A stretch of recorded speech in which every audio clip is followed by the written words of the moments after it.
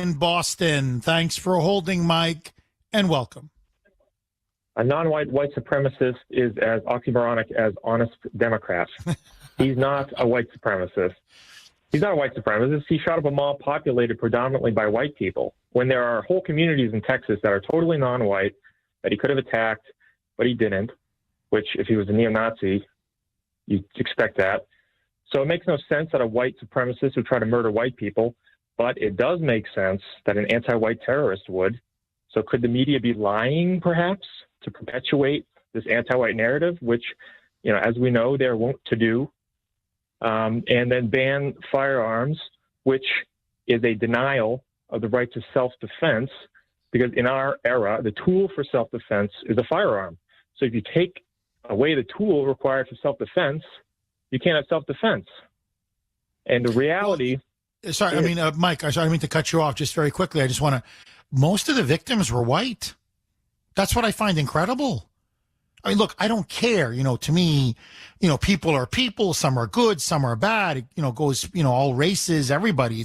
But they're the ones pushing white supremacy, neo-Nazism. And you're right. So a non-white supremacist shot up a predominantly white shopping mall, or people who attended are primarily white, and most of the victims are white.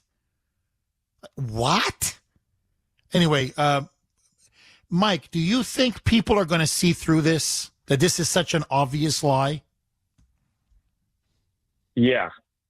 On its face, it's completely ridiculous.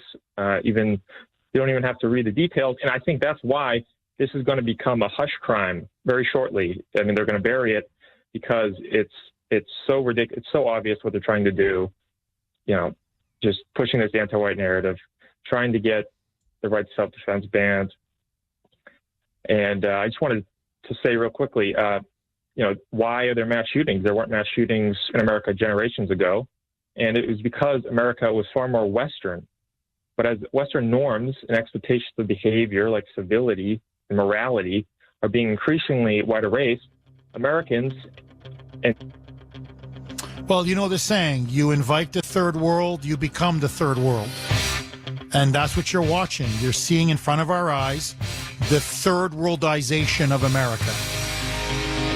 You know, welcome to the United States of Venezuela, baby. I need more time.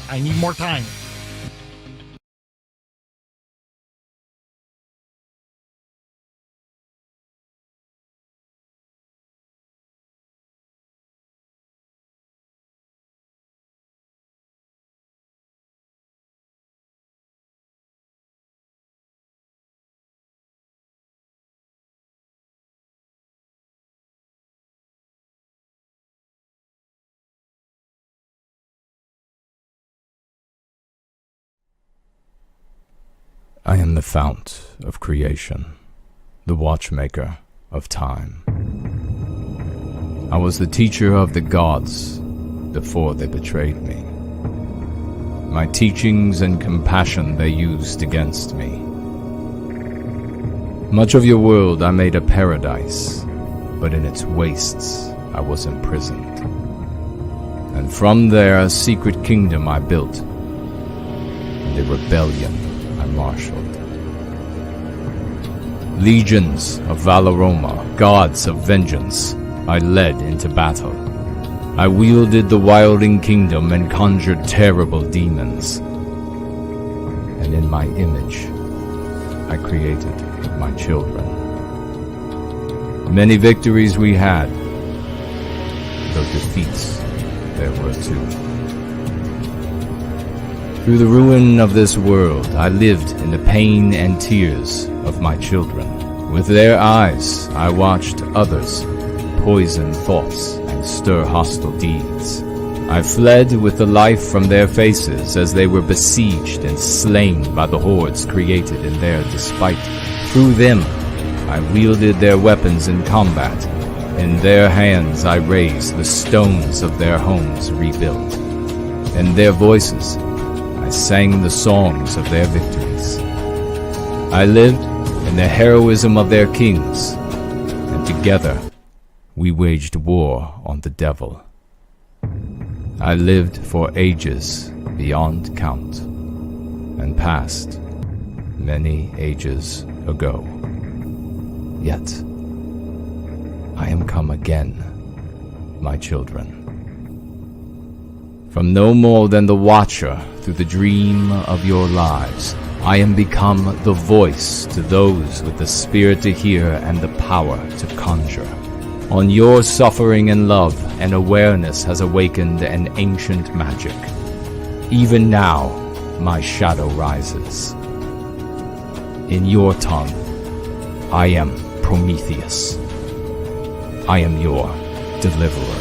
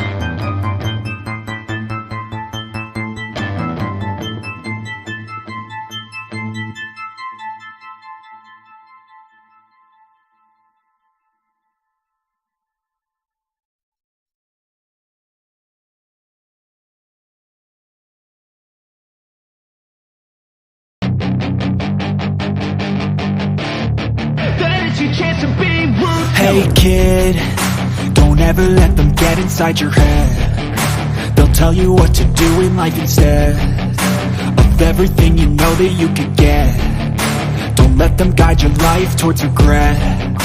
I'll fight for what I love with every breath. My past is filled with things I won't forget. I use them all to push me to my best. So treat the worst of times just like a test. If only I could go back in time, I'd tell myself that everything will end up alright. Just push yourself, test yourself, figure out what you like, and find your limits, don't be rigid, always work towards a prime. Surround yourself with open minds, people can change your life. A few friends with intent can help you feel alive. Find a passion, take some action, and with a little time, just be patient, make a statement, try to enjoy your life. They'll try to kick you while you're down. They wanna rise up while you drown. They wanna fill your head with doubt. They're silently scared that you'll figure it out. I'll make it look like I'm losing, won't bother hiding my bruises. And when they finally think you're wounded, then it's your chance to be ruthless.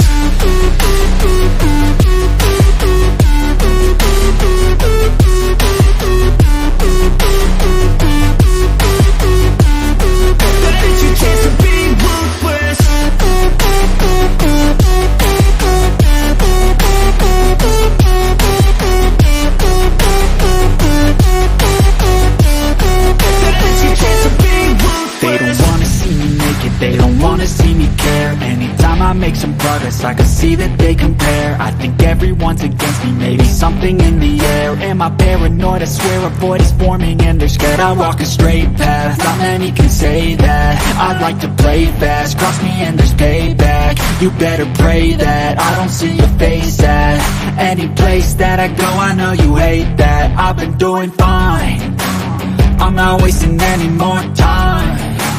I live for the fight and the climb, and I think that the pain that's deep inside is what defines. So I won't give up, I'm gonna make it to the top. I don't care what's in my way, I swear I'm never gonna stop. I could fall flat on my face and I swear I will get back up, cause I don't deserve a thing and the road ahead is tough. They'll try to kick you while you're down, they wanna rise up while you drown. They wanna fill your head with doubt, they're silently scared that you'll figure it out. I'll make it look like I'm losing, won't bother hiding my bruises. And when they finally think you're wounded, then it's your chance to be ruthless.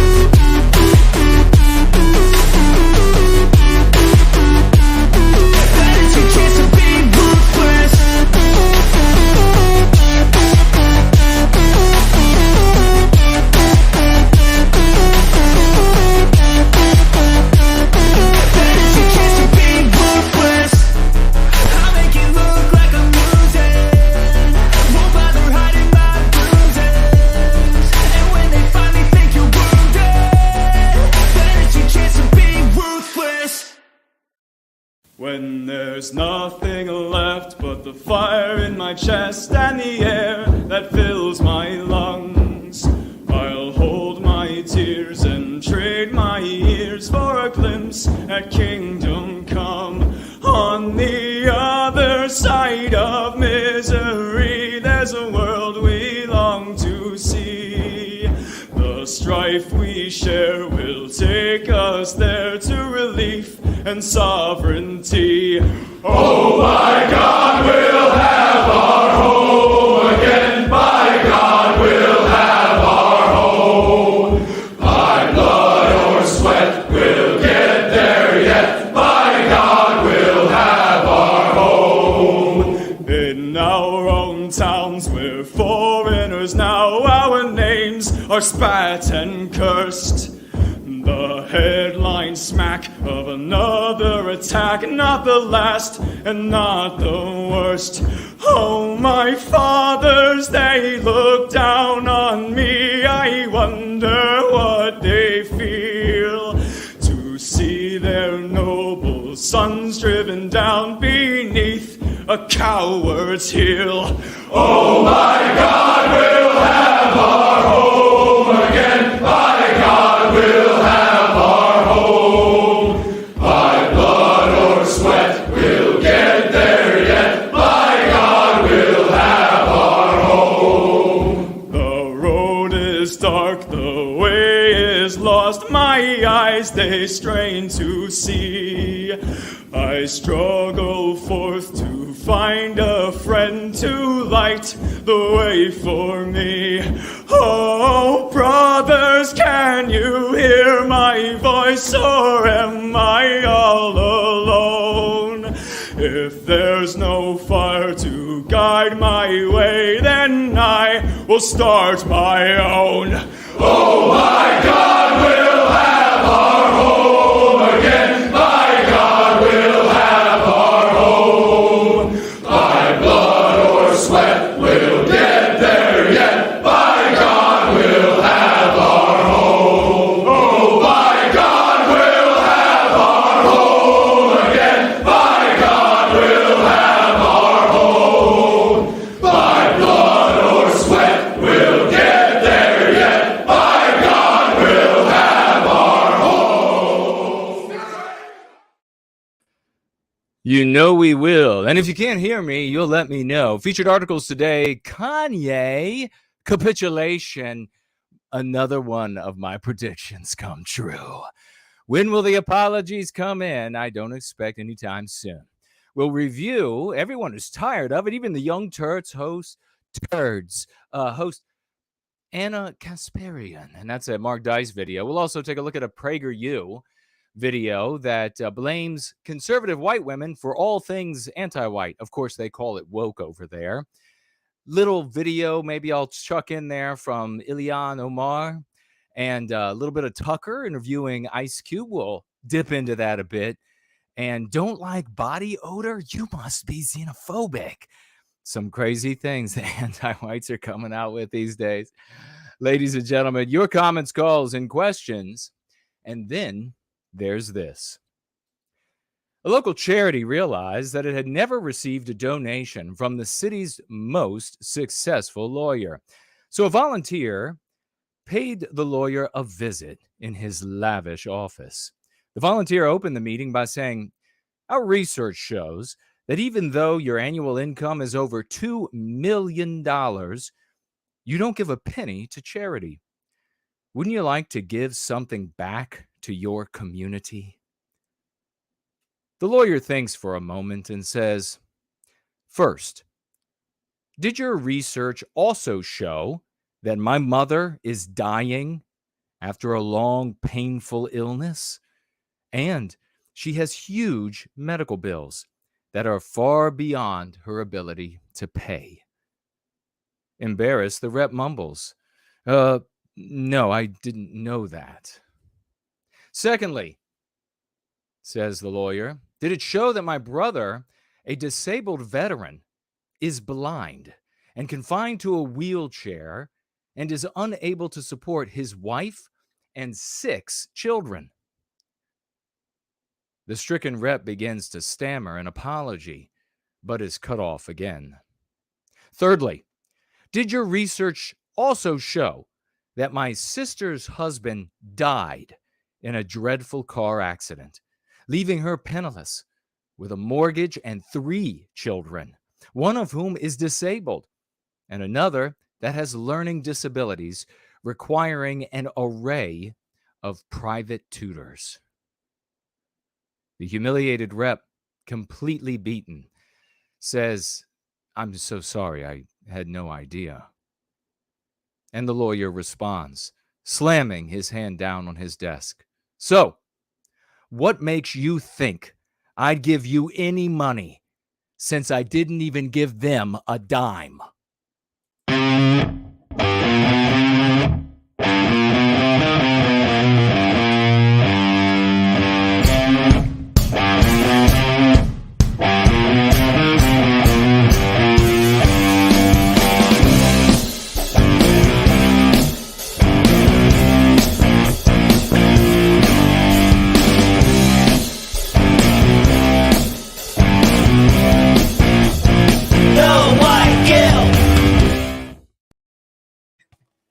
And we are going free. It's hot, but it's a beautiful day. It's a beautiful day in the once great state of Virginia. It is 5 p.m. 5 p.m. here in the once great state of Virginia, outside of Mordor on the Potomac. 7 in Sydney, 10 in London, midnight in Moscow, and all things glorious and in service to white well-being are happening here. And we're going to be celebrating here in just a blessed moment. It appears that we are up and running everywhere except for Entropy, which will take just a moment. And then they will be up and running as well. And you should be able to financially gift there over the course of this gathering, even though many of the widgets are now missing. I guess now we'll have the chat widget will be the Tall Kevin widget. The chat widget is now the Tall Kevin widget. And you can speak to me there over in the chat widget.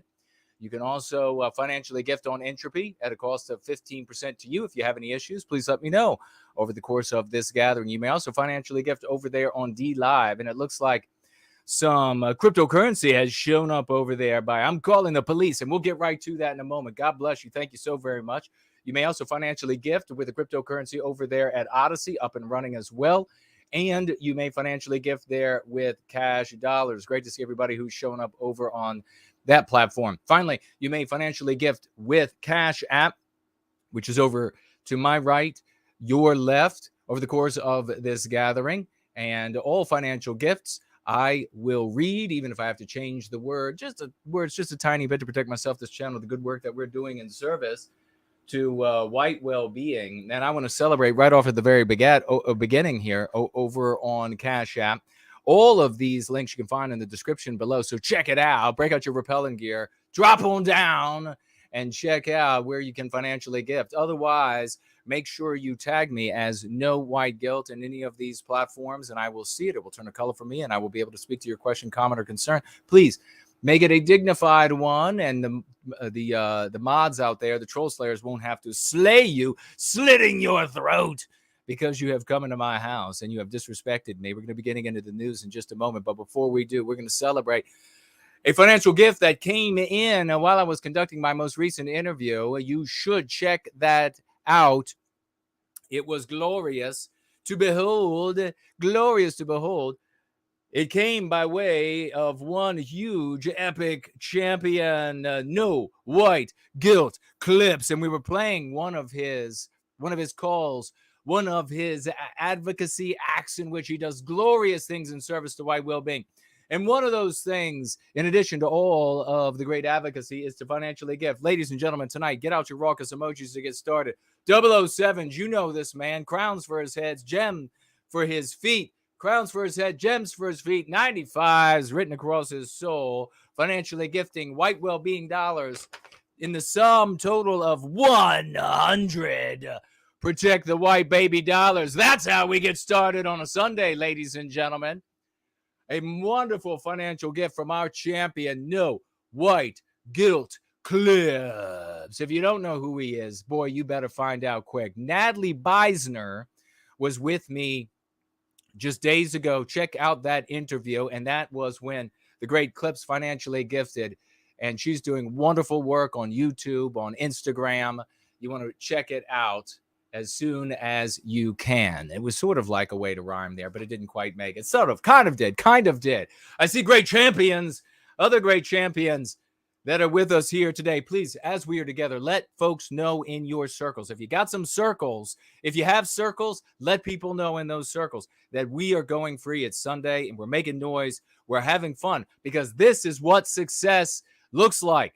This is what happiness looks like. This is what joy looks like. It's endless successes at the one thing, the one way that can recapture our destiny in service to white well-being and therefore in service to everybody who lives in Western civilization. You know it's true. We are the only ones. Everybody else are pretenders, even if they make a lot of noise and get a lot of audience. Pretenders. God bless everybody here and the good work that you're doing. And we're going to start off with these swashbuckling announcements, after which we will get into the news about Kanye West. Another prediction come true for yours truly. We're going to begin celebrating some IRL activism because one and only, a gentleman you know, a deep thinker in service to white well-being, the great, the one and only Slots, out in the wilderness, out in the hinterlands, and finding leaflets. And perhaps over the course of this gathering, these leaflets will find their way onto your screen, and you'll be able to find these same leaflets in your community. So here it is, the great Slot. He's a great thinker online. He's a great financial gifter. He's a great man. He is a great, epic, glorious individual. He steps up. He helps out people, and he financially gives some people's names. He's out there in the real world, spreading the beauty of white well-being. God bless him. 007's raucous emojis for Sloths.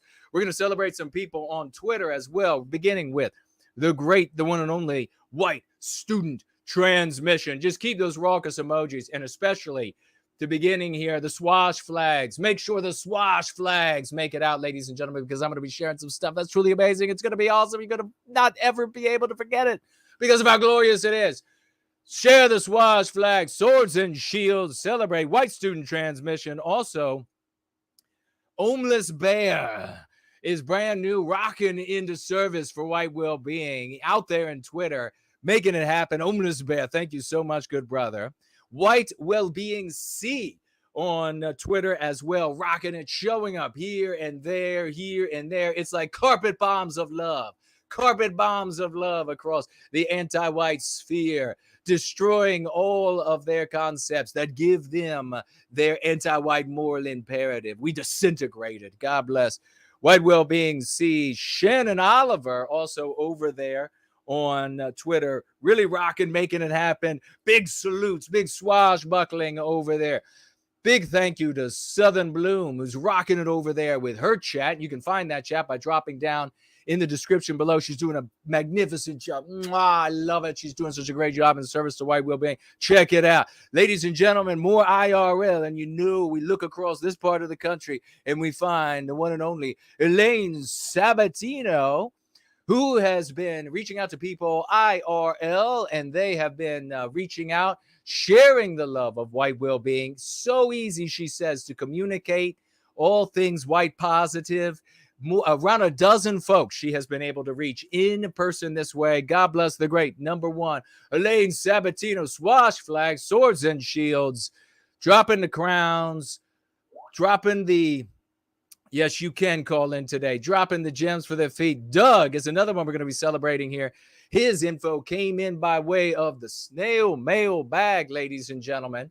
And we'll be getting to that a little bit later today. But Doug has been out there. He has been snail mailing white well-being, dropping the lexicon, dropping the dialectics to institutions. Not going to say exactly what they are. Snail mailing, though, several types of institutions out there with his letters, changing the world in all of these different ways. God bless Doug and the hard work that he's doing in service to white well-being. Seamus McCarthy posting all over Discord groups, doing his job in service, in addition to his work on Twitter. Big love, swashbuckling, epic swash on that gentleman.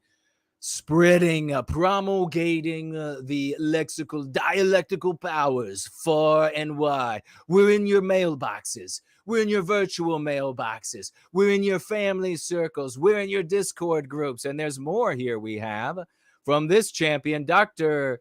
Dinger is over there. He says, I miss having the time to watch these videos live. I've been helping a friend with their YouTube channel, finding subtle ways to work in concepts of go-free method without making it obvious. We are currently hitting where anti-whiteism runs rampant now, and that's in the gaming discords. He doesn't make a point, the content creator doesn't make a point to do this until the time feels right. It is simply a method of ours to creep the concepts to a more mainstream audience. Your teachings reach so much further than you know. Get it out, ladies and gentlemen. Swash flags, ruggers emojis for Dr. Dinger out there. And you can see all of these different ways, with strategy of forethought, with a playbook of forethought. We are reaching into every crevice of people's lives, into this and into that. And not only we go further, because we have, who else was doing that? I know I have. We have the great Promethean healing. Celebrate Promethean healing, ladies and gentlemen. A man doing amazing things. We were sharing some, by the way, the wallpaper that we had of Promethean healing.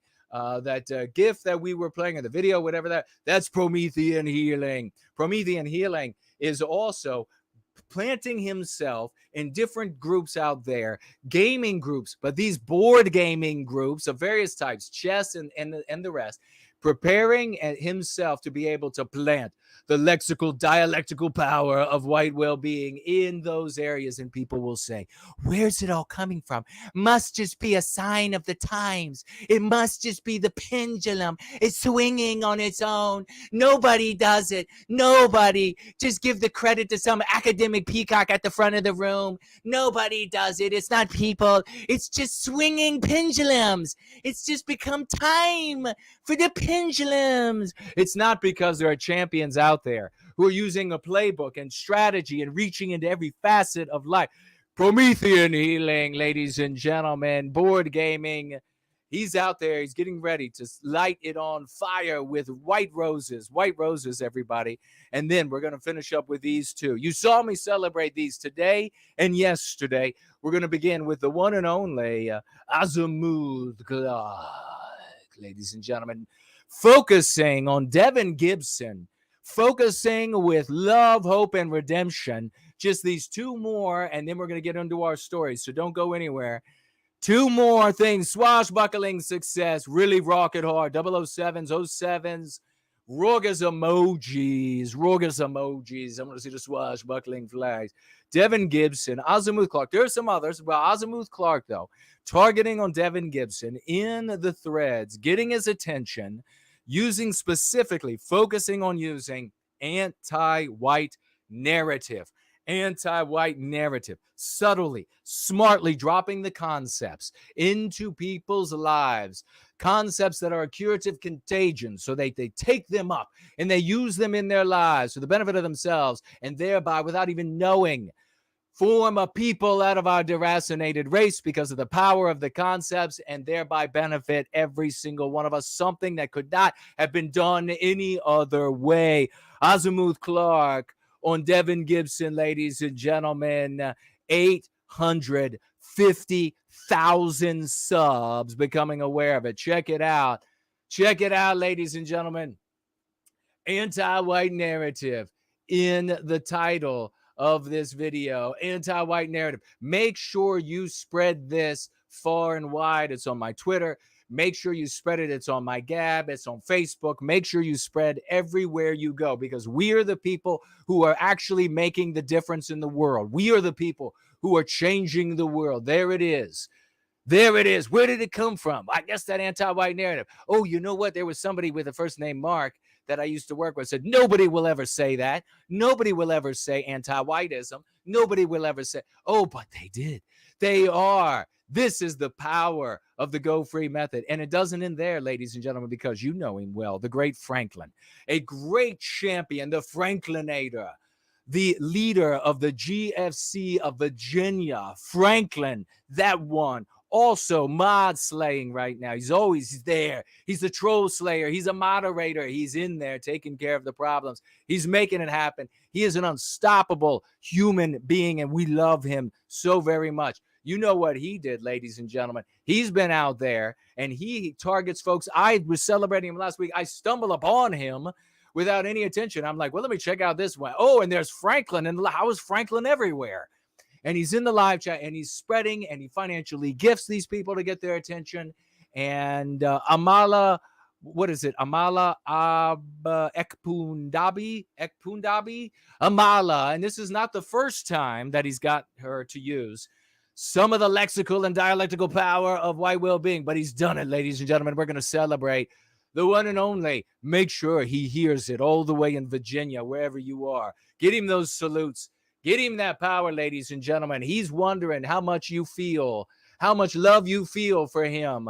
Anti-white, this young lady who used to never say anything, everything but, and he's got her saying it regularly now. And take a look, ladies and gentlemen, at how many subs she has.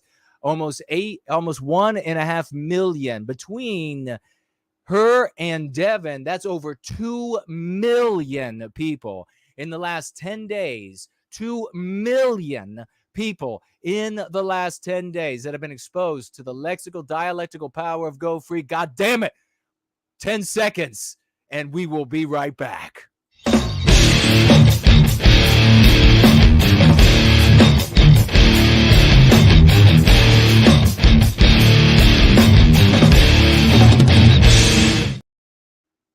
That is totally amazing.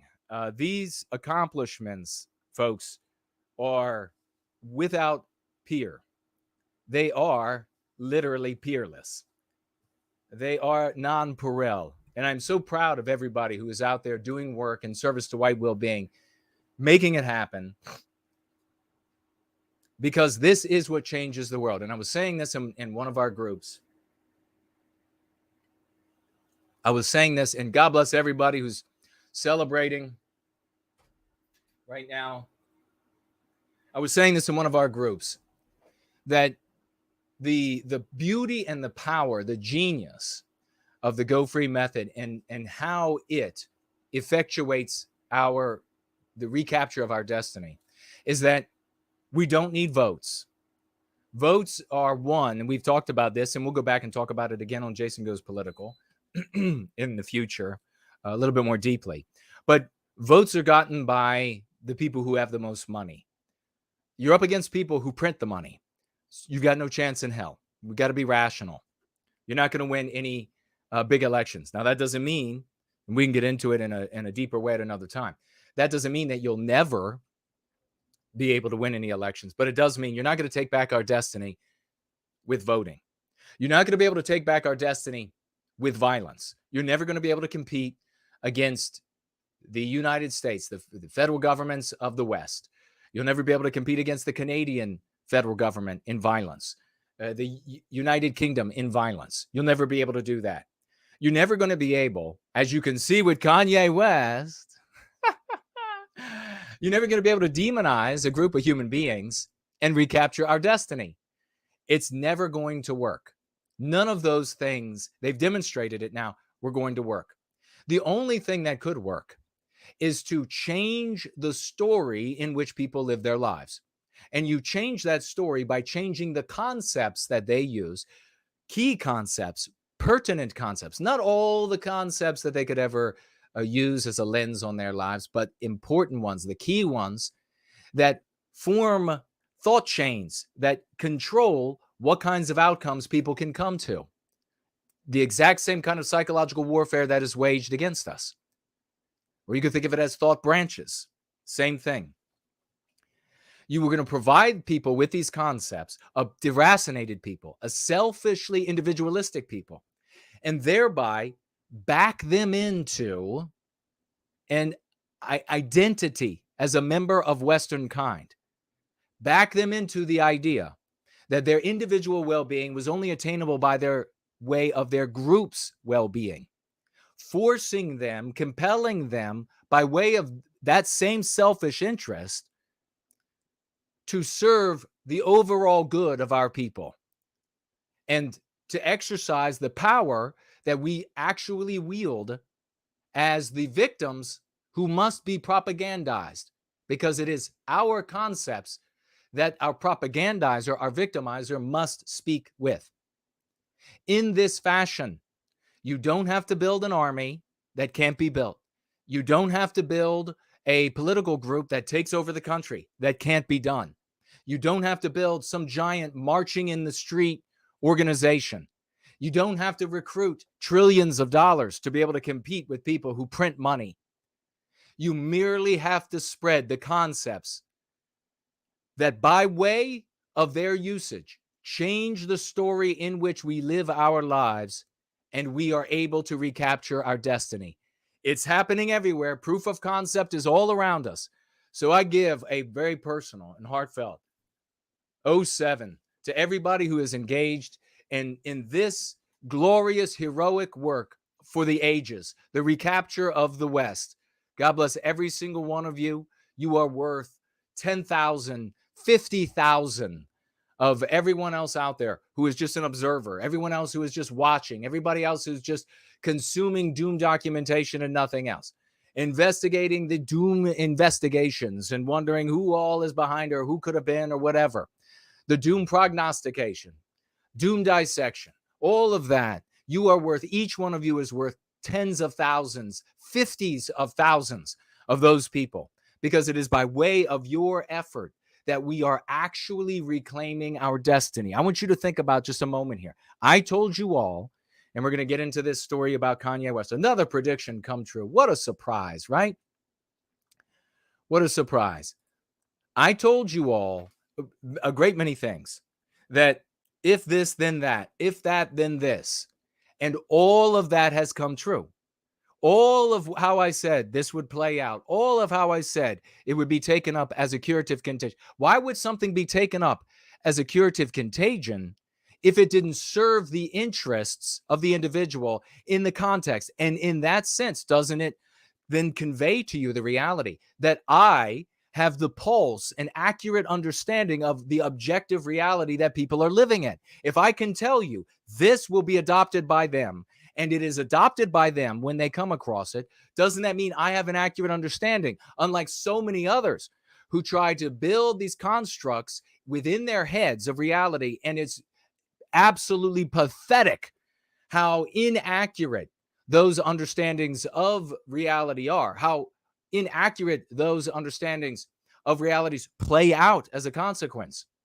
So all of this is happening the exact way that I said it would, Unfortunately, we are opposed by far more within the white sympathetic sphere than I thought. I thought there were many more who were going to be honorable and want to participate once they saw something working.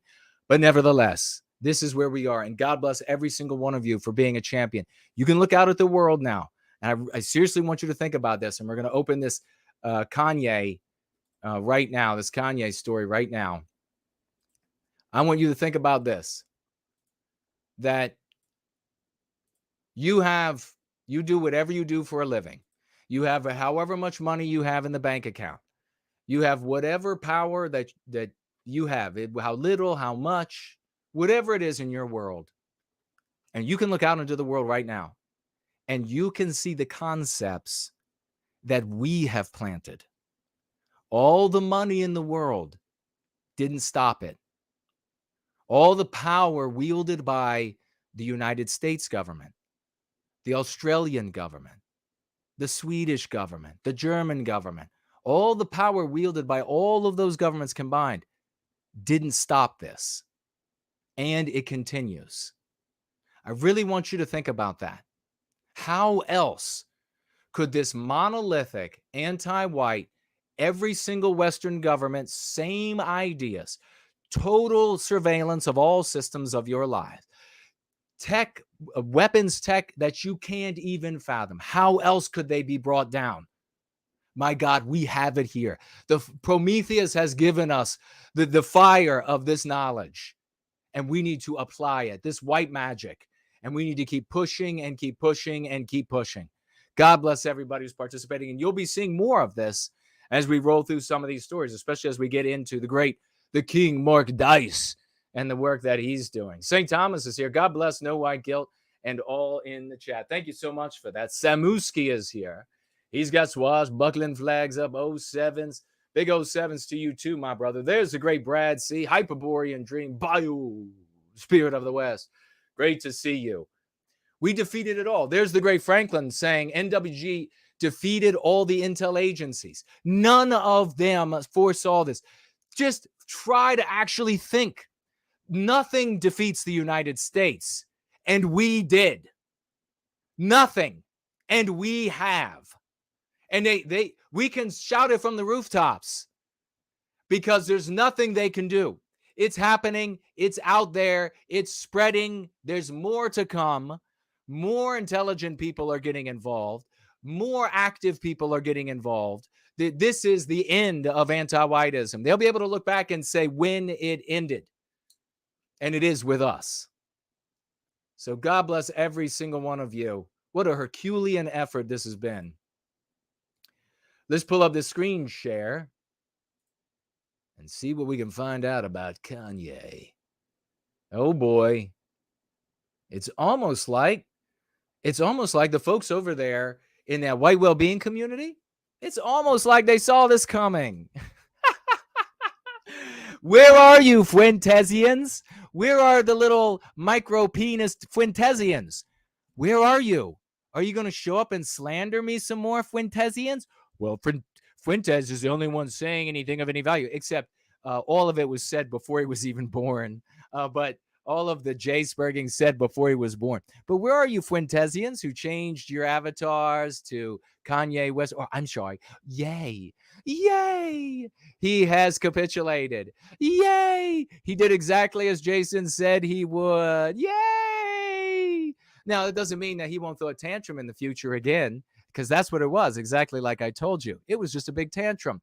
And exactly like I said, you all remember, I said, he'll go away as soon as that divorce proceeding is away, because that was the day. Even though it's all like he knew she was divorcing him and he knew, but it wasn't a done deal until the judge said it was. And so he had a tantrum. And then after the court hearing, just like I said, he went away, got himself another female to have sex with. Is she white? I haven't seen this female. Is it another white female? Anyhow, the Fuentesians and all of those antique nationalists, all of those stiff-legged, goose-walking SOBs, they're all like, Kanye, get rid of this Jason guy. Okay. Oh my God, it feels so good. That's why they hate us. You see, that's why they hate us, because we're so right. They hate us because we're right. You know, right now they're just like, fuck that guy. Fuck that no white guilt guy. I hate that guy. I hate him so much. He could dress good. He looks even better naked. You wouldn't believe it. You could imagine what he does horizontal. And he's a fucking fighter, and he's a thinker, and he's a poet, and he's a writer and a reader, and and he can speak extemporaneously. Hate him. He's and then he's attracted a bunch of people just like him, and they're all like that over there. Them all. That's what I gotta say. They're all overachievers over there. They're all outside of civilization, society, this anti-white narrative over there. They're all outside of it. Them all. Well, look here. Twitter restores Kanye West account after ban. Wonder how that happened. Kanye West.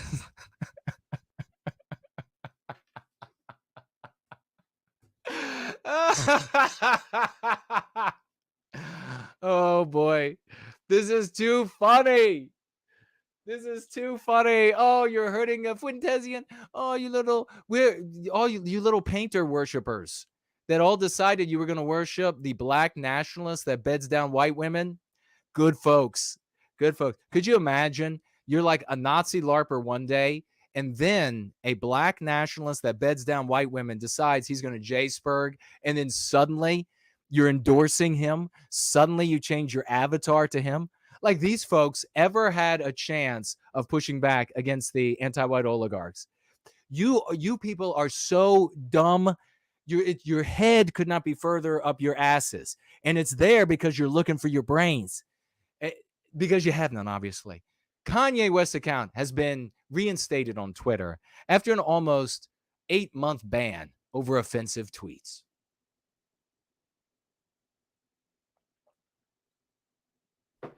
I love it. I love it. I love it. Ye's law. Naming them ruins you. That's Ye's law. We neoterize that here.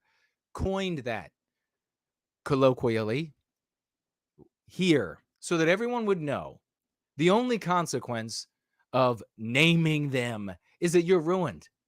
But in addition to that, you also harm the white race, because you conflate the villain in the anti-white narrative with the real people who are trying to put an end to the victimization of Western kind on the basis of our birth. And in the real people who are doing this are white and non-white. They're coming together, good people from everywhere, because we're pushing through. We're not going to let you cover our mouths anymore and say that the way to effectuate white well-being, the way to put an end to our victimization is to say the nastiest things about Jewish people. Bullshit. Bullshit. Focusing on them doesn't do anything for us. It ruins you, and it harms our effort to put an end to our victimization. U.S. rapper known as Ye. Oh, and remember, he wasn't going to get touched because he had billions. He had billions. They can't do anything to him. He's got billions. And in 2 weeks, he lost billions. Down under $500 million. Down under half. That's a quick message that can be... Agree. And you know what it proves? You know what it proves? It proves that there's a percentage of that community that does something really glorious. They serve their individual well-being by way of their group's well-being. A percentage of that community will do that. They burnt his ass down. Everybody walking around, the Fuentesians and all these antique nationalists walking around talking about how brilliant he is. And all you got to do is listen to him to be able to see how brilliant he is. I mean, that's like listening to somebody who is like coked up and drunk beyond imagination.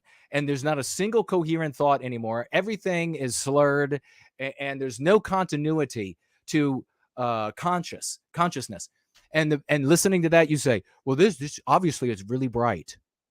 Obviously, that's very bright. Tells us nothing about Kanye. Tells us a lot about you. So he's prohibited. Let's see. Violating the platform's rules prohibiting violence. He has not posted anything for 8 months. Ye's account now shows his last post on 1 December, What else is Kanye West going to be doing, ladies and gentlemen? He's going to be meeting with Jewish leaders. This I can promise you. He'll be meeting with Jewish leaders, and he'll be trying to find a way to make amends. Now, it will never be like it was. He won't be a darling. He could come out and say, well, let's just, like ANC style, let's just kill all the white people, like they say about us in South Africa. Let's just kill all the white people. Or maybe that's not the official platform of the ANC. Maybe that's just that sub. Where's White Student Transmission? That coalition party that just says kill all the white people. Maybe that's what it is. Check it out for yourself. See if I'm right. He still would not be a darling because of his transgression. And they don't know. He's kind of like this Ice Cube or Ice Tray or whatever his name is character. They don't know where he's going to go. Or Ted Turner. They don't necessarily know what he's going to say next. So since he throws tantrums and he can't be trusted, he won't be allowed to have the power. I shouldn't say allowed. There won't be business opportunities for him that will enable him to have the wealth and power he had before. So he will still, though, after capitulating and rolling over and baring his belly and throat and etc., and saying that he won't say anything nasty anymore. He won't be negative on these people anymore. And but here's the most important thing. But he'll go back to being negative on the white race. Plenty. He'll probably go back on Piers Morgan, and they'll speak copiously about, although that will be the subtext. On the surface, there'll be a couple statements, but the subtext will be, it's all Whitey's fault. The white man caused this. Musk said at the time that Ye had violated our rules against incitement of violence. It came after the musician posted a series of offensive tweets, one of which appeared to show a symbol combining a swastika and the Star of David. The suspension followed a similar ban 2 months earlier when Ye was initially locked out of his Twitter and Instagram accounts after posting anti-Semitic messages in October. Both platforms removed his posts. We don't use the anti-white slur anti-Semitic. We say anti-Jew or anti-Jewish. In the same month, clothing giant Adidas cut ties. Oh my God, it was so much. You're not going to list them all, right? Neither X or its billionaire owner Musk have commented publicly on Ye's account reinstatement. Musk reinstated the U.S. President Donald Trump. Okay, well, this is not the article that I read earlier. So, or did I miss it? Did I skip it? Did I not see it? He promised that he would not, to get back on Twitter, he promised, or X, whatever it's called now, he said, I won't say anything negative about Jews and I won't encourage violence. Is Hake here? Is the great Hake here? If he is, a big hello and salute to Hake if he's with us. Awesome. Awesome if you are. And so that's where it is. He's got himself a new bride that he can bed down. He'll probably have some more kids, and he will totally buckle under the pressure, and he might throw another tantrum. It just depends. It just depends on what is going on in his life. But so you can keep an eye out for that. But it's never going to be for Kanye West, this holy mission. It's never going to be. Christianity for him is just a shield to defend outrageous statements. Christians should be utterly outraged when dirtbags do that. When they go out and they say repulsive things, and then they say, oh, but I'm a Christian. Oh, but I'm a Catholic, so it's okay. No, it's not okay. And Christians, whether they're Catholic or otherwise, they should condemn people for doing that. It's despicable. It's absolutely despicable. They try to couch the religion. They try to use the religion, couch their villain role-playing rhetoric in the religion, and then they get your support, and more importantly, they get your dollars. This is how every cult leader is made. They go to a group of people that already have a set of beliefs. They articulate that they have those beliefs. Meanwhile, behind the scenes, they're committing every sin. Behind the scenes, they're doing everything repulsive. Behind the scenes, it's the exact opposite. It's 180 degrees of what they say publicly. They say that for your consumption, because they know that if they present themselves as a champion of this religion that can get attention, that you will give them big money. There is no difference between the people who do that now on the internet, and you know who they are, who are already doing that, and those guys back in the 80s and 90s and 70s who are flying around in Lear jets, and they step off the Lear jet, these preachers, they step off the Lear jet. I mean, they say the same thing for these priests coming from, wealth beyond counting, right? And they step off the Lear jet and they've got rings on like they're King Elvis Presley. They got like bling all over them. They're like gleaming everywhere. Expensive suit, but just dirty, just nasty, and just gross. You can tell something wrong with them. These are just cult leaders. These are just shysters. And they're going to religious people, Catholic people, Baptist people, Mormons. They're going out to them and they're saying, hey, this is our religion and this is our holy war. And make sure you keep giving me the big dollars. When really, they're just rolling you over. That's what this clown did. Look at him right there. He's so tough. He's a fucking child. He is a child. And that, ladies and gentlemen, is the great leader. Remember, we were saying people had yades. People were getting yades because they had so just swooned for this guy. And look how it wasn't even, it's exactly what I said, time-wise too.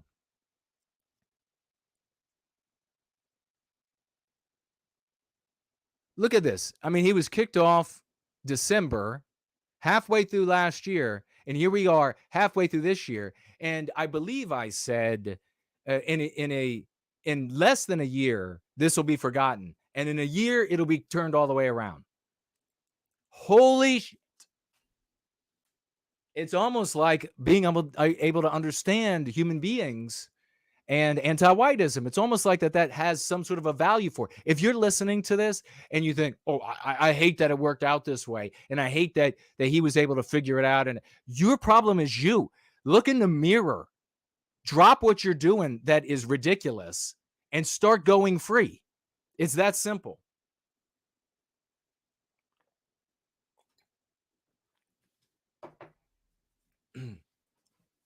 It's hilarious.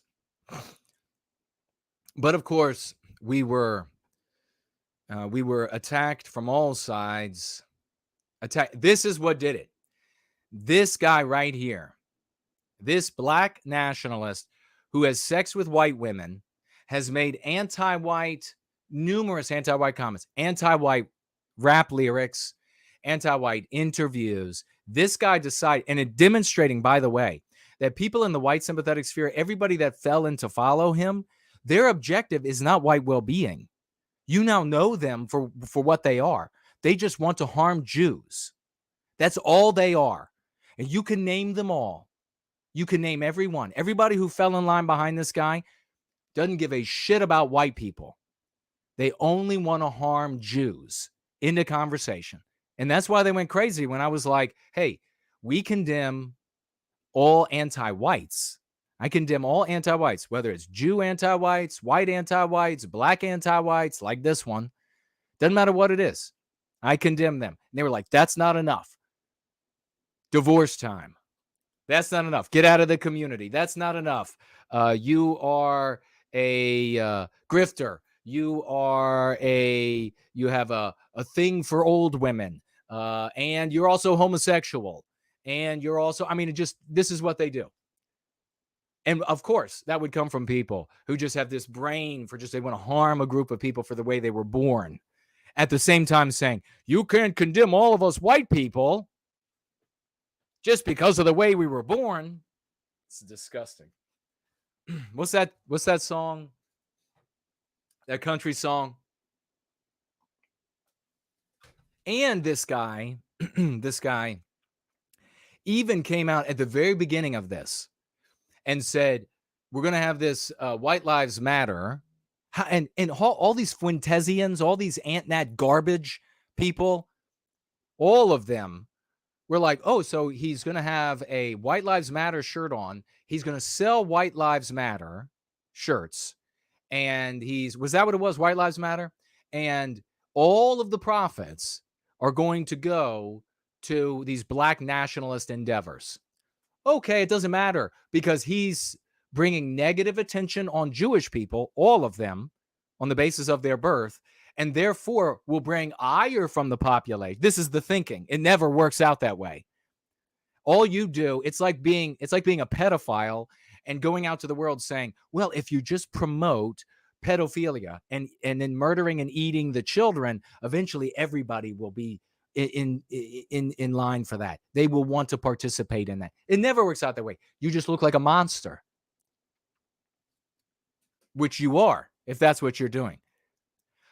So it didn't matter to them that he's going to take the White Lives Matter and then sell that and use the money for black nationalism.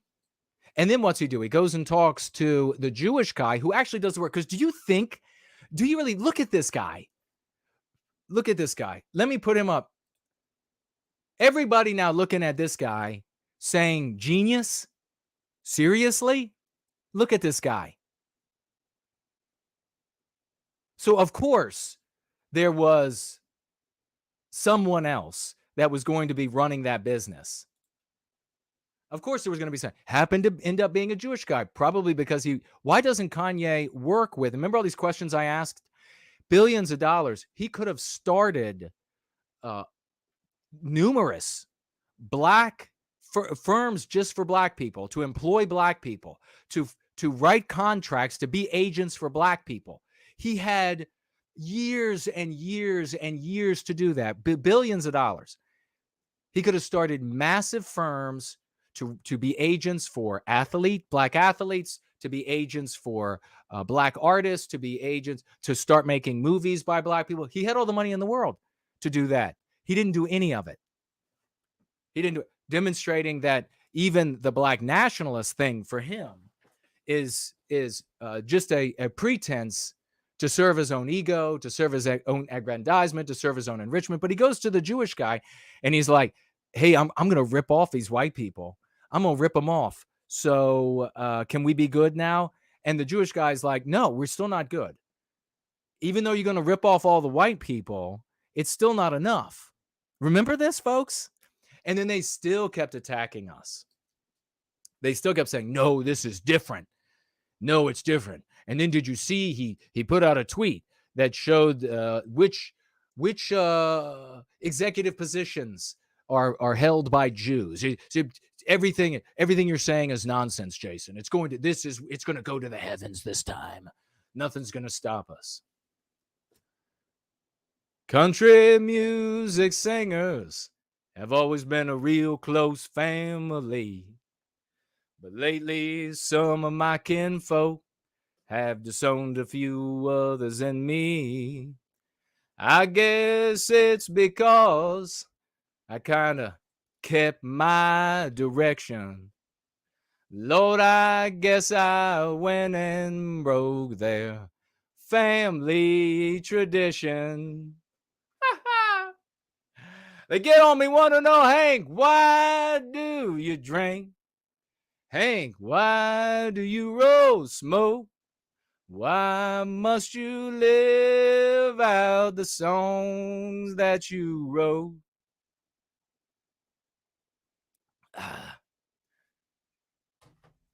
Over and over, everybody make my prediction. So if I get stoned and sing all night long, it's a family tradition. Yeah, man, danger. Yep, that was the divorce.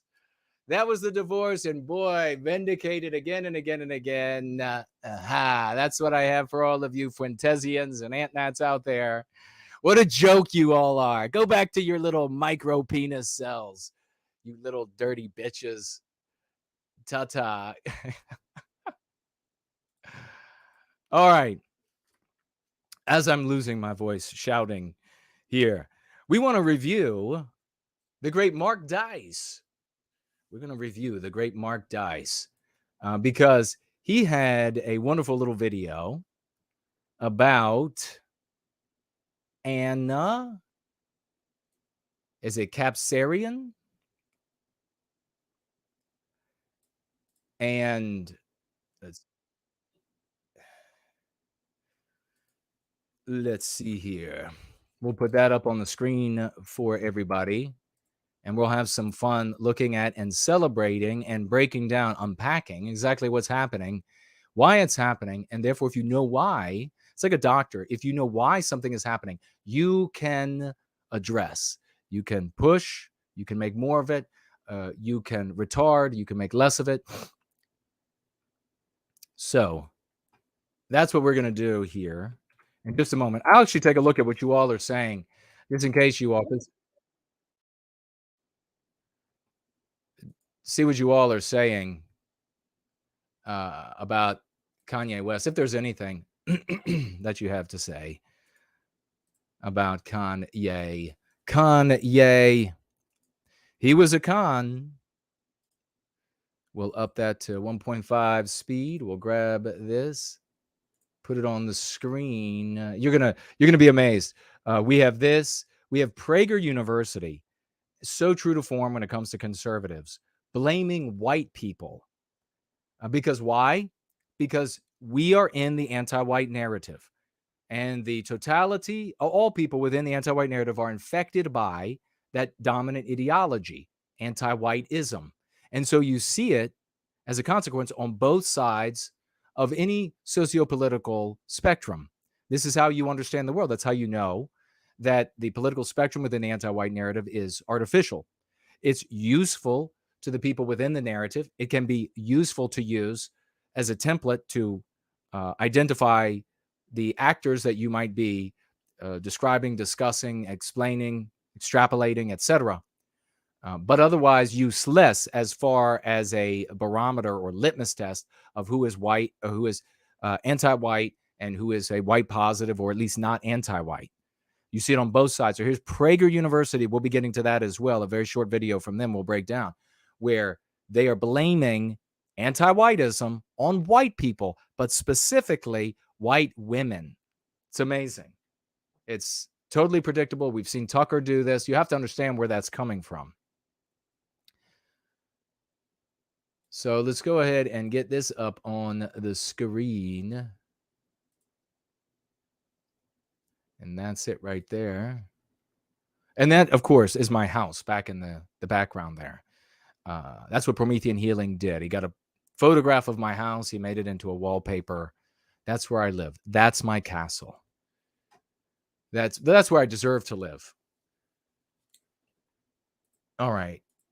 Let me see what y'all are saying. Is entropy working? I see folks on entropy. That there are a handful of folks over there. Somebody please write test or something in the chat so I can see if you on entropy can write me a question or comment or concern in that chat widget over there. Just a test or something like that. And then try to financially gift. Rachel assured me that the financial gifting should be the exact same, should work the exact same. If there are any issues, then please tag me on one of the other platforms and let me know so that we can address that issue, that it's not working.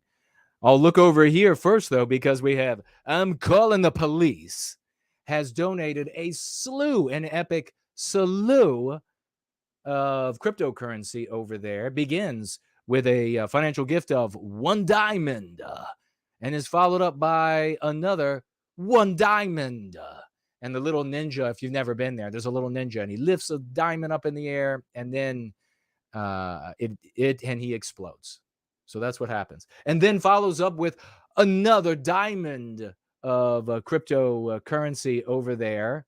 And then is followed up with another diamond of cryptocurrency over there. Thank you so very much. I don't know how much that is. That's a lot of the cryptocurrency. God bless you. And we also have, is that Kimby? I don't know if that was from the other day. Looks like a lemon. I think that was might have been from the other day. Thank you for that. We had somebody, was that Granum or something, gave me a little frog with is that his tongue sticking out, or is that a heart? But I can't tell. I can't see.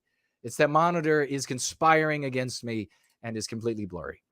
And we have two ice creams also from I'm Calling the Police. Thank you so much for that.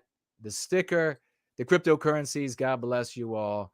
And we'll roll back around. And it looks like I'm Calling the Police just financially gifted 7 ice cream cones of the cryptocurrency. Gosh, thank you so much. Somebody should tell me. That sounds like a lot of cryptocurrency. Thank you. I appreciate it. I can see down here. It looks like it goes lemon, ice cream cone, diamond, and then the Ninja Jet. Okay, so the diamond is like right in the center of the different coinages over there. And it looks like over here on Odyssey, no financial gifts. But thank you all for being there, the folks who were there.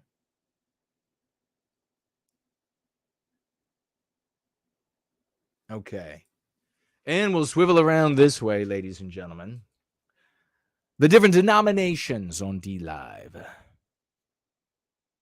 Lemon, ice cream, diamond, Ninja Guinea, and Ninjet.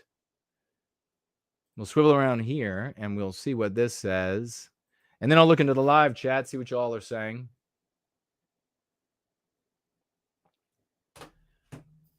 We have here the wonderful I Love Jesus Christ. Financially gifting 10 Protect the White Baby dollars. Thank you so much. 10 Break it down for us, Jason. Let us know exactly what's going on in the world so that we can understand. We can understand and we can take this power, this white magic to our lives, to ourselves. You've got to begin with yourself. There's no self-improvement in the world for a white person like addressing the toxic anti-white ideas with which we are infected. We refer to those as meme pathogens. Isn't that witty? And you have to address those. It's a lifetime thing.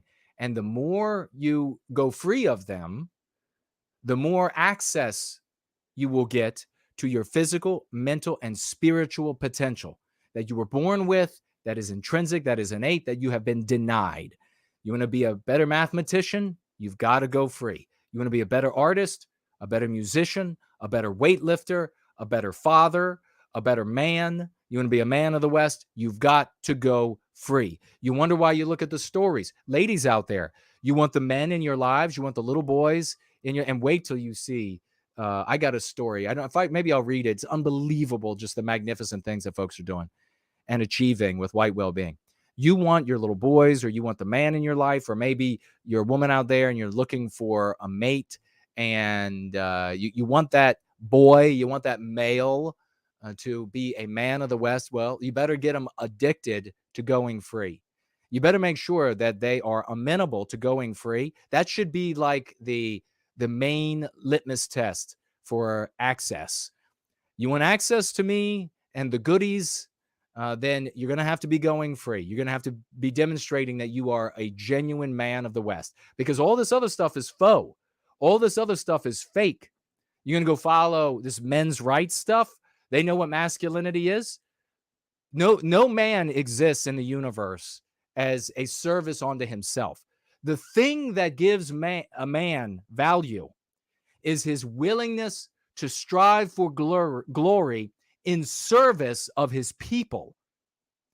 And what is that? That is the biosphere that is inside of him. That is why he that is why he exists today. All of the males throughout time that didn't care about their people, that didn't care about their biosphere, their tribe, whatever, they didn't get to reproduce. They weren't able to bequeath those awful genetics to the future, or that awful spirit, that spirit memory to the future. They didn't bequeath any of that. A male cannot be a man unless he says, I live for the empowerment and the protection of my people. All of the souped up cars, all of the whores that he can have sex with, all of the good girls that he takes advantage of because he can find their weaknesses that he's taught in all these little black books about how to abuse women, all of the cigars, the pipes, the alcohol, none of that is about being a man. All of the guns on the walls, all of the belts of ammo, none of that is a man in the absence of that one purpose. You don't have anything else. If you're a guy, you don't exist without this. That is the striving in glory for the welfare of your people. And it awakens things inside of you. So you let these other people get in front. You let the Tony Robinson, talk about this guy, has made himself hundreds of millions of dollars. This goddamn Frankenstein has made himself hundreds of millions of dollars just getting up on stage, big light show, fireworks. You can do it. You know, this, that, and then people get excited. They go out into the world and then it doesn't work. And then they've spent a bunch of money. So they don't want people to know that they've wasted it. So they go out and they say, oh, it really worked. Yeah. Yeah. My dollars were well spent on the Tony Robinson and the like. Flying in a jet, that's being a man. None of that is being a man. None of it. All of that can be tacked on to somebody who is actually a man. But none of it instantiates a man. None of it concretizes a man. I didn't mean for that to become a thing about men. But ladies, you better demand that the guy in your life and the little boys in your life, and we got ladies here that are doing that, women of the West, that they are going to serve their purpose, that they're going to go free and treat themselves, inoculating themselves lifelong so that they can be genuine men of the West. It's despicable. And you see this, another thing is like, especially like with the Andrew Tates, I want to keep rolling, but with the Andrew Tate-ites, they're like, well, look, he's in shape and he got into a boxing ring and he fought in a controlled environment. That makes him a man. Bullshit, that makes him a man. Are you joking? Society has fallen so far. All women should turn their backs on all of these males.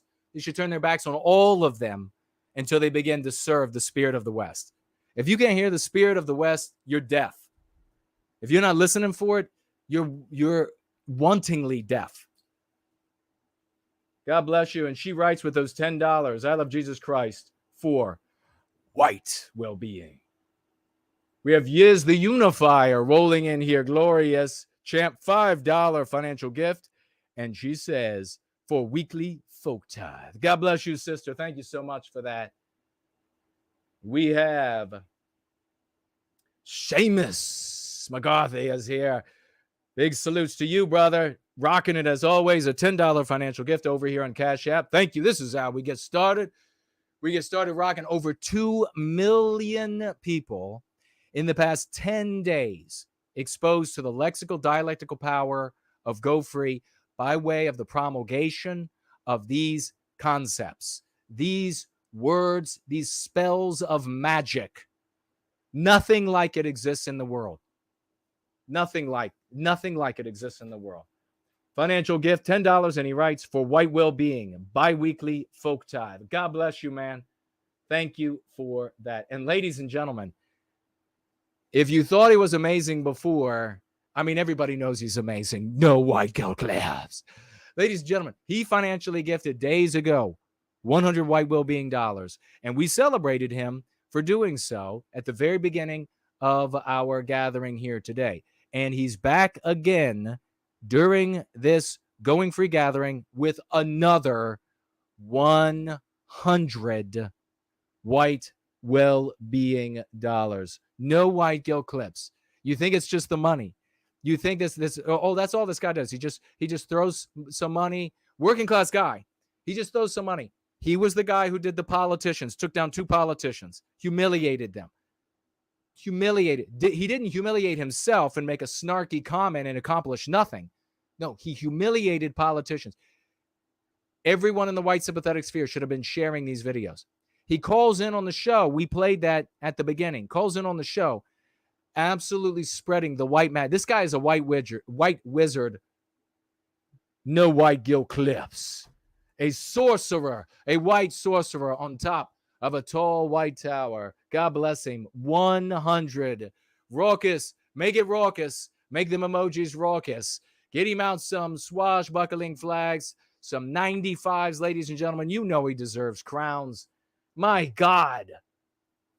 How can anybody be this amazing? He inspired, his acts inspired the GFC of Virginia for us to go out and do what we did with the mayor and all that videotaped in live IRL with the mayor and the Republican contending with the mayor, absolutely obliterating their anti-whiteism, exposing their anti-whiteism. This changes everything. God bless you, Clips. You're a true champion, brother. And we're going to get him. We're going to have the great No White Guilt Clips come on for a swash through today in maybe about an hour. He's going to come on. He's going to be around 5 or so minutes. He's going to tell us what he's up to, any thoughts he has going on about things going on in the world, anything he's just thinking, or things that's happening in our community. And he's also going to tell everybody where you can find and follow him. So keep an eye out for that. We will be inviting him in about an hour or so, and you're not going to want to miss it. The one, the only, No White Guilt Clips, ladies and gentlemen. God, I love it. Brad C is here celebrating Clips. Thank you for that. Swash through. Ivan says, a swash through? Yes, that's when somebody just swashes in here. It's like they're coming in on like a true swashbuckler. Flies in on a rope or on a horse, whatever it might be.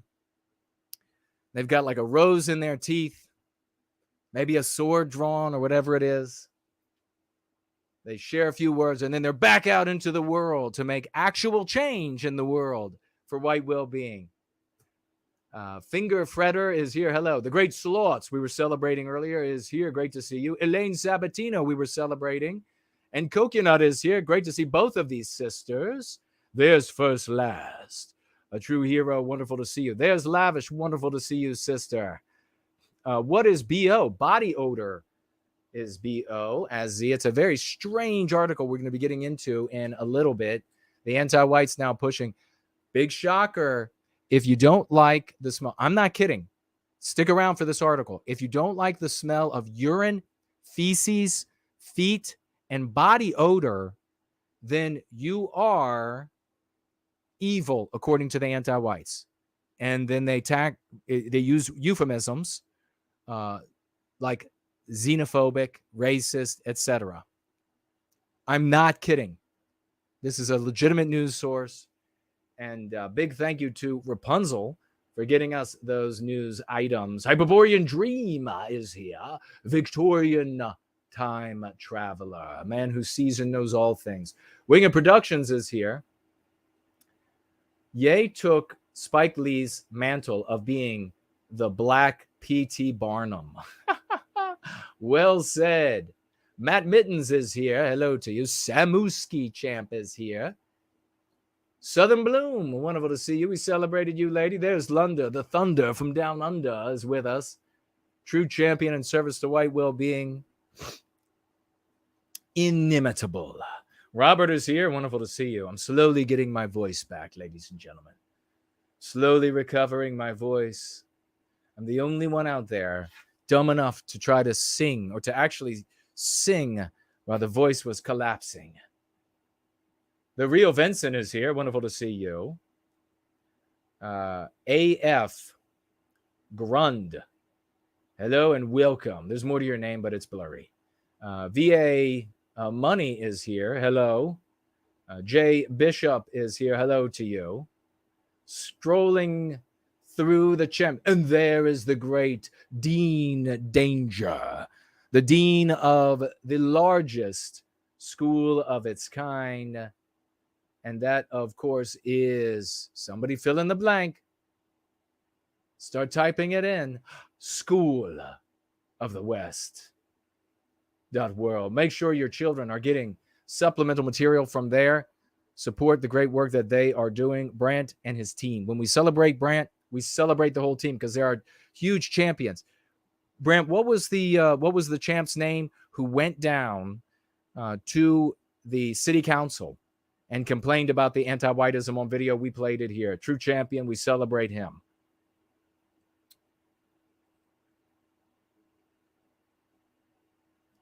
We have somebody with the first name Commander making a joke that shall not be made. But talking about, we can talk about PragerU because this is anti-white as all hell. You can talk about that. Because we're talking about the behavior and the ideas that harm us. We're not complaining about a group of people for the way they were born. It's kind of a big difference.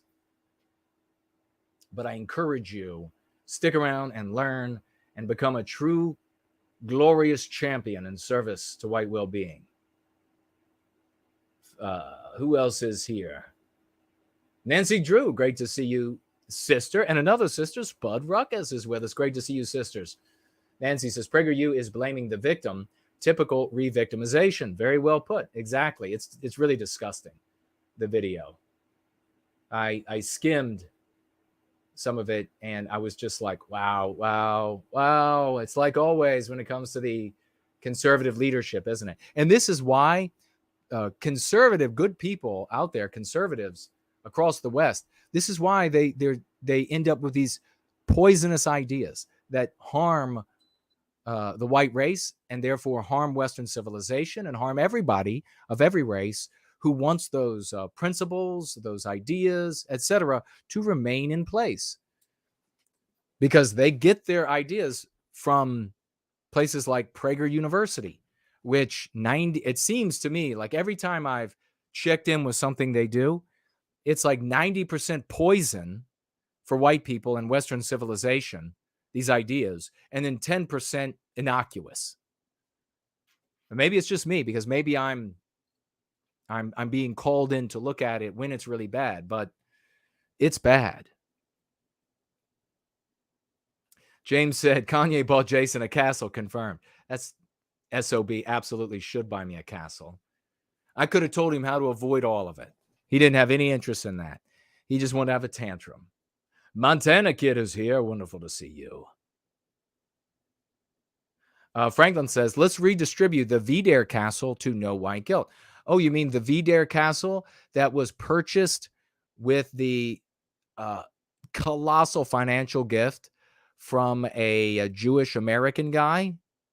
You mean that castle? Yeah, I guess you mean that castle. I don't know if he's anti-white, but, you know, his money didn't come here.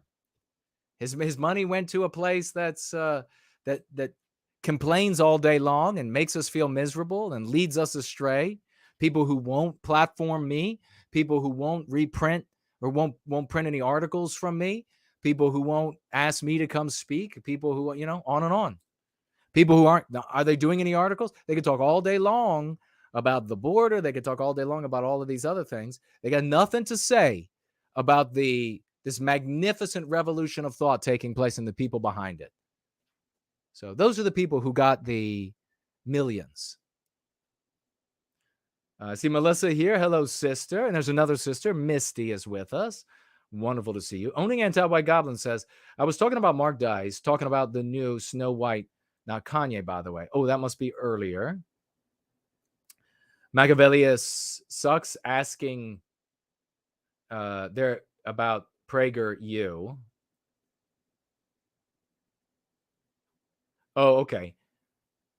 Well, let's see here. Hyperborean Dream says he posted what on the Mark Dice video and it disappeared. I'll go higher up and see. Did you feel a disturbance in the force? That's right. I've arrived. Writes Lunder. Real Playlist is here. Great to see you. Pear Lady is here. Wonderful to see you, sister. Huey Long, hello and welcome. He recently talked about the new movie Snow White and the 7 diversity hires. Is that the video we're going to watch right now? Maybe not. So that's what owning Anti-White Goblins. I think that's what he called them, though. The 7 diversity hires. Toning Sun is here. Anna Kazarian trying to help me out there. April is here. Now, is April a female? April Hart. Jay Bishop is here. Hello and welcome. Strolling through, we're going to get right to this in just a moment. Oh, Nancy saying sing it. Yeah, that's funny. All right, make sure you tag me as No White Guilt.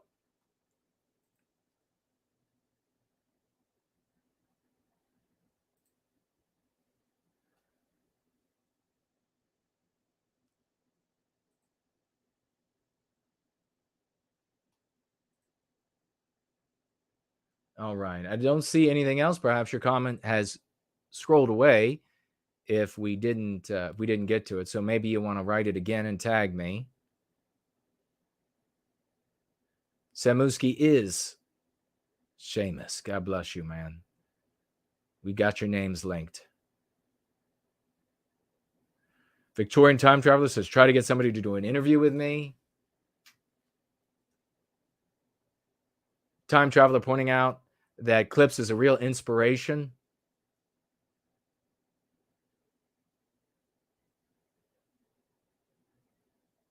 God bless everybody. Brad saying Clips is a real inspiration. He really is. Thank God. Thank you, everybody, for celebrating the great Clips. All right. Let's get to this video and see what this one says. Everyone is tired of it.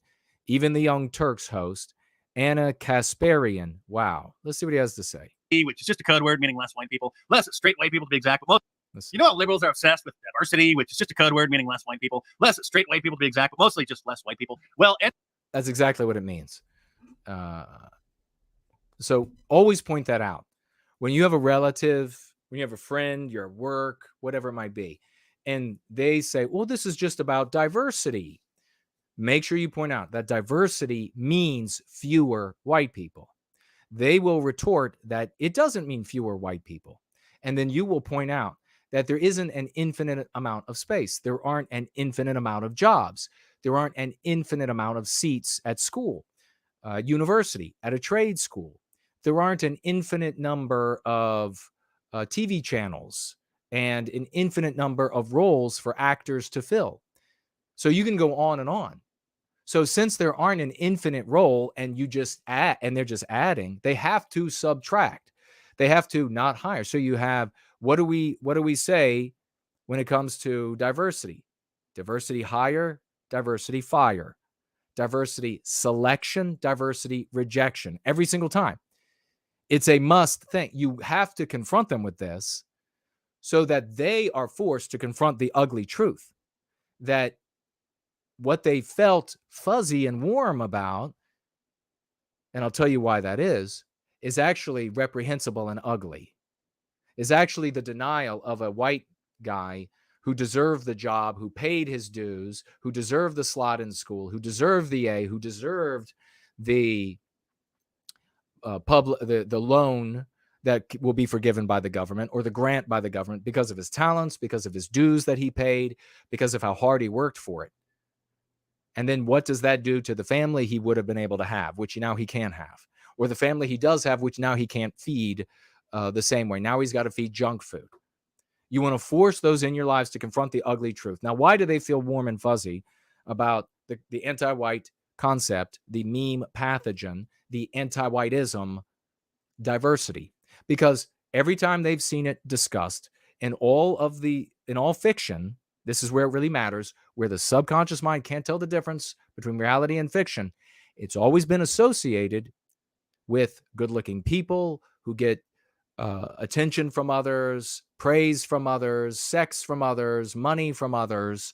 And those who have stood against diversity were the ugly actors, those who got condemnation from the population, those who were spat upon figuratively and sometimes literally. So that's why they have this association in their head that they believe is reality. So that's why you have to confront them with what it really means. NBC News is highlighting several groups which have taken diversity to a whole new level. Meet the Black outdoorsy groups reclaiming the joys of nature. Black culture boasts a rich history with nature, and Black people across the country are enjoying the outdoors by forming their own communities of nature enthusiasts. Oh, it means what you think it Yeah, why can't? Well, maybe he's going to say that. means. Apparently, there are numerous Black organizations out there which organize camping trips and hiking trips for, well, Black people only, so that they don't have to have the burden of being around white people. Okay, so exactly, if Black people or any race of, nobody is prevented from going to the parks, nobody is prevented from camping, nobody is prevented from hiking. No, what happens in the world, and this is just a quick important point, is that anti-whites look out into the world. Wherever they find anything that is white, there are white people there in abundance. They declare that something is wrong. They declare that because they want to victimize the white people there. They see white people having fun at the beach. Something's wrong. That's got to be changed. They can't be allowed to have fun. White people having fun camping. White families, white strong families camping, picnicking, going to the beach, worshiping, etc. Wherever white people are doing this, anti-whites look out into the world of all races, and they decide we have to destroy it. And then they come up with reasons to destroy it. So they look out at camping, hiking, outdoors things, and what do they find? They find that overwhelmingly it's a thing white people do. It's not only a thing white people do, but overwhelmingly there's something else here. Now, I don't know the actual, if there's ever been a study with percentages of how many white people like to camp and do outdoorsy things versus Blacks versus Jews versus Asians, pardon me, of various types. But we have our colloquial experiences. Like, I grew up in Northern Virginia, right outside of D.C., Mordor on the Potomac to you, and every single race of people, various religions, I mean, like religions that you never heard of, where they have a room in the house, and you're like, what is that? And they're like, this is the worship room. Of what? You know, well, we're not going to get into it right now because it's too alien to your mind. So I've seen so much of it, and my experience is that, and many others as well, I can speak to my experience, of course, until the anti-whites declare that illegal and punishable, but is that there are lots of white people that I know who like to do outdoorsy things. And the percentage of non-white people that I know who like to do outdoorsy things is smaller. But having said that, there's also the phenomenon that white people are still yet the majority of the population. So even if everybody enjoyed the environment the same way, there would still be more white people. And that would still motivate anti-whites to want to victimize us. Does that make sense? That shows you how absolutely maniacal and crazed anti-whiteism and anti-whites are.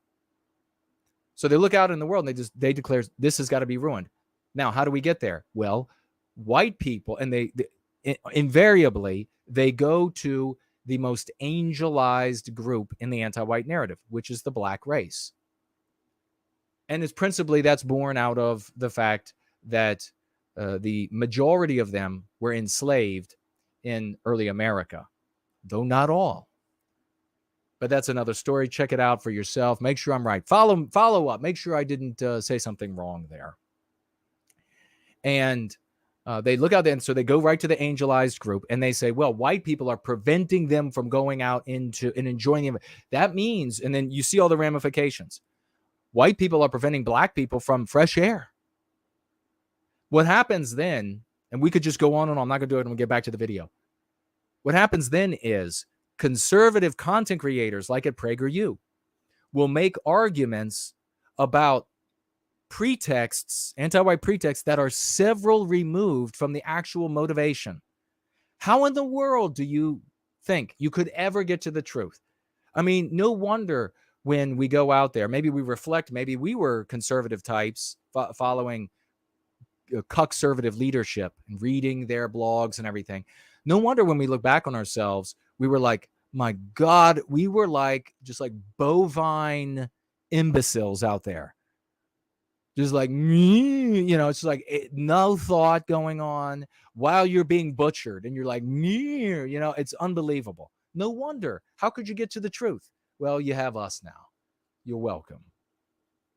Of course, the Dilbert comic creator Scott Adams was completely canceled within 24 hours after he said that he enjoyed moving to a particular neighborhood where people have a lot in common, including their ethnicity, and recommended that maybe other people might enjoy similar circumstances. But if you're black and you want to go camping or hiking with only black people, then you get a feature in NBC News. Groups like Vibe Tribe Adventures, Outdoorsy Black Women, and the National Brotherhood of Skiers are just a few of the many. What are the names? The Vibe Tribe. I'm sure that's going to last. The Vibe Tribe. Oh, yeah. Man, I got mud on my sneakers. Holy shit. Who's gonna get, the Vibe Tribe? That sounds like a dance group. Outdoorsy Black Women? Oh, well, that's okay. That's kind of like, that's more like, but National Brotherhood of Skiers? That sounds like some kind of a weird cult. The national, like a drug cult. National Brotherhood of Skiers. Okay, Outdoorsy Black Women. That one seems like it could be legit. Vibe Tribe, no. National Brotherhood of Skiers, no. Come on. Is this real? That's not going to last. That can't be real.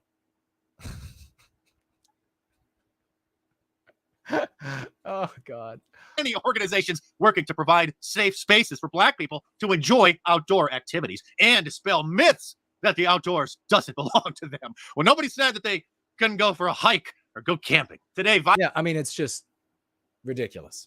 But that's why we have to talk about what the actual motivation is. Because what happens then? If you follow the conservative route, and these are important things to think about, and you just point out, look at these double standards, there's hypocrisy, white people aren't actually saying this, just point to a single place. The anti-whites, of course, will win all of these arguments. The whole time, you're effectively trying to diminish their pain.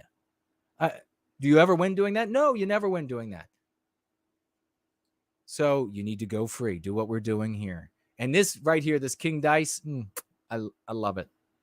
Vibe Tribe Adventures provides events for black people to enjoy everything from camping and fishing to archery. And speaking of black fragility, the liberal media is... Lunder just said he's going to open a water park and he's going to name it the Slide Tribe. That's cool. Freaking out over a social studies curriculum in Florida in some of these schools' textbooks because, well, it reveals some uncomfortable truths. This from CBS News. Florida's 2023 social studies curriculum will include lessons on how slaves developed skills that could be used for personal benefits, according to a copy of the state's academic standards reviewed by CBS News. Well, if the history lesson is going to be honest, the plantation owners did teach their indentured servants agricultural work, painting, carpentry, tailoring, domestic services, blacksmithing, and other skills that later, after white people freed the slaves in the Civil War, costing hundreds of thousands of white people's lives, they were able to actually use in order to make a living. Kamala Harris went down to Florida to complain. I wonder what the thinking is behind teaching. And I don't know what grades that they're teaching that or covering that material, but I wonder what the thinking is behind it about them. Of course, they learned trades. They did the trades on these plantations, which was this tiny percentage of the population. And so they would have those skills when they left. I'll look into it at some point. Explain about the truth being taught to the students, saying this. How is it that anyone could suggest that in the midst of these atrocities, that there was any benefit to being subjected to this level of dehumanization? Take that bitch out to a water park called the Slide Tribe and let her have a few slides down because she can't think. The only thing she can do with her mouth is work on a popsicle. She's totally useless. And this is how sick the country is. We are absolutely in that movie where people are brain dead and they are using, what is it, Mountain Dew to try to water crops. What's that movie called? I've never seen it. Idiocracy, I think.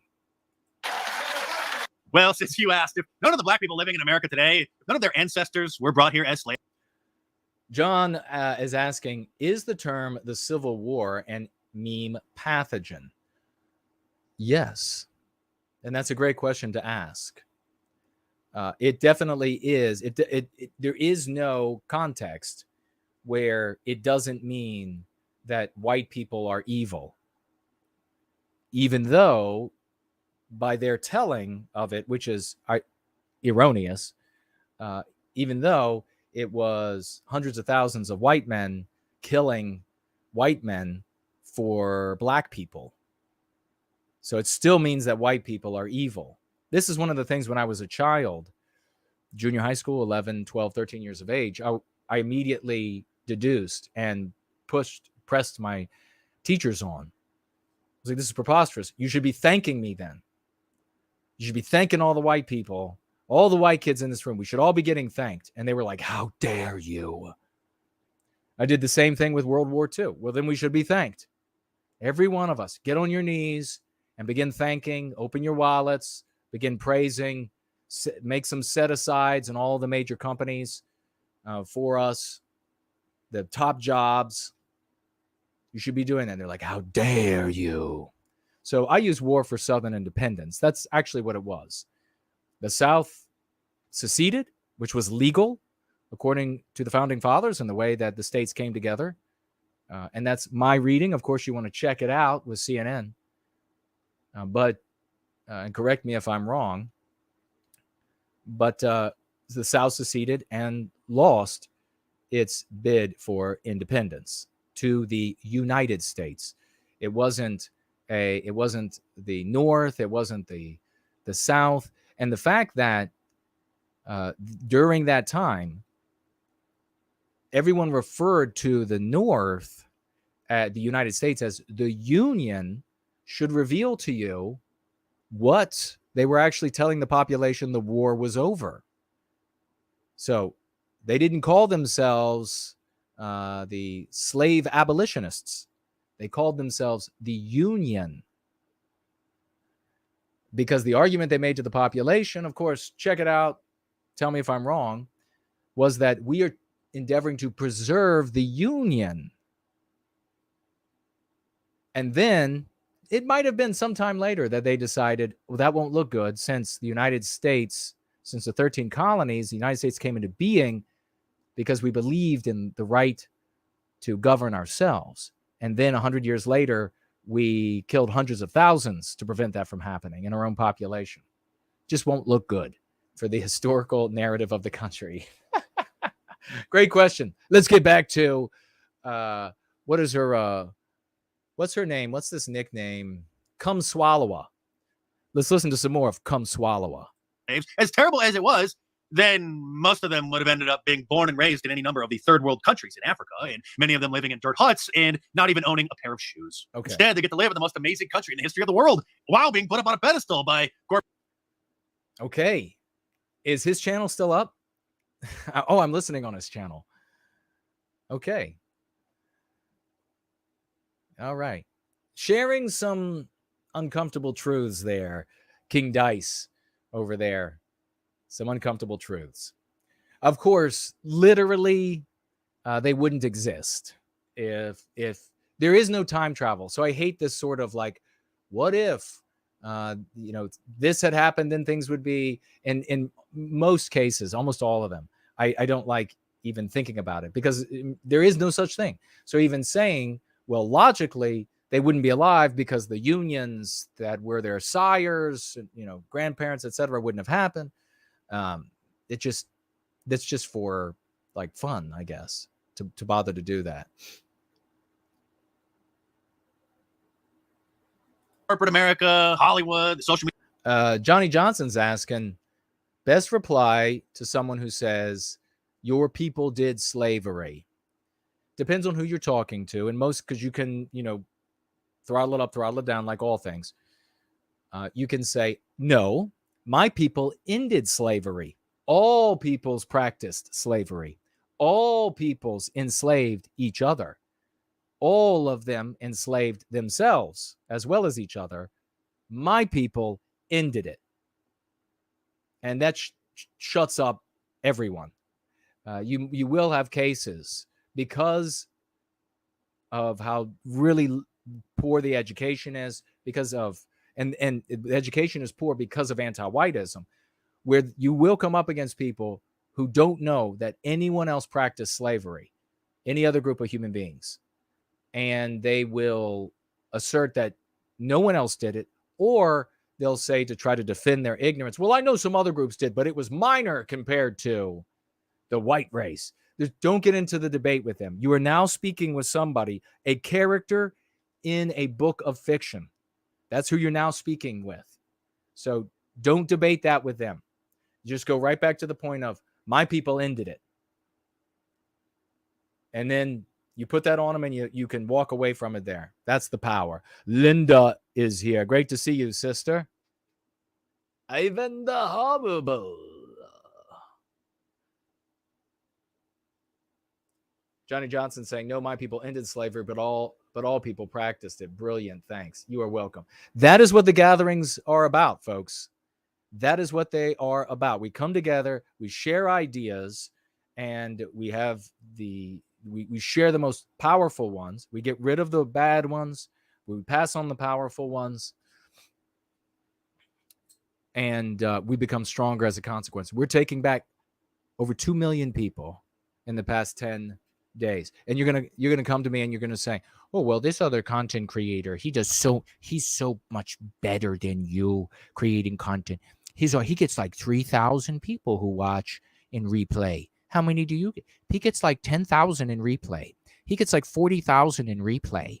Watch him doom documenting, doom dissecting, and doom predicting. That's what he does. Doom prognosticating. That's what he does. And he gets like 50,000 to watch in replay, 100,000 to watch in replay. We reached in 10 days over 2 million with the lexical dialectical power of the Go Free method that has demonstrated proof of concept beyond all proofs of concept, that it succeeds in lives, it saves lives, it is adopted as it's claimed it would be, and a big you to every one of you, especially the academics out there. That's what I got for you. This is the Italian part of me. I got all of the DNA of Western kind inside of me, all of it. So sometimes these different bits, they just come forward. You know what I mean? All of these. No. This is what we do. Thank you for the questions. We're doing great today. We are doing great. Idiocracy. And it was Gatorade. Okay. Thank you very much for that. Owning anti-white goblins. Let's continue. Come swallow. Sloth says, about to break out in Frank Sinatra vocals. I can't think of a Frank Sinatra song. Somewhere. That's not Frank Sinatra, is it? Beyond the sea. Somewhere waiting for me. No, media companies, academia, as if they're the most incredible, amazing, inspiring, brilliant, beautiful people on the face of the earth. On a pedestal by corporate America, or of the third world countries in Africa, and many of them living in dirt huts. Okay, so what he's saying there, what he just starts saying, I just can't take anymore. And it's such a shame, because there are magnificent black people who are moral, who are smart, who have high IQ, who have middling IQ, who have low IQ, who are good neighbors, who are good, good co-workers, good colleagues. But I am so sick and tired. My whole goddamn life is like an Afro-Caribbean country. And everywhere I look, it's black is amazing. Black is this, black is that. It's everywhere my entire life. And I only get to live one of them. And this is what I've had to put up with my whole goddamn life. And so many white people are just sick of it. It could be anybody. You just get fed up when people are just shoved down your throat. How amazing these other people are. And if they're so amazing and they're so special, that immediately tells you where you are in relation to that. But then the anti-whites will go further and they'll say how awful you are if you're white.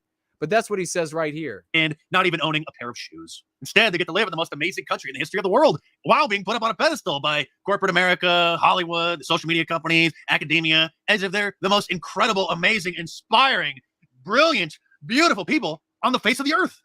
Build something black. Let it drip with glory. Build it in love, like our ancestors' story.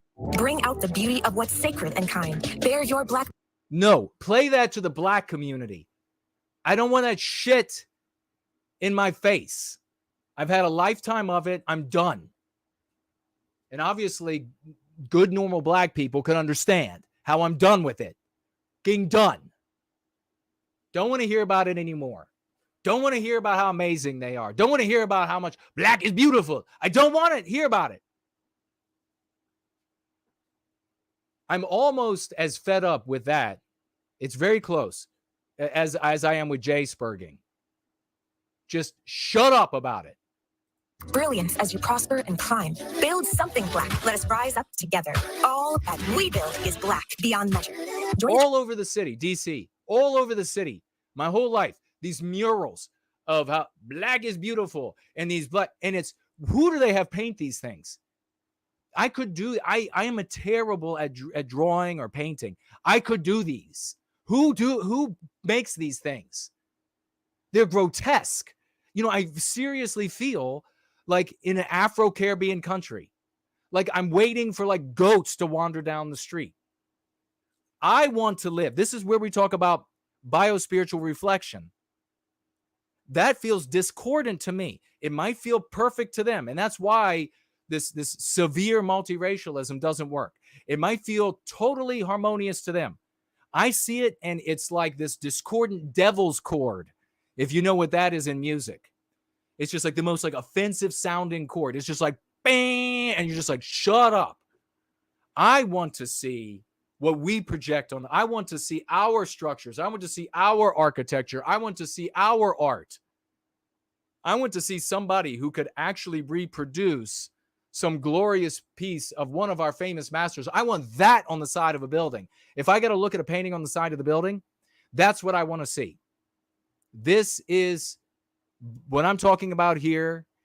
And clearly Mark Dice, King Dice, is talking about that he's intimating that he feels the same thing, is this biospiritual discordance, this discomfort with this shoved in your face all the time. I got nothing, more power to. If you're a black family, you better be telling your kids these things. But I'm going to be telling white people how beautiful we are, how glorious we are, how beautiful fair skin is. In anti-whiteism, that's like the worst thing ever. They got all white people. No white people ever mocked fair skin. We all looked at it as this absolutely exquisite thing. We would talk about it being porcelain. It came down from history. You see it where they wrote about it. Nobody was like, oh, what a joke this person was. Did you see they were white? Did you see how fair their skin was? Nobody said that. We talked about it as exquisite beauty. All of us have grown up with the exact opposite because of anti-whiteism. You go outside and they're like, whoa, look at how white your legs are, loser. Look at how white you are, loser. You. So I want the commercials saying how beautiful fair skin is, how beautiful white skin is, how beautiful all of this rainbow, all of this variety of hues that white people come forward in. Skin, hair, and eye color is truly out of this world. That's what I want said on the commercials. That's what I want said in the advertisements. That's what I want to see on the sides painted of buildings. God's sake. You really get sick and tired. I actually was in the Caribbean and I saw fewer blacks in the commercials. It is ridiculous. Journey at Target.com. Of course, everything the Democrats accuse Republicans of doing wrong, they themselves are guilty of. Tell us more lies, Kamala. And now, on top of all of that, they want to replace history with lies. Democrats do, of course. Middle school students in Florida to be told that enslaved people benefited from slavery. Now, this isn't scientific, but I did a poll around New York, and what people believed about the Constitution shocked me. I think the U.S. is a crypto-fascist country.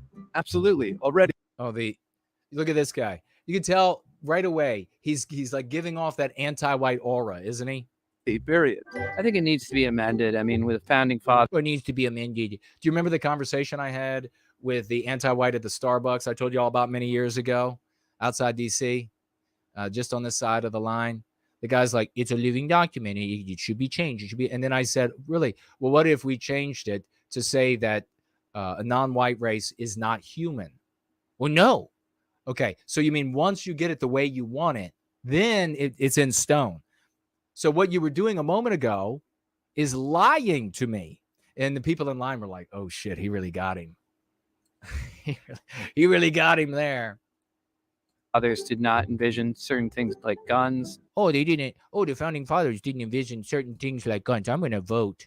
I'm going to be voting for Obama because I'm as airheaded as he is. My brain has been eaten up just like his has. I'm not a huge fan of the... This is like, why is it so many people? Where are they? Are they in New York? It's like,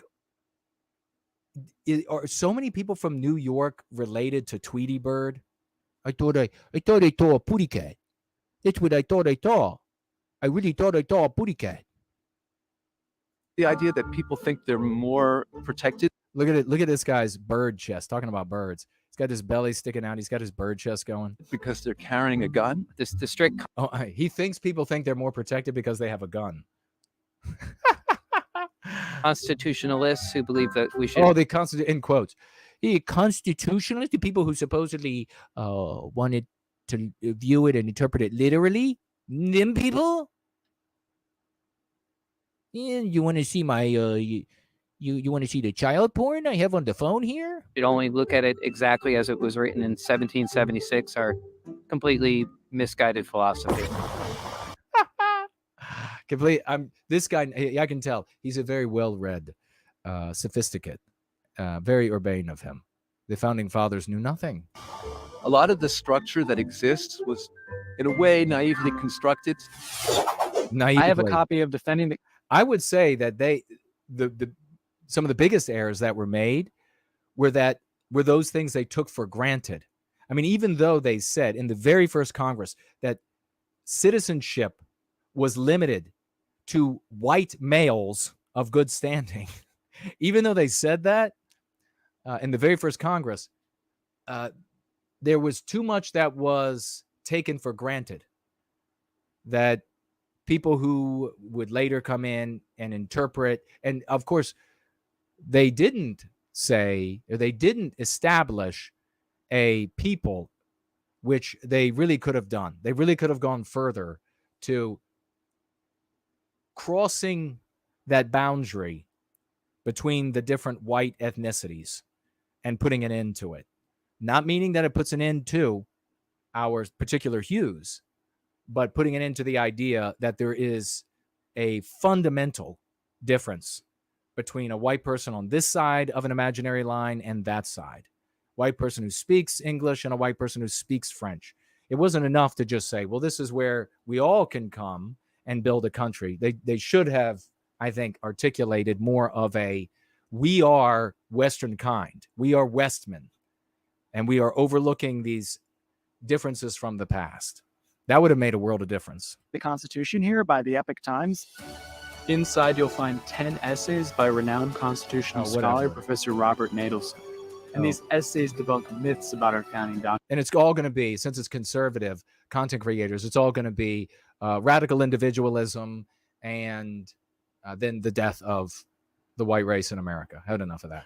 Here's some more projection by a new gender What in the hell is non-conforming that? MSNBC contributor who has his nails painted up like a woman. A lot of people around this country are starting to feel that we can't teach the correct history of this country because it makes white kids uncomfortable. That is at the base of this, right? That it is uncomfortable to hear that people that look like you, but people that look like... The correct history. Remember, we've talked about this before. The correct history is the anti-white narrative. The anti-white narrative is continually rewritten to serve in the present, to serve the interests and the power of the anti-white oligarchs.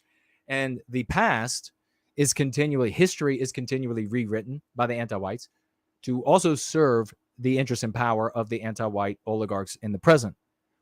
So when they come to you and they're going to talk about the history, this is why you can't be in their anti-white narrative at all for the like me discussion. in chains and made them do things. And you can't also change their interpretation of what happened in history. That's why historical revisionism never works.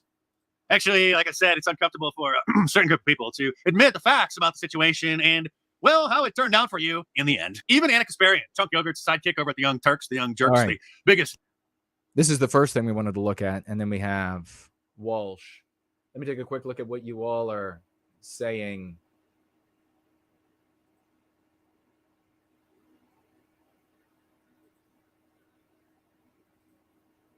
We have an anti-white, an actual anti-white, Mrs. Portland. I don't believe anybody married you.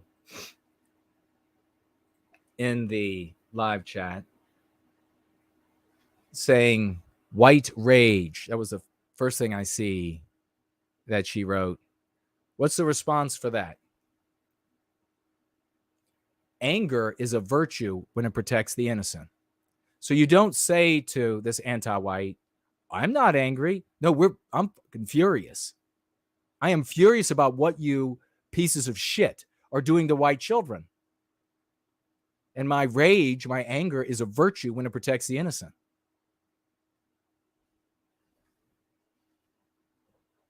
So get bent. Who else do we have? Anti-white scum.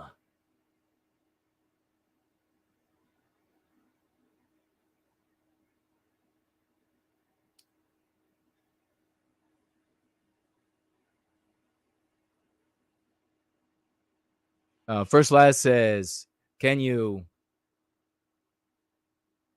check prove it by rechecking Cash App? Ah, okay, brother.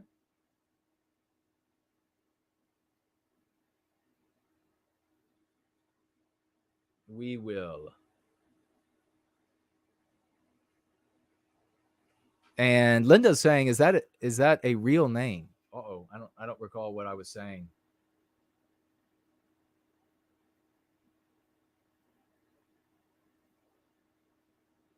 But let's have a look at Cash App and see if First Last is. Whoa, ladies and gentlemen. Let's do it. Let's do it. You know it's time to be done. 07007s for First Last. He's rolled in and decided he's going to make a scene, a glorious scene in service to white well-being. He says everything he needs to say. All the testimonial, all the support, all his opinion of all these other white sympathetic endeavors, that he's been in the white sympathetic sphere, he's circulated, he knows what's out there, and he knows we are the best. And that's why he's here, because the best come here, and they change the world. 100, we are the best dollars. Let's get out some fireworks for this hero. 100, we are the absolute best dollars, and that's why First Last is here. We attract the best. You know, you see it all the time. The best show up. They're like, hey, what's the party going on down in that classroom? And they show up, and then every now and again, these others show up, and they're not so much, you know, they have the sloping foreheads or whatever it is. They're not getting it. And then they have to leave. They're usually disgruntled, but not First Last. $100 by this champion. Fantastic. God bless you, brother. $100 financial gift. And we have a $10 financial gift. And this is from, shall I call you JS? Shall I call you JS, my friend? $10 financial gift. And he has a question. Why are aspirin white? Ooh. He says the answer is they work. Thank you so much, brother. I appreciate it.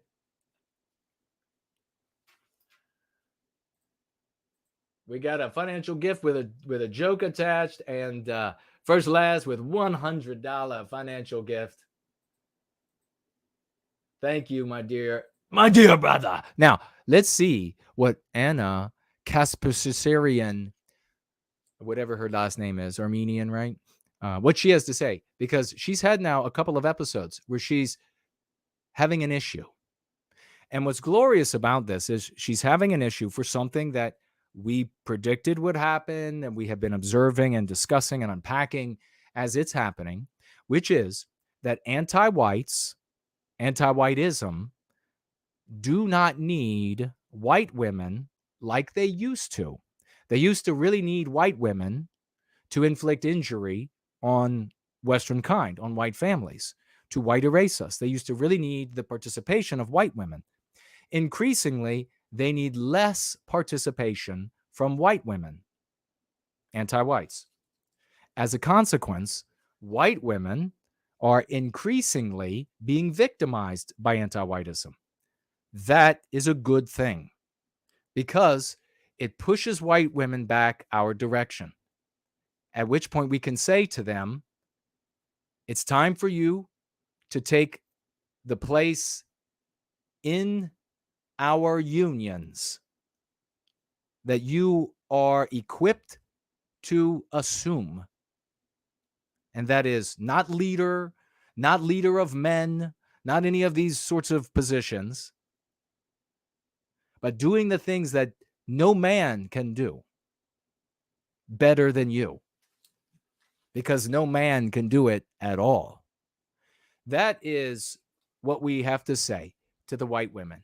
The white women who are getting their asses kicked by transgenders, good. The white women who are being asked or told to leave the anti-white meeting at university and places of work, good. The white women who are being fired. Remember the white woman, the teacher who was all tearful, and at the county meeting, and all the conservative people, they went crazy over this video. They just loved this woman. And I had contempt for her because that's what she deserves. She had been a teacher for many years.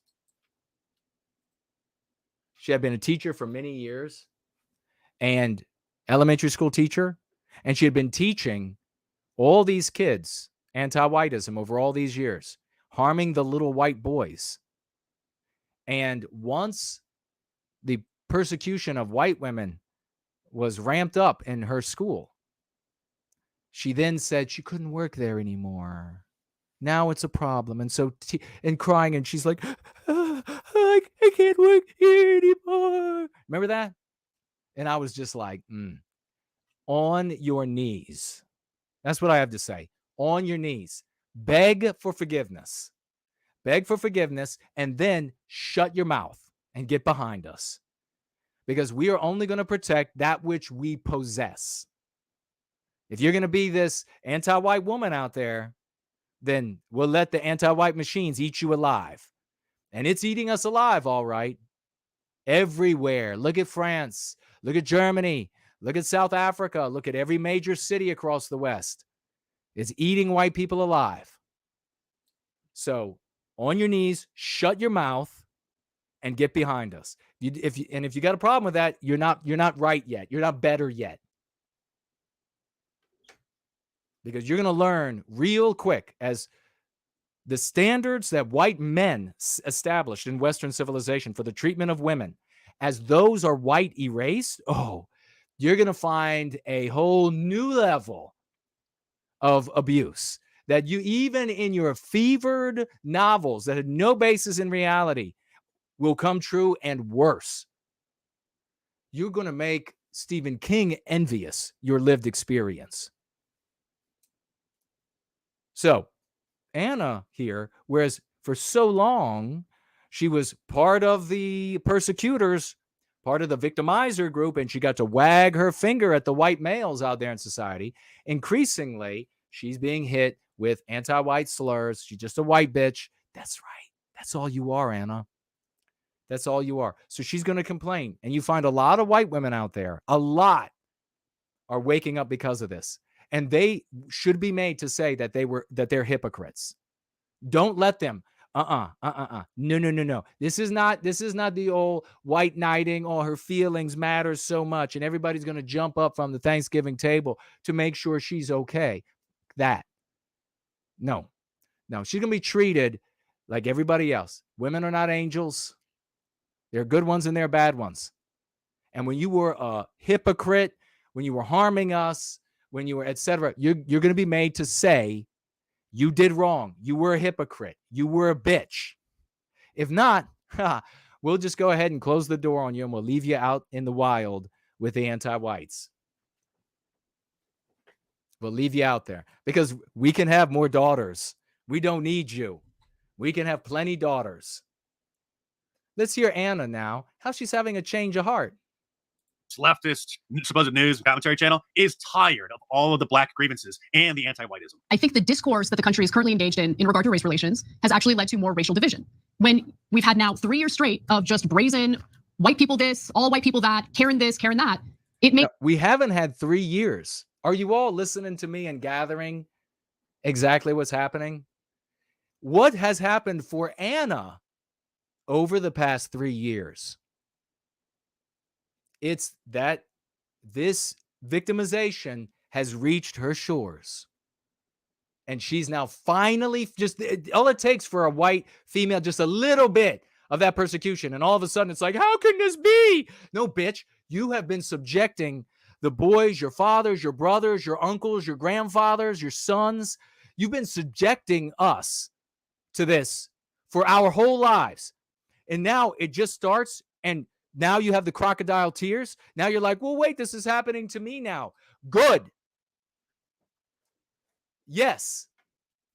That's how it should be. I'm glad. It needs to continue until you submit yourselves to the care and rule aegis of Western kind.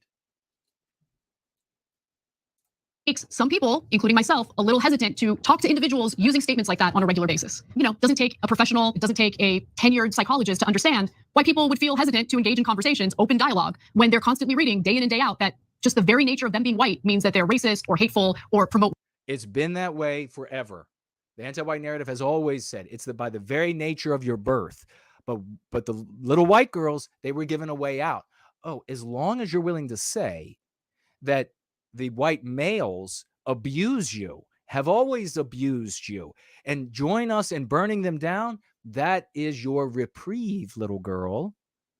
They would take it. Yes, happily run over and take it. It's not so available, not so much available now. White supremacy. And I would just venture to say that maybe we need to be a little more careful in throwing that word around, racist, because when you accuse people who aren't racist of being racist, the word loses all meaning. I'm now super hesitant to believe accusations of racism toward people until I've done a full look at the story and investigation myself, because it's now used to label anyone who says anything that is considered out of line. This is Frankenstein's monster turning on its creator. The chicken's coming home to roost, getting a taste of our own medicine. Pick your analogy. It is fantastic. And Matt Walsh over at the Daily Wire just gained some it's more of going my to get respect. glorious Saying here. this. Glorious, glorious. Sweetie is here. Hello, sister. Azimuth Clark, the hero, is here. Great to see you. Champion. Who else do we have here? I saw some new names roll in.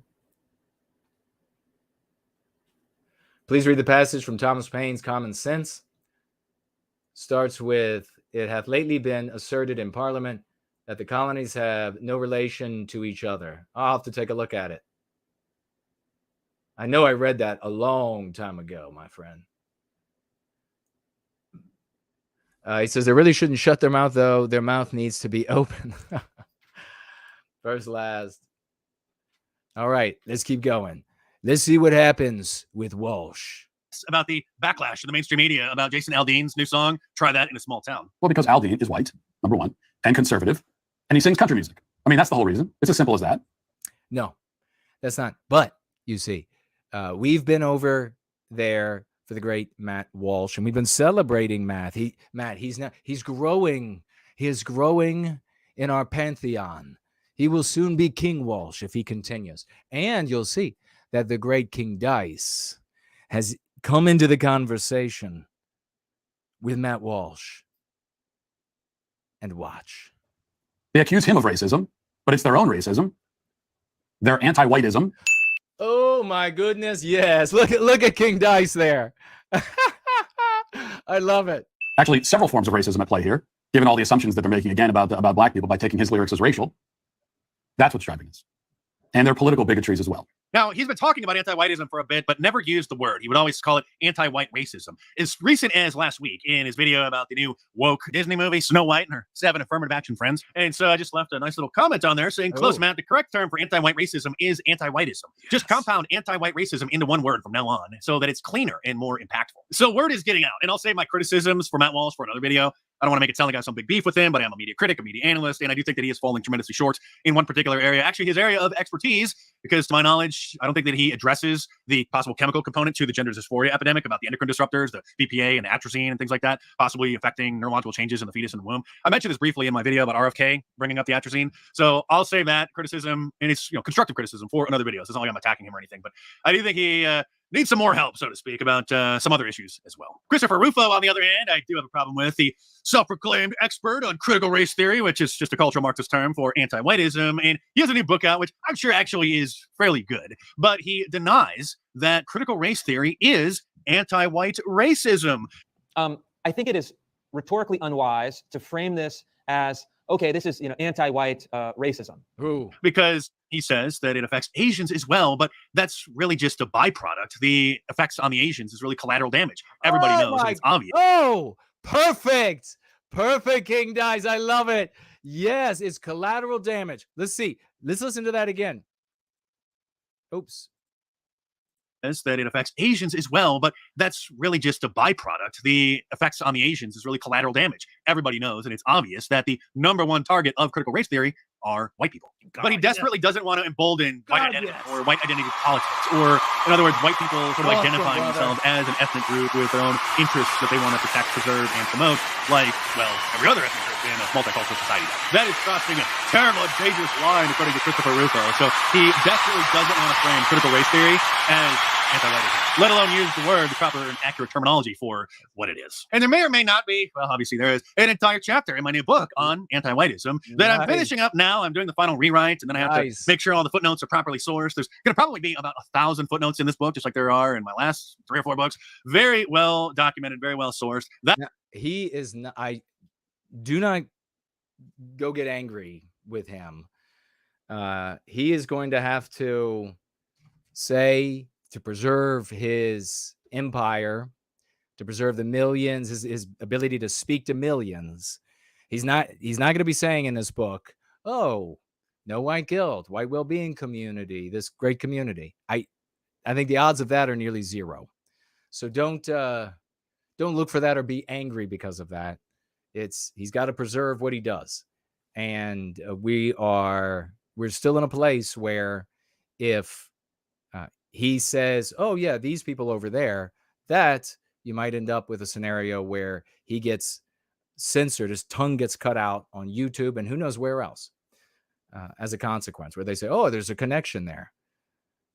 And then misrepresenting us, which is all the more reason why we need to continue projecting who and what we truly are and having more wonderful people come on to the show with us.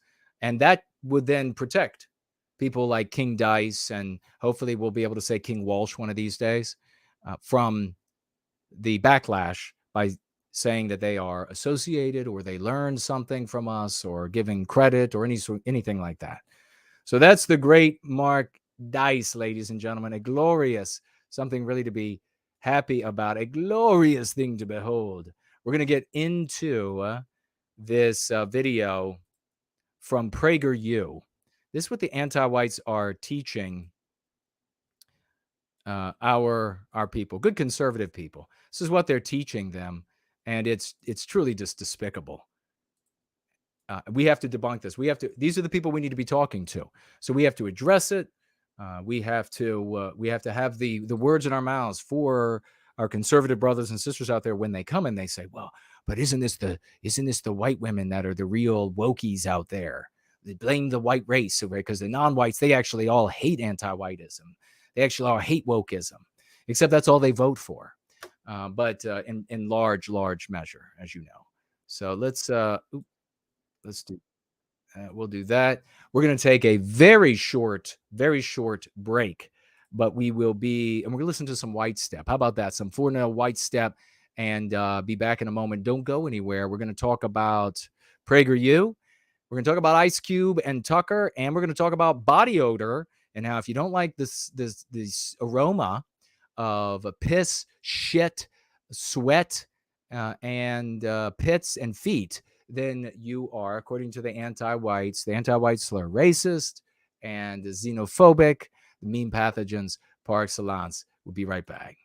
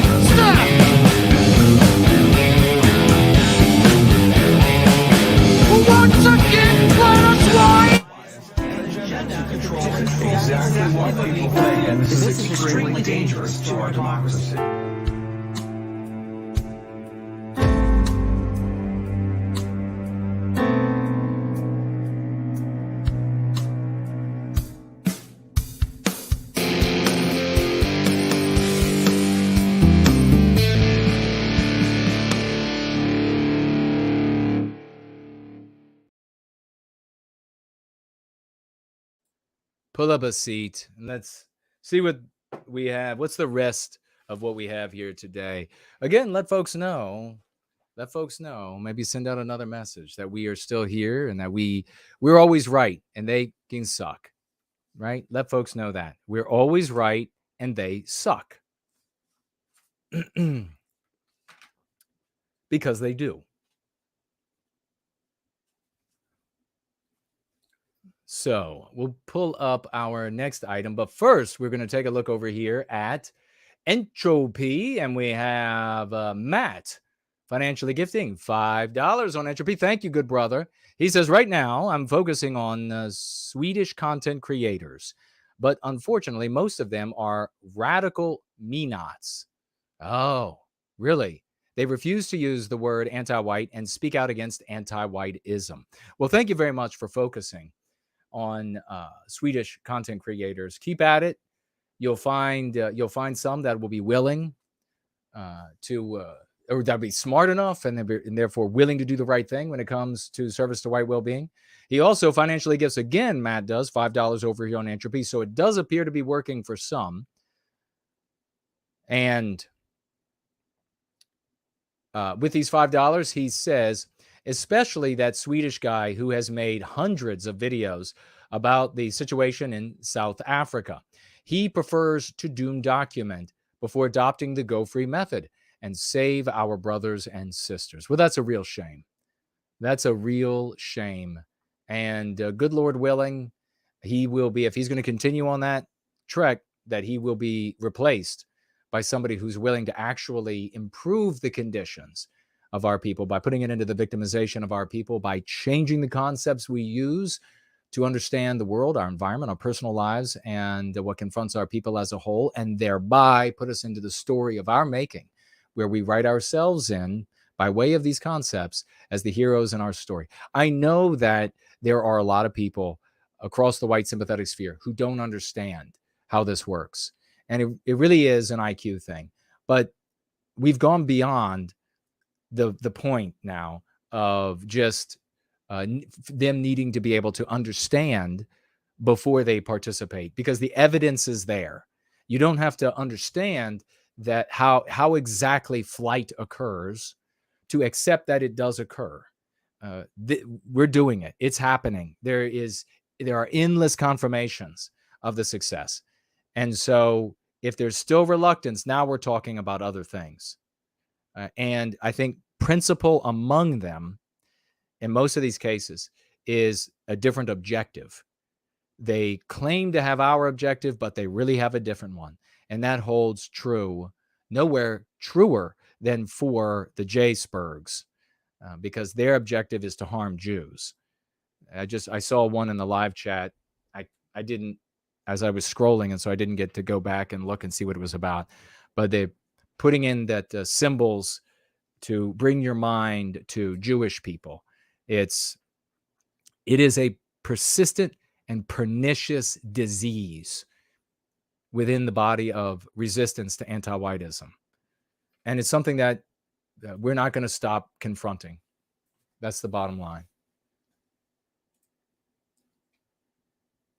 We're going to keep steering people away from that to something that works for white well-being. No more of the BS. All right. Now here's PragerU.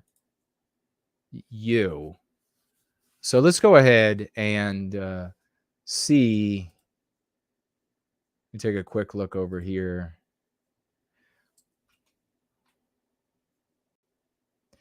Well, first of all, we got a question over on Odyssey. You using racial slurs causes everyone that you need to persuade to join us and put an end to our victimization. Causes all of them to immediately stereotype you with what they believe to be the truth about all people who resist our victimization. So you are harming us, harming those who are trying to put an end to our victimization by using racial slurs. And so you're asking a question here about if a certain group of people out there, if some of them were pretending to be white, what's the problem? The problem is whether or not they're anti-white. I don't need to know what race they are. You don't need to know what race they are or ethnicity they are. And you don't make any point with anybody of any value.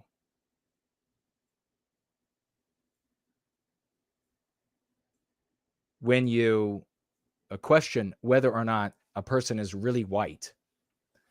Just, are they anti-white? Are they white positive? That's all that you need to know. The question is, do you want to end the victimization of white people? The answer is yes. Then you've got to give up the J-Spurging. We have a $5 financial gift over there on Odyssey. Thank you so very much. And Land of the Fake, Home of the Happy is the name of this account. And this person with $5, thank you so much for the $5, writes, you earned a W on Kanye. It was sad to see so many of our people take L's on that. Yeah, so true. Thank you for that. Thank you very much. Thank you 100 times over. Yeah, exactly. We had it right from the very beginning. And this huge swath of the white sympathetic sphere had it wrong.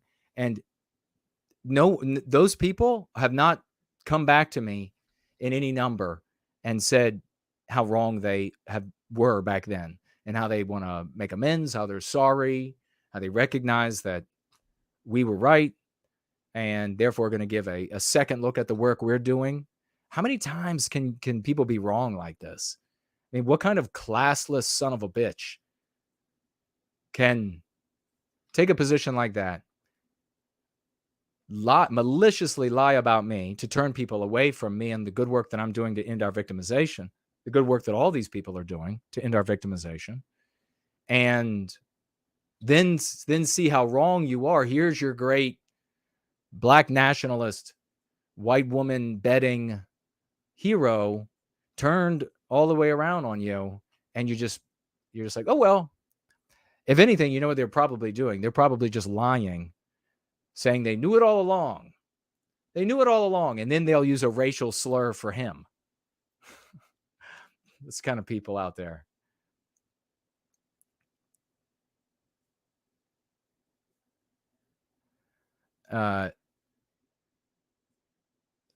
So this person that was using racial slurs and a method and approach, J-spurging, that only harms our people, that is objectively wrong, makes a response, a sort of colloquial, at this point, banal saying that race comes first. That's inappropriate for the conversation we're having. Do you know how that does not apply? Are you able to understand how it doesn't apply? Race comes first. I mean, why didn't you just say like Ford F-150? That is as inappropriate.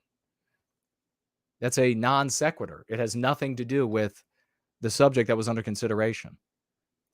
What's under consideration is whether or not a content creator is anti-white. If it's a Jewish person who's saying he or she is white, who cares? So what? If they are anti-white, that's a problem.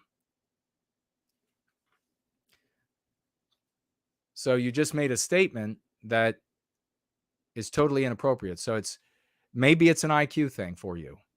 I mean, I know everybody has different levels of IQ, and I can understand that you have a hard time understanding me as a consequence. And so you have like a little tantrum instead. And now he says, stop shielding, and then he uses a racial slur for Jewish people. Why would you think that Jewish people would need me to shield them? You're condemning everyone that's born a certain way, which makes you immoral and reprehensible to the totality of people, white people, that we need to bring to white well-being. You also are being a hypocrite, which makes you immoral and reprehensible to millions of white people that we need to join us to help put an end to our victimization. So I'm seriously, how is that hard to understand for you? Are you struggling with that? What's going on? What is your objective? Is your objective to end the victimization of white people, or is your objective to harm Jewish people? What's your objective? Don't say it's for putting an end to the victimization of white people. And you're not going to do anything to Jewish people. You're just walking around talking tough, saying ugly things on the internet anonymously.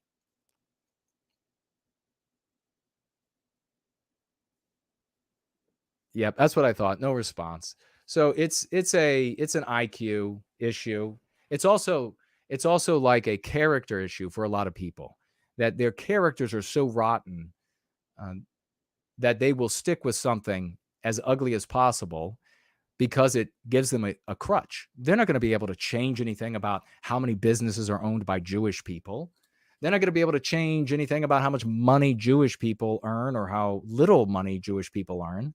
They're not going to be able to do anything about any of that. It's just a wonderful little crutch to make up for their shitty life and their bad decisions. And they have a bad character, so they stick with it. It's one thing to fall into error.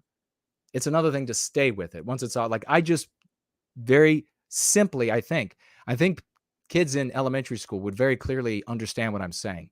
So you're conveying to me either you don't have that level of maturity, character, and IQ, or something else is afoot. Maybe you are an anti-white who wants to keep us doing something that harms resistance to anti-whiteism. That's more like it. You're an anti-white who wants to keep us doing something that harms us in our resistance to anti-whiteism. You get it from all sides, folks, don't you? You get it from all sides. Here you have the anti-white content creators at PragerU, this particular professor. And then you have these people, this family tradition of self-harm, of bad character. Okay, and then goes to, again, another inappropriate. I don't know, I'm kind of entertaining this for a moment so that you all can see. And this is what I've had to deal with for decades, when I would push back against these guys. It's always the same. It's always the same. So I laid out a case for how detrimental it is. First of all, how objectively wrong it is to claim that it's an entire group of people on the basis of their birth that are being anti-white today. I also made the case about what that claim does in the minds of our brothers and sisters that we want to bring over to help us put an end to the victimization of white people. His retort, inappropriate, is that race comes first. Like, how does that compute for you? Ford F-150. F-150. I don't know. Ischemic attack. Volcanoes. Just anything. Just like, I'll just say something. That's my rebuttal. So it's the process of not being able to think. And that's what you hear come out of them. Then it goes right to the, oh, you're just a shield for them. You're just protecting them. Totally, again, ignoring the cases that I made. Again, proving, I mean, this is like the lackluster, lowbrow dimwittery that you get out of these people, malicious dimwittery. And then he goes to the these citing things that people who spend their whole lives looking at Jews so that they following them around like a shadow so that they can use them as a crutch for all of their shortcomings, then start citing those things every time. It's like the seasons. It just always rolls out like that, doesn't it? Every single time. So now it's no other people has been kicked out of society more. And this is the next thing. Let's see what else. Oh, and he says, let that fact reach your brain cells. Are you in a position of power to kick anybody out? Was when these people, when Jews have been kicked out of countries, was it for the ones who were anti-white? Did rulers in those times have the power? Were they in charge of their civilization? And could a individual or just a couple of them make a decision about an entire group of people, guilty and innocent? I mean, are you able to even comprehend these things? You drive like a Datsun. Nothing wrong with Datsuns, but you drive like a Datsun. You eat it like Wendy's. Are you seriously talking about kicking out a group of people? totally ignoring how your claims, your rewrites of history, your whatever is seen as total falsehoods to the population. In fact, your brothers and sisters hearing that Jewish people were kicked out of countries, they're going to interpret that as white people being racist, as white people being bigoted. That's how they'll interpret it. So what good is that going to do you? See, you're revealing, you're not saying it because it's ugly, that your objective is not to end the victimization of white people. Your objective is to harm Jews. That's why you just want to say all these negative things. You're going to suffer Ye's law. You probably already have. And then here comes the accusations against yours truly, again demonstrating how lowbrow and black charactered these people are. Now it's Jason, you're just doing this for the money. Okay. Yeah, that's what if this is the kind of money that you think somebody would do this kind of thing for and endure this kind of shit, you must be just living in a cardboard box down by the river. I mean, that is ridiculous. You're just doing it for these. And of course, he uses shekels because he's in somebody else's story. He is just a character in somebody else's story. I would like you, I have just shown you, you should go back and listen to this several times. You should go back and listen to this several times and think about how wrong you are. Reflect on these decisions you've made. Reflect on whether or not the things you're saying are even appropriate to the conversation. And then try to grow from this. There have been people who were J-Spurgs that have come away from it and have now redeemed their lives. They have family that love them. They're improving themselves, and they're putting an end to the victimization of white people. So if they can do it, maybe you can do it too. Maybe you're just poisoned by it all.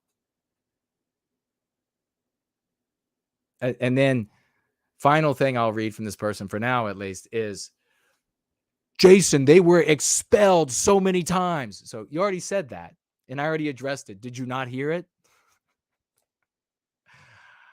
Did you not hear it? Oh my gosh.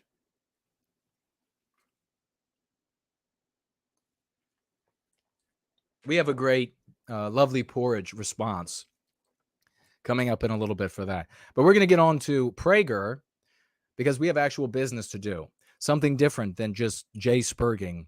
How many years have you been J-Spurging? How many years?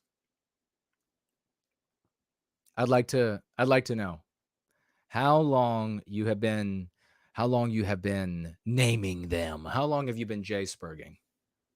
While I wait for that, we'll begin this. How do you explain this? Most people agitating for radical social change on behalf of people of color are not themselves people of color. Math. That's how we explain it, dipshit. That is how we explain it. Math. Also, you can explain it from the point of view of argumentation. If someone is arguing on behalf of themselves for the riches, the sex, the etc., the benefits, the collateral benefits of victimizing white people, it looks self-serving. But if someone argues on your behalf, it looks legitimate. So here we have both argumentation and numbers.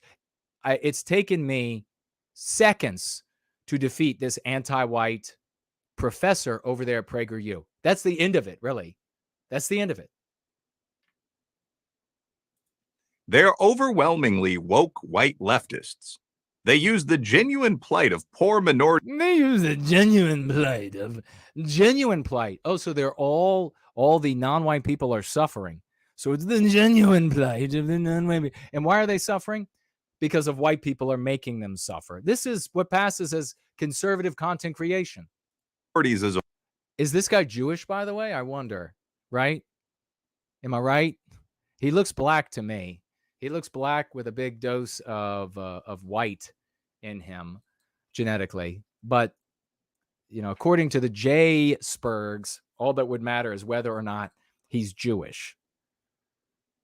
All that matters to me is whether or not he's anti-white. And he's clearly anti-white.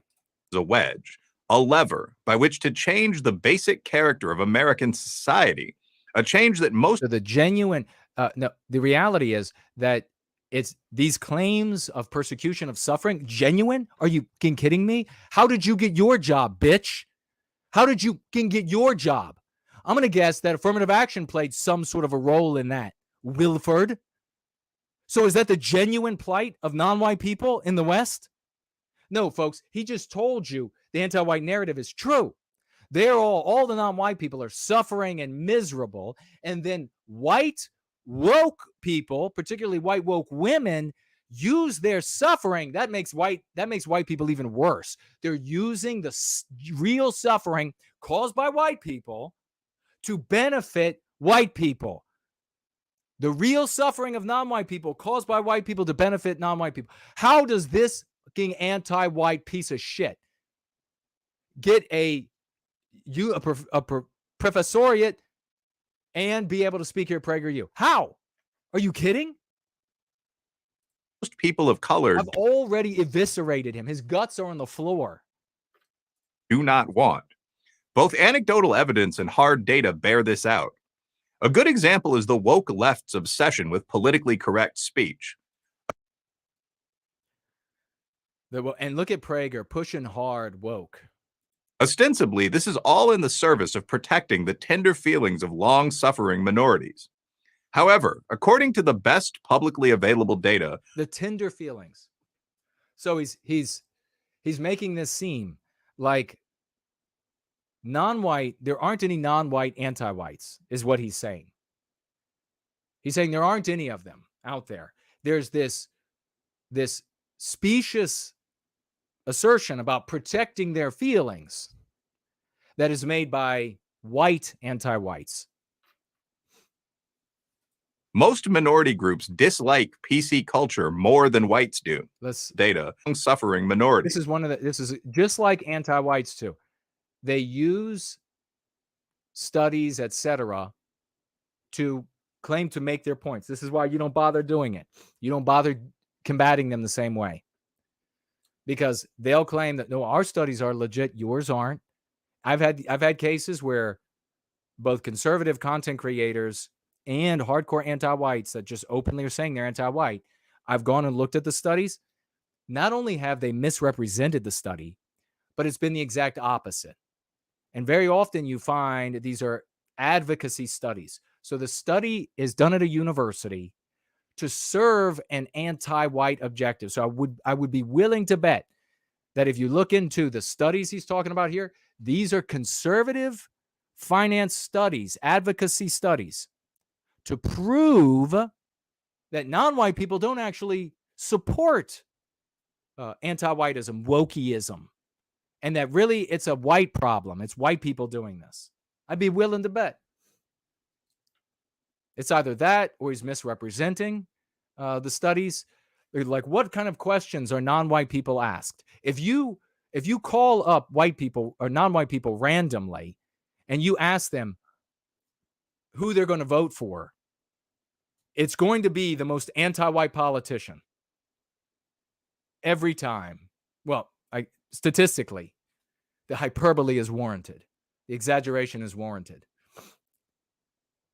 So how do you get non-white people to say that they object to wokeism? Well, maybe you call up non-white people and you say, hey, do you like transgenders introducing your children to sex?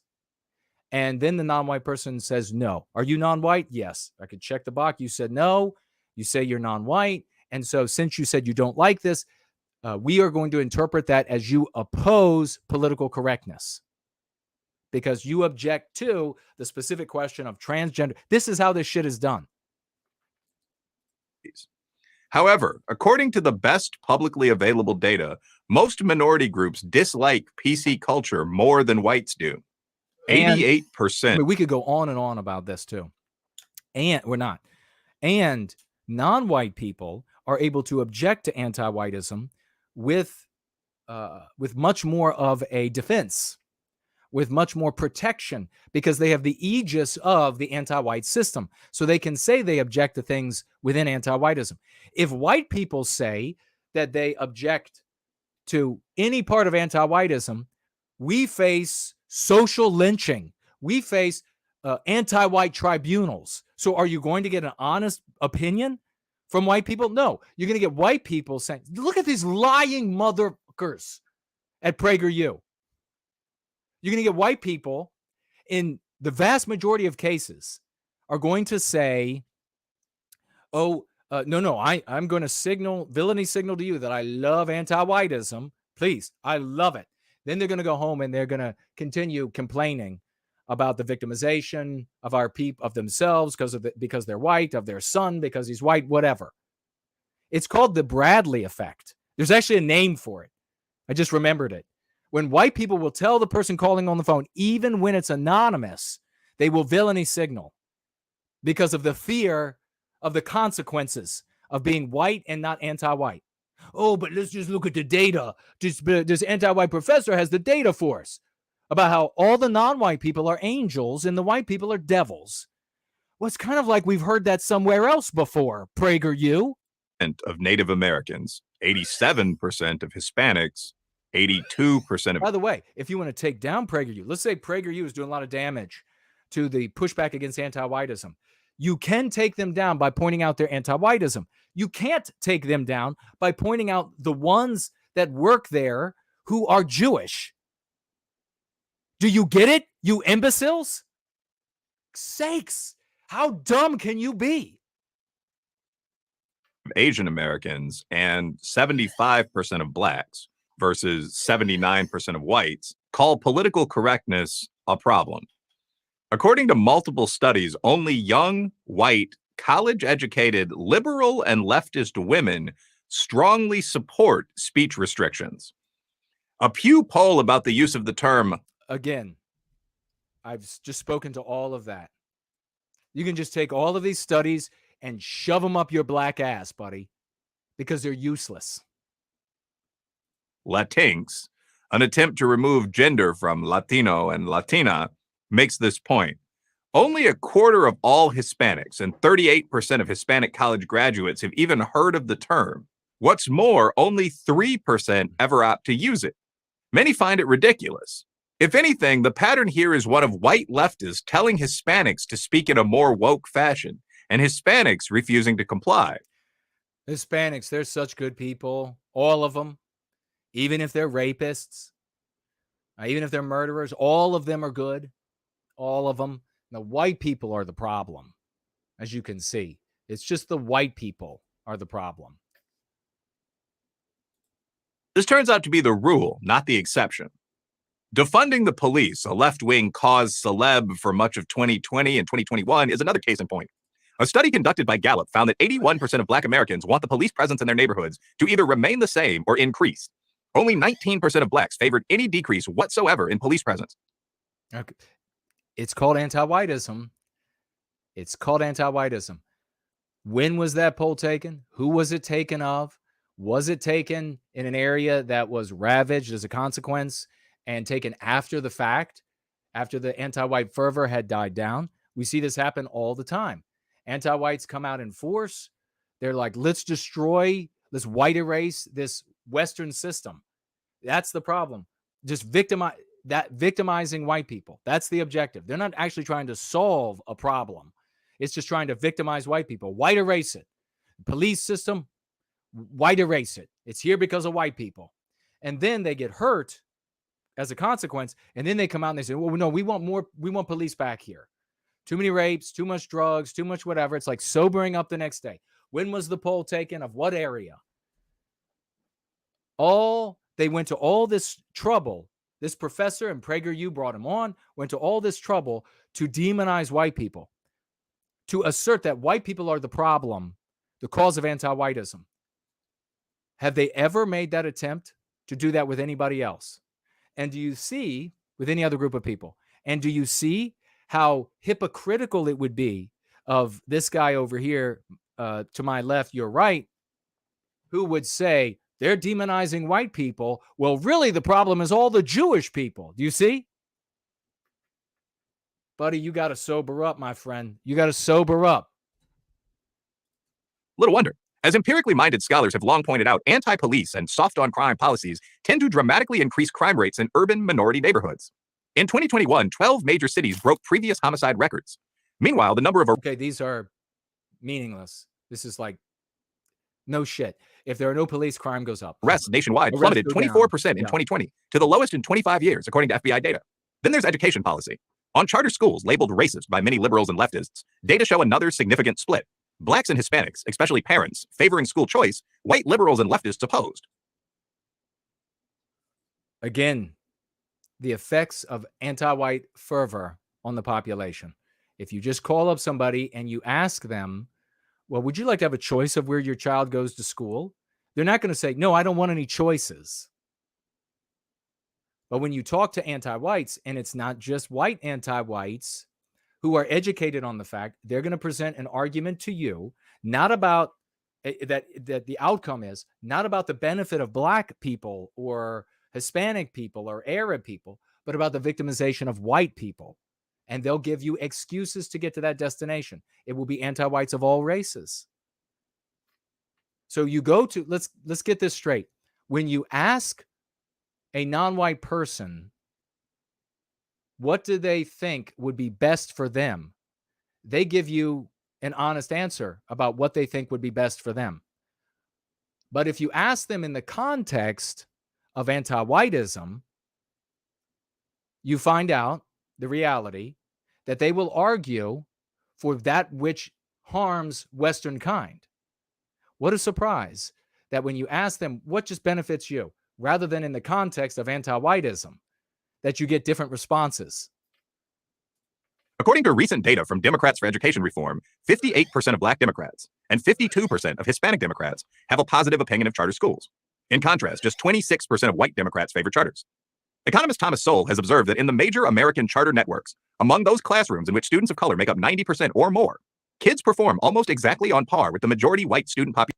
And let me also mention that when it comes to the categorization of white people, there are many who, like this fella over here will point out, Jewish anti-whites and Hispanic anti-whites, Arab anti-whites, that will all say that they're white. And so in this context, absolutely would influence the numbers. Population of the nation's public schools. Some do far better. In a misguided effort to... The name of this video is The Whiteness of Wokeness. Can you believe that? Even using the anti-white slur, this poisonous term, whiteness. Increased diversity, white leftists have lobbied to lower educational standards for blacks and Hispanics. Yet evidence suggests that maintaining traditional standards is a much more effective approach. All right, we're going to have to move on. I mean, it's just all about, you got it. White people are the problem. White people are behind anti-whiteism, wokeness. And non-white people are being victimized by it. And they're being double victimized because they're put into a bad situation as a consequence of the system that white people have set up. And then white people victimize them again by serving their petty self-interests, by using the legitimate, poor, sick, miserable, discriminated against state of these long-suffering non-white people. This is what PragerU gives you. And then white people have lowered the white people lowered the anti-whites lowered the standards, buddy. Anti-whites lowered the standards. You see, and this is exactly what I told you as what would happen in the political discussion. You're going to end up eventually with the political discussion being between one radical group of anti-whites and another radical group of anti-whites. This is your new Republican Party. It's not going to be like anti-whites and anti-whites kind of under the covers. It's going to be two different groups of hardcore anti-whites. And in the future, if we don't recapture our destiny, if people like this guy with his J-spurging keep getting in the way, with his hatred, irrational hatred of all Jewish people the moment they're born gets in the way, or these conservative content creators and the rest. If we're not able to recapture our destiny, there will be a civil war in the country, and it's going to be between, or it could be among, because it might be more than just two factions, radical anti-whites, and they will eat the remaining white people alive in that conflict. So let's go ahead so we can hurry along and we can bring on our champ for Swash through. We're going to get very quickly. I just wanted to mention the Tucker and Ice Cube thing, because Tucker Carlson interviewed Ice Cube, and people are like, what's going on?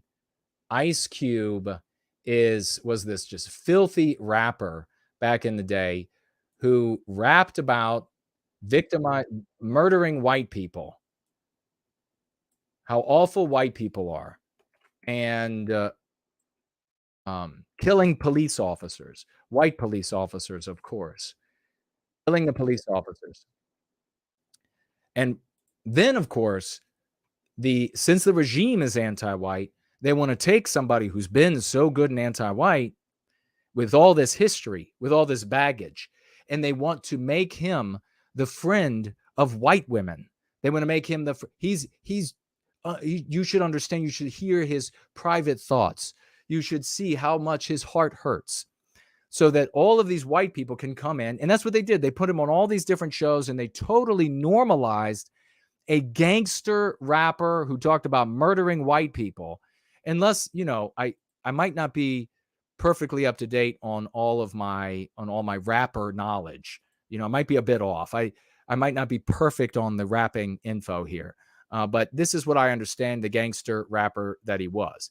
Well, he's also a bit of a loose cannon, like others out there. And that means that just like Kanye West, he is, although not like a child like Kanye West is a child. Unlike the child of Kanye West, this guy, he's inclined to give you the bird. He's inclined to say, no, don't push me into this view. Don't push me into saying this or that. Now, that sort of attitude is just a problematic attitude for any belief system. And certainly anti-whiteism, which is the biggest, most powerful cult that has ever existed. By the way, we're defeating it.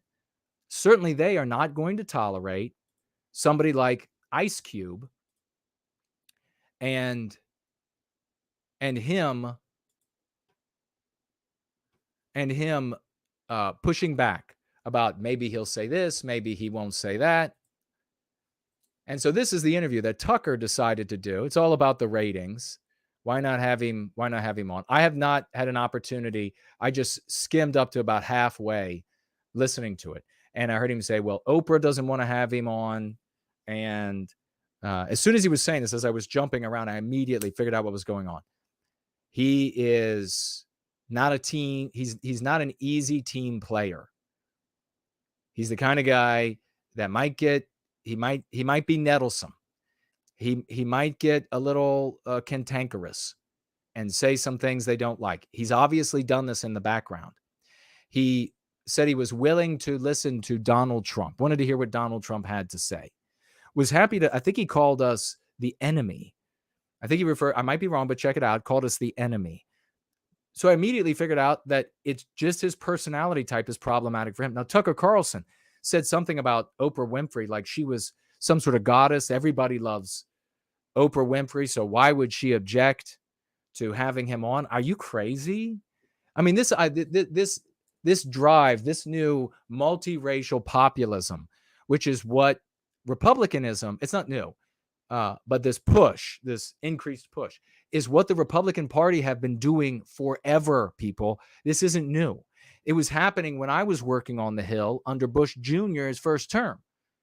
They were doing everything they could to say we are this multiracial. They didn't use the word populist back then. They like to use big tent. And they wanted to push all the non-white people and say that they are more anti-white without saying the word anti-white. But moral by the metric of morality given them by the anti-whites, which if you use your victimizer's metric, you can never rate higher on that metric than them. I tried to tell people that, but they're too stubborn. They make too much money, and they've got a lot of academic peacocks with a lot of degrees they've invested a lot of time in. So they don't want to bother listening to somebody who just happens to be right. And so Tucker is doing this for the clicks, for the rating, for the black person, the angelized black person who legitimizes Tucker with his presence, who is going to share some of the same ideas, not because he has actually like foundational ideas here. I haven't explored his thoughts. This is my guess, is that it's mostly superficial. I don't want to be pushed around attitude. And he's a gangster rapper. I don't want to be pushed around attitude, and the anti-whites push me around, and now they won't talk to me. So I'll talk to you. And so this was, for both of them, an opportunity of convenience that could serve them both. That's how they ended up together. This guy is, you watch, conservatives will be talking about Ice Cube being on their side, and it's gonna confirm for all the white women that watched him as a character on different shows that he's just a good guy. He's just a good guy down there. They won't know the truth one way or the other. Pathetic manipulation of the population by anti-whites and anti-whiteism. I don't know if anybody had something to add about this interview, but it's pretty disgusting, despicable when you think that Tucker would have on Ice Cube, Trey, whatever, but he would never have somebody like me on. Ever. Would never even consider it. Even though he's independent. Even though he can do what he wants now. He still wouldn't do it. Look, you're learning a lot about Tucker by what he does when he's immediately independent. That would like, hey, man, the jacket's off. The gloves are off. You can do what you want. And what does he do? He tells us that Trump is hated because Trump didn't like the Iraq war? Are you shitting me? He has on Ice Cube? Really? This is gloves off Carlson? This is straight jacket gone Carlson? It seems like exactly what he presented from Fox. What's the difference? Horseshit. All right, that's enough of that. I sweep you away with the back of my hand. The very interesting body odor is what we're going to talk about next. And hate the smell of BO? You're xenophobic. Let's pull that up on the screen. I'll just put it up on my screen. No need to put it up there for y'all. This is at the Daily Mail. I'll take a quick look at what you all are saying.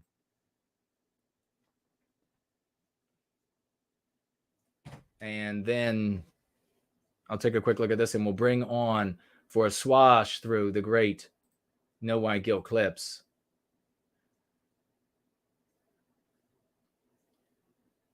Alex is here. Great to see you. JK160 is here.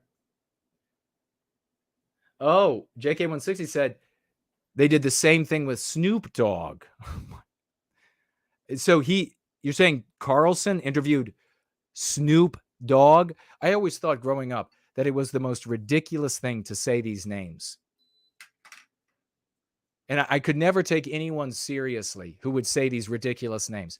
Ice Cube, Snoop Dogg's. And I was like, why are white adults saying the names of these fake ridiculous stage names, like elementary school level stage names of these people?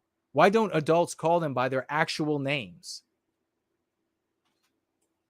I remember when that guy, the white guy who called himself Vanilla Ice, everybody went around calling him, what was his name? Michael Wiener or something like this. Everybody went around calling him by his real name. But the white people, when it comes to these, I could never genuinely, seriously call somebody Snoop Dogg.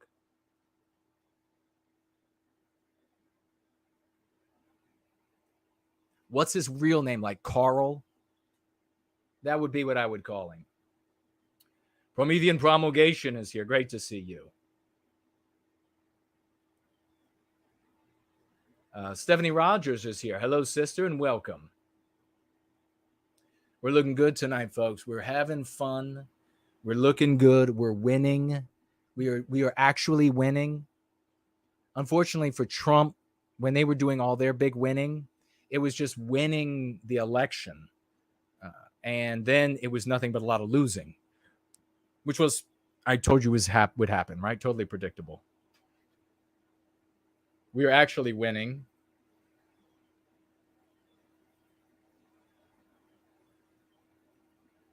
All right.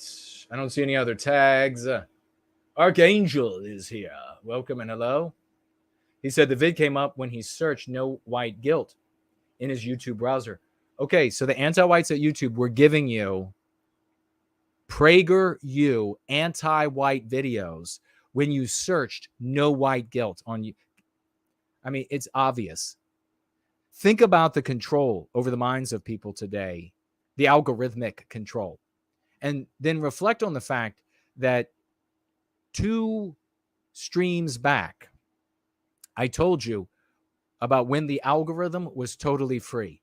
And Google itself told the ADL, SPLC, there's nothing we can do about the results. It's the algorithm. It's freedom of speech. When they had that website that I was talking about. There is no way out of this control by the anti-whites except what we do here.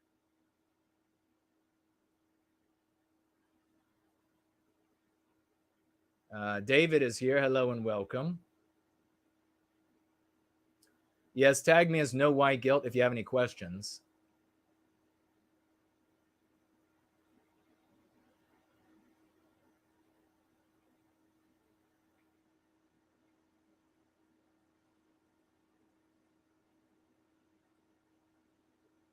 Yes, when it comes to my age, the only thing that people have to know is that I am in my prime. That's all you have to know. And it is evidenced in a great many ways, my friends. A great many ways. Hey, the great Mestizo Koff is with us. Yesterday, me and my parents went to have lunch at a cozy diner up in the foothills. Very pristine view of the river and friendly service. That's wonderful, man.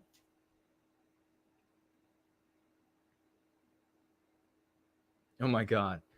Elaine, I guess talking about, yeah, that's right. There's a commercial with Martha Stewart and Snoop Dogg. How dumb. Oh, Wiener is Michael Savage. That's his name. What was the Vanilla Ice guy?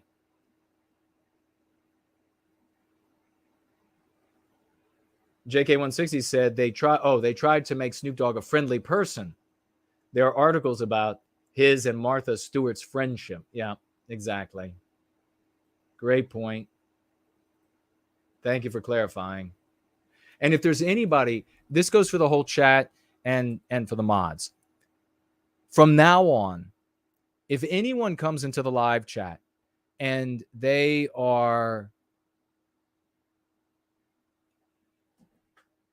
asking questions or making arguments that seem like they're sympathetic, like they're ultimately, though, concerned trolling, make them tag me with it, because we've got people coming into the live chat from time to time for a professional, concerted effort to get folks to question white well-being in various ways.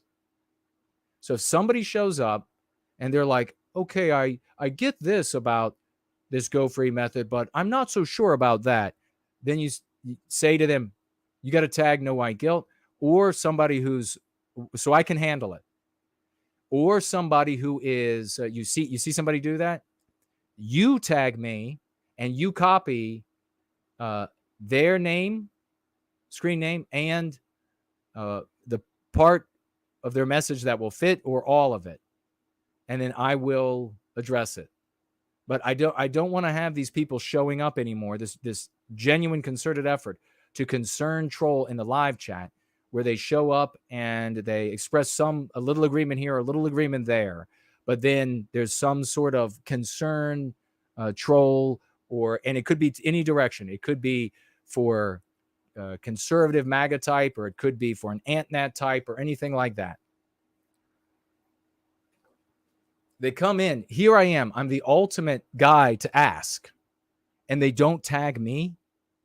Really? I mean, could you make it any clearer that you're just trying to run people off? Could you make it any more obvious? Here I am. You can tag me with your question. If you don't understand, you can tag me with your question. I'm the guy to ask. If you're showing up and you're expressing concerns and all of these sorts of different things, and you're trying to do it under the radar, and you're taking advantage of the moderator's kindness, then we got to find out who you are and ban your ass.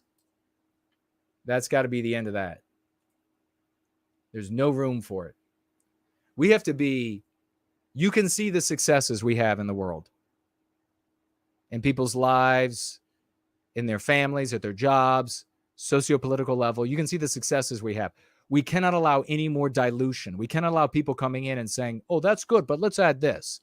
That's good, but let's add that. No, how about you? And we got it figured out. It's working. So stop trying to come in and or co-opt something of what we're doing and add it to your garbage. I mean, if people are going to come in and co-opt something and then repeat it elsewhere, ultimately it's us sort of infecting them. But when they show up and they're like, you should really do this, and trying to convince people in the live chat or in our different groups and our different threads, well, this is good, but this could be added for these reasons. No, if that worked in the past, it would have worked. So stop suggesting shit. You know, it's like you're coming to med school to learn how to be a neurologist and work on the brain stem. And you know nothing, but you're saying, or you're using like medical books from 200 years ago. And you're like, but it says here, and maybe we should try this. I understand that spilling milkweed on the brain stem had some salubrious effects in the past. No, shut up. You don't go somewhere that's working and start trying to tweak a little bit of this and tweak a little bit of that. That is the sign of subterfuge. That's the sign of subversives working their way in, and by these little criticisms, endless little criticisms, damaging what is pushing back against anti-whiteism. So, and because we are so successful, because there are families, children, fathers, mothers, singles who benefit so greatly from the Go Free method, the effect it has on their minds, their psyches, their souls, their health, their ability to magnify and project their influence in their world around them. Because of that, we have veritable kings on earth like BD50, who just testimonially financially gifted 50 white well-being dollars. Let's give it up for the one and only Dude Bro Moment. Again, show after show, stream after stream, gathering after gathering, working class man financially gifting $50 and more when he gets overtime. Is that because things aren't working? I mean, maybe Dude Bro Moment is saying, whoa, over 2 million people in 10 days getting the lexical and dialectical power, just passing it out there, promulgation in a beautiful way to the masses, changing everything. He's smart enough to see that that's something we should continue. Not showing up and saying, you know what, this is good, but really what he should do is he should tweak this or tweak that. God bless you, brother. Let's Give up the raucous emojis. You know how we celebrate. 95s for this king of the West. Dude bro moment. 50 white well-being dollars. And he says, for white well-being. Only a true champion.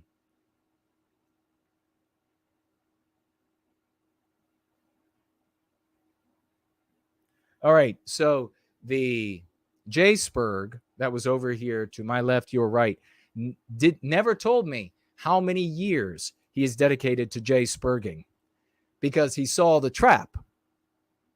He's been losing. He's been wasting his time for that many years. So he didn't want to reveal it. He didn't want to say, oh, I've been doing this for 25 years. I've been saying negative things. Run off all the good people in my life. I'm only left with the people awful as I am.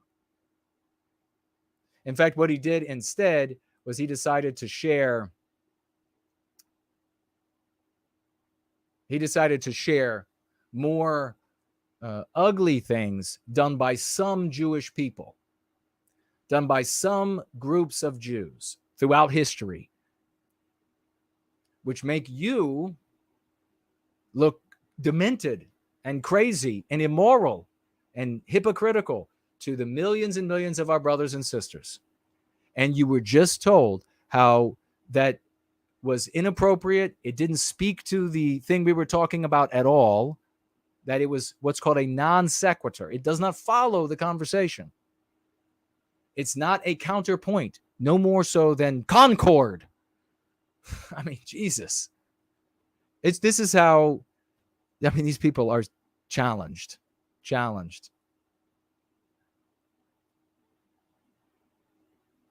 Let me tell you some more awful things about what some groups of Jewish people did throughout time. Oh, really? Well, then you're doing this and you're failing, and it's always failed to serve white well-being. Well, let me tell you some more then. I'll tell you even more now. You're doing what is harming you. Well, then I'll tell you some more. Let me just tell you a few more. I'm going to tell you a little bit more. Good God. Coppermint something. Coppermint, maybe?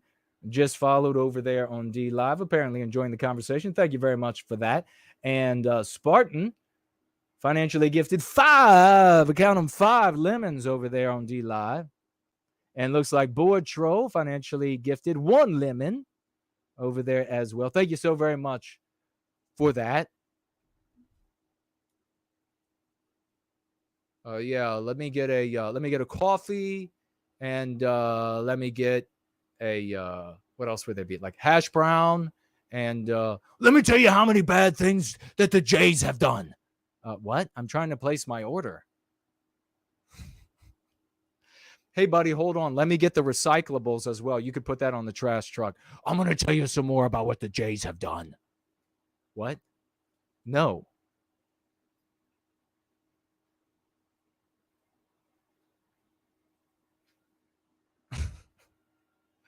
Hey, the great Fornell is here. Wonderful to see you, brother.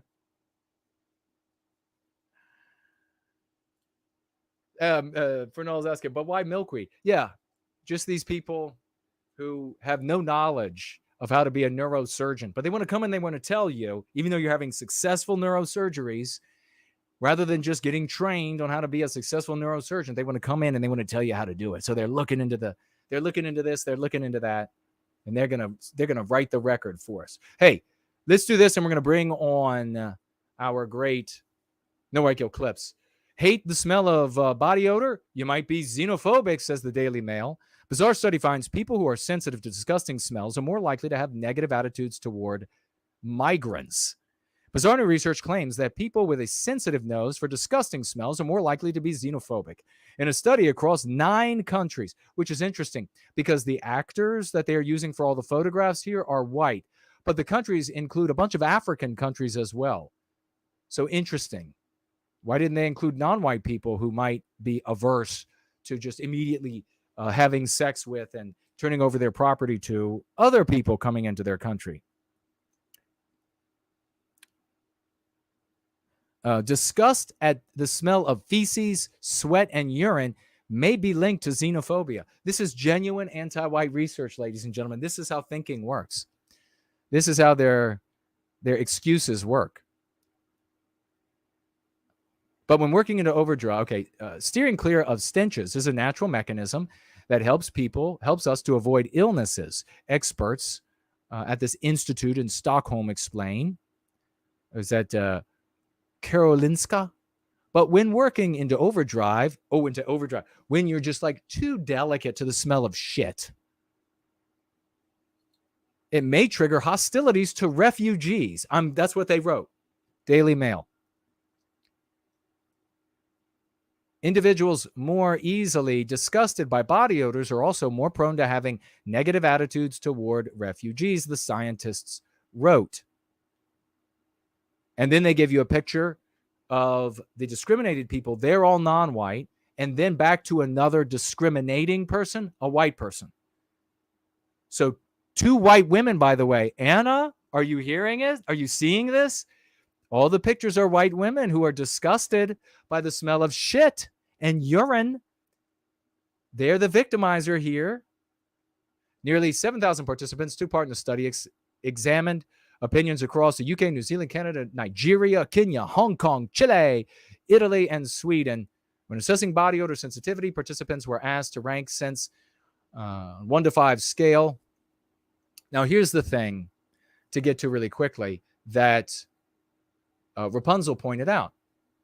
This is how the propaganda works. The anti-white propaganda works. Daily Mail runs another article about body odor. This is recent, and this one is also fairly recent. This one's also recent, March. Is this the key to curing social anxiety? So, before running this one, to tell you, I want you to follow this, and I'm going to bring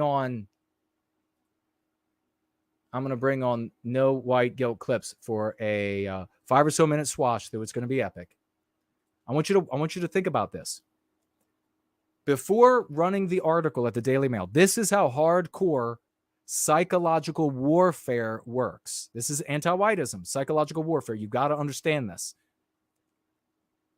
They just run this article about if you have a problem with body odor, and they just leave it there. They're not pointing out in the headline, also included is the smell of feces, urine, etc. If you have a problem with it, then you are an awful, horrible person. You're an evil person. And here are your white models.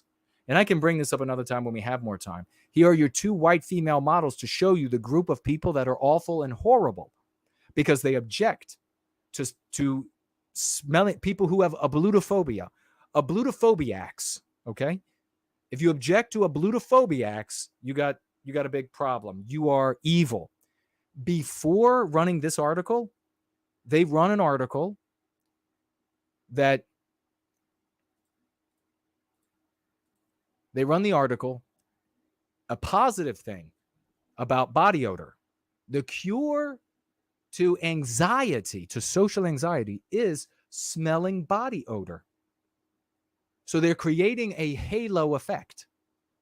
Do you see how they're doing this?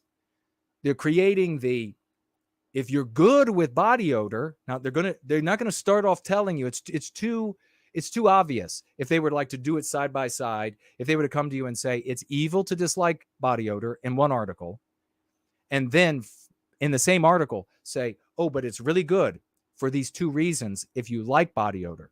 That's too ham-fisted. That's not how psychological warfare works, okay? Before they tell you it's evil to dislike body odor, they tell you it's good to like it, halo affecting it. It can cure you of social anxiety. This is a big problem. When you ask people to rate what they are more afraid of, public speaking or death, people say they're more afraid of public speaking. That is social anxiety. This is a ubiquitous problem for people to various degrees. You can cure this, though, if you like body odor. They're not throwing in the whole feces thing. If you just like the smell of other people, if it smells strange, If it smells, if that refugee coming to your country smells strange, that's good, because that will cure your social anxiety. But before they even haloed a positivity with it curing you of an ailment that you will be suffering from to one degree, they ran another story, another positive to halo affect this. This is really demonic, how the psychological warfare works. But we have our finger on the pulse. Before even the social anxiety, they ran the article on the same Daily Mail, enjoying, here's the title, enjoying sniffing other people's body odor? You may have an unusually high sex drive. So talk about the penumbra, this halo, the halo effect on body odor. They come to you and they tell you in the articles in the same, and I bet you we can find this being presented in various places the exact same way. If you like the smell of body odor, which, and we all know this, I grew up in Northern Virginia, where every group of people from around the world was present, and the vast majority were good people, were great people, moral people, honorable people, law-abiding people, people who wanted to contribute, okay? Fact. They all smell different. And we, white people, have a smell to them. So I could say I could go into one house, into the next house, into that. They all have different smells. What the anti-whites want to convince the white people of is if you like their smells, then you are one of those people who just have a high sex drive, which is seen as a positive, of course. It's a twofer as well, because then they get you thinking about sex while smelling non-white people. So if you are in the presence of non-white people and you smell their body odor, you smell the aroma coming off of them, and you claim to everybody that you like it, then you have a high sex drive. And if you smell their body odor and you have some measure of anxiety, well, then this will cure it. Their body odor will cure your anxiety. And if you object to their body odor, well, then you are the devil, who is known by these various names: xenophobic, racist, etc. You can clearly see the machinations of these evil anti-white psychological warfare operators preparing you to adopt anti-whiteism and ever increasing anti-whiteism by way of this stratagem. You can clearly see it now. You have to push back on it for what it actually is. How will PragerU address this?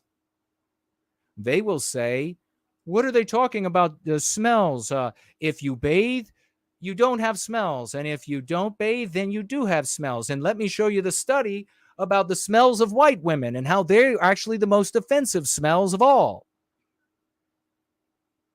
They'll do things like go after the study and say, is it really legitimate that if you like body odor that you have a greater sex drive? Boy, these leftists, these wokies are crazy. How could sniffing BO make your anxiety go away? Let's talk about that.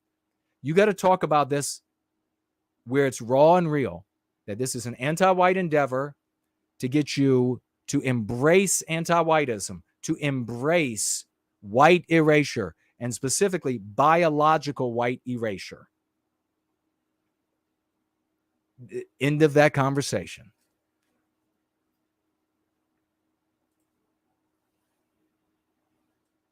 And on that note, ladies and gentlemen, get yourselves ready for one of the most epic swash through gentlemen of all time. No white guilt clips.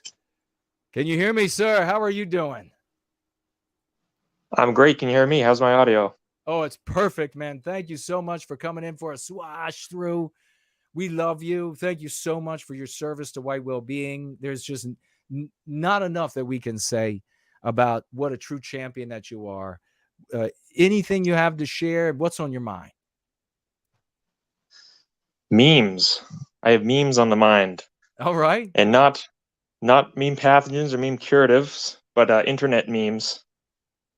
So, oh, by the way, I just wanted to say hello to Mark Dice. I hope you're enjoying the show. Yeah.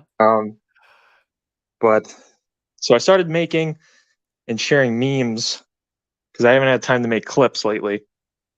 And I discovered that unlike video links or clips, people, vags will actually like and share memes, especially if they're funny.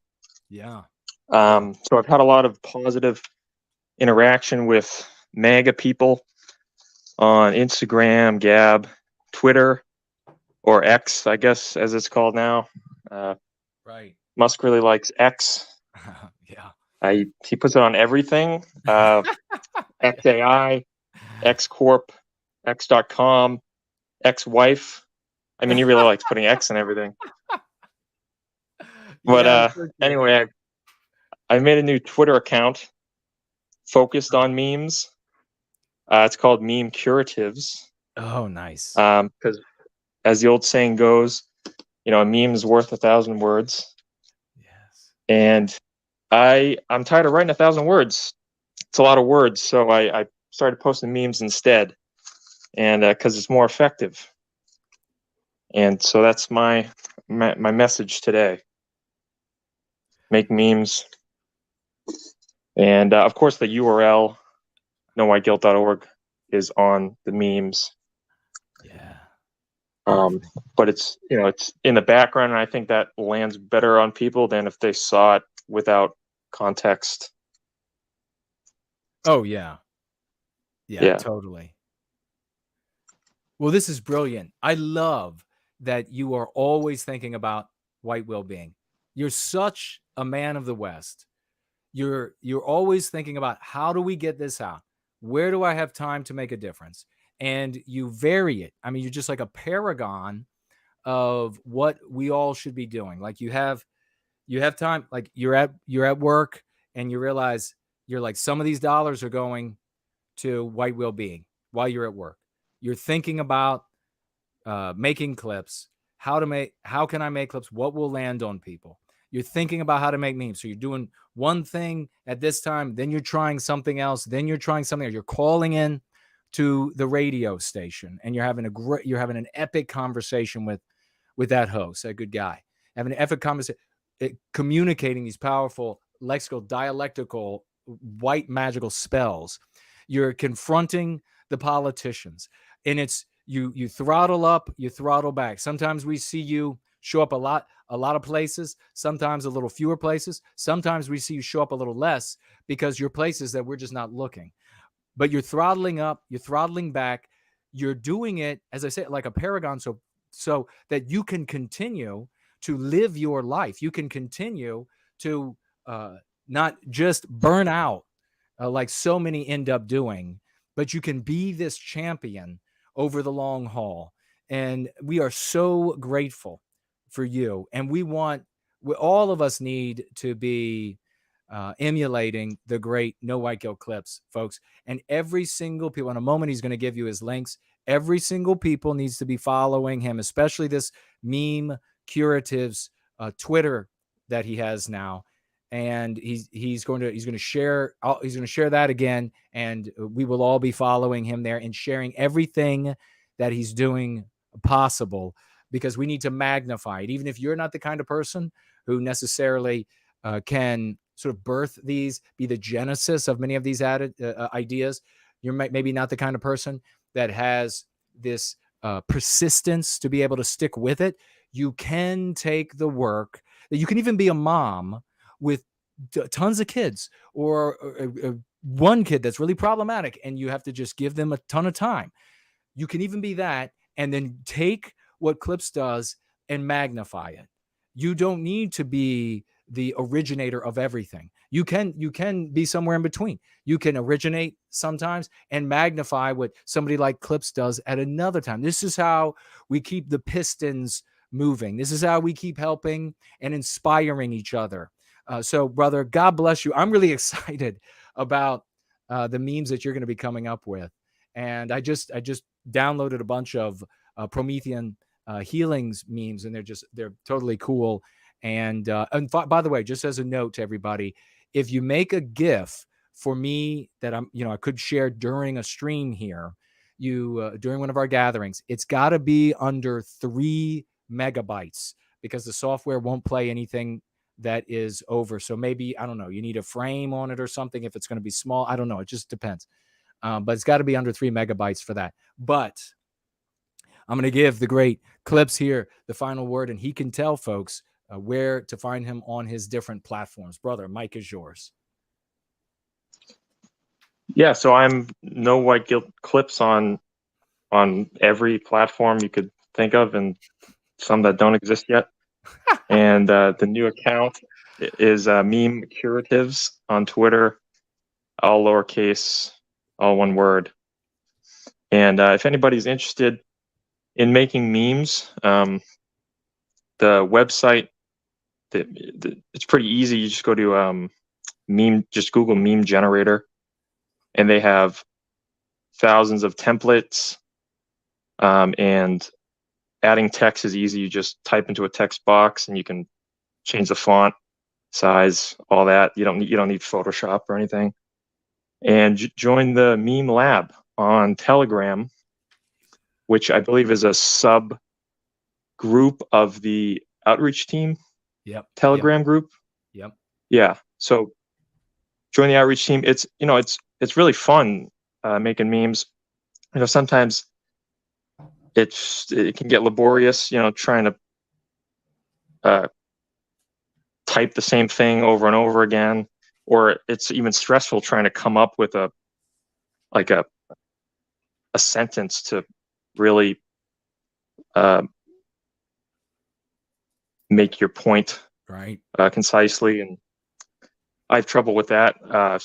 So I just try to make a meme about it that encapsulates my point, and then you can just send it. Like when somebody posts on Twitter and a new tweet, you can just get in there right instantly, send that meme, and it pops up huge on the phone screen. Nice. And people will definitely see it, and if they like it, they'll retweet it, and they might not even realize that it's nowhiteguilt.org on it, and so they'll share it with people who they wouldn't have if it was just like a big sign that said nowhiteguilt.org on it. Yeah, so that's really it. Thanks for having me on.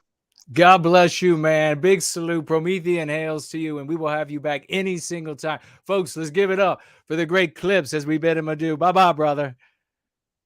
Bye, Promethean hails. Promethean hails. Give it up for Clips. Epic swag for this guy.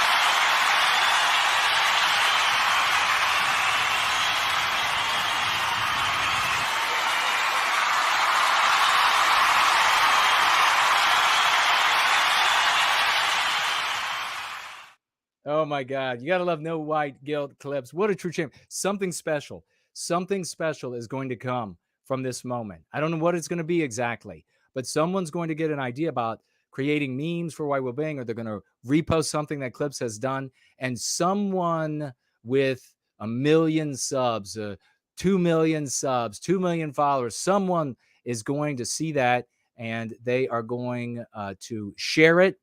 And they'll know to one degree or another that it's good, bad, or indifferent for their position. And folks, it's going to bring a great many people to redemption. 15 seconds. We'll be right back.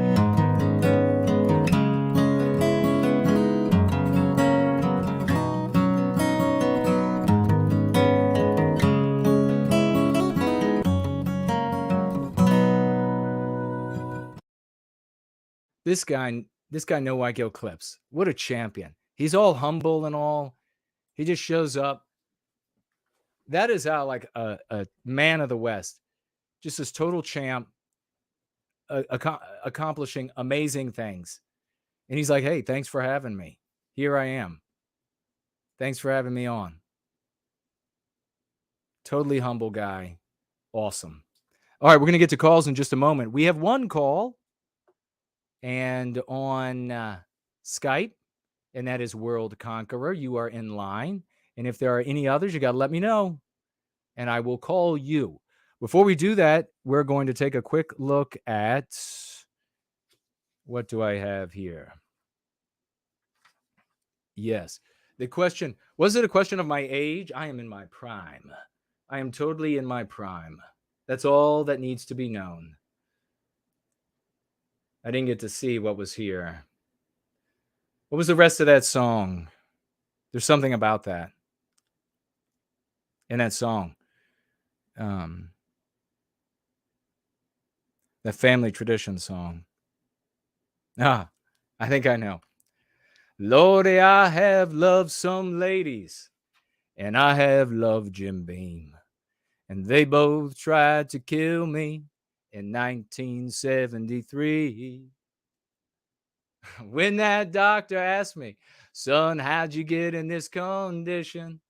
I said, hey, Sawbones, I'm just carrying on an old family tradition.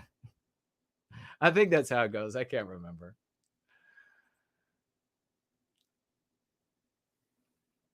Ivan says, Jason's in his 70s.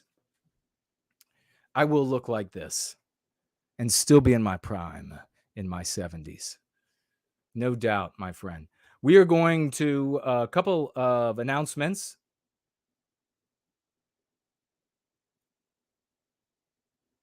When we have big successes, like that girl that Franklin got to, Ekpundabi, like that, like the guy, what was that guy's name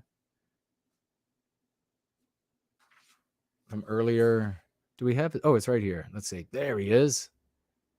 There he is. Devin Gibson. When this happens, when these big things happen, please save the videos, screenshot it, put it in a folder on your phone, on your computer. We need to be saving these things. When we focus on a content creator and we get the results we're looking for out of the content creator, we need to be keeping record of it, because you can see the kind of people that are out there that'll say, you didn't do anything. You didn't do anything. They said it couldn't be done. And then when it's done, they say you didn't do it.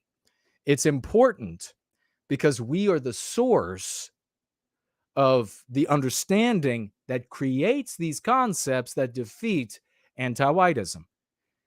You can't just take it's like the tribe in, what was it?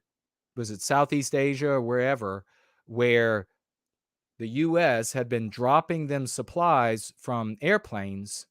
They built an airfield out there. They dropped supplies. And as long as the tribe was helping them in the war, and then when the U.S. left, they decided to build like a mock runway and airplanes out of like stones on the ground to try to get it to come back to drop food and things like that again. If somebody takes these spells that we create and they go and use them, that's a wonderful thing.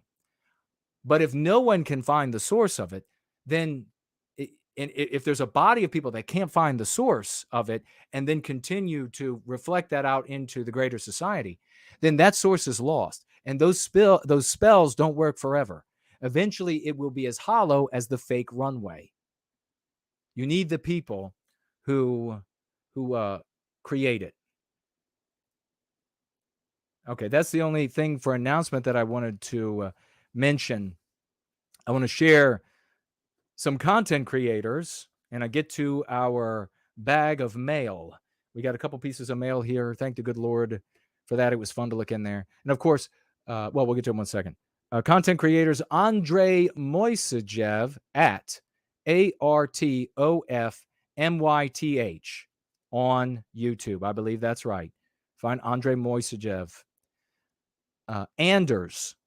He's got the game Blood and Thunder, and that's over on, I guess that's itch.io.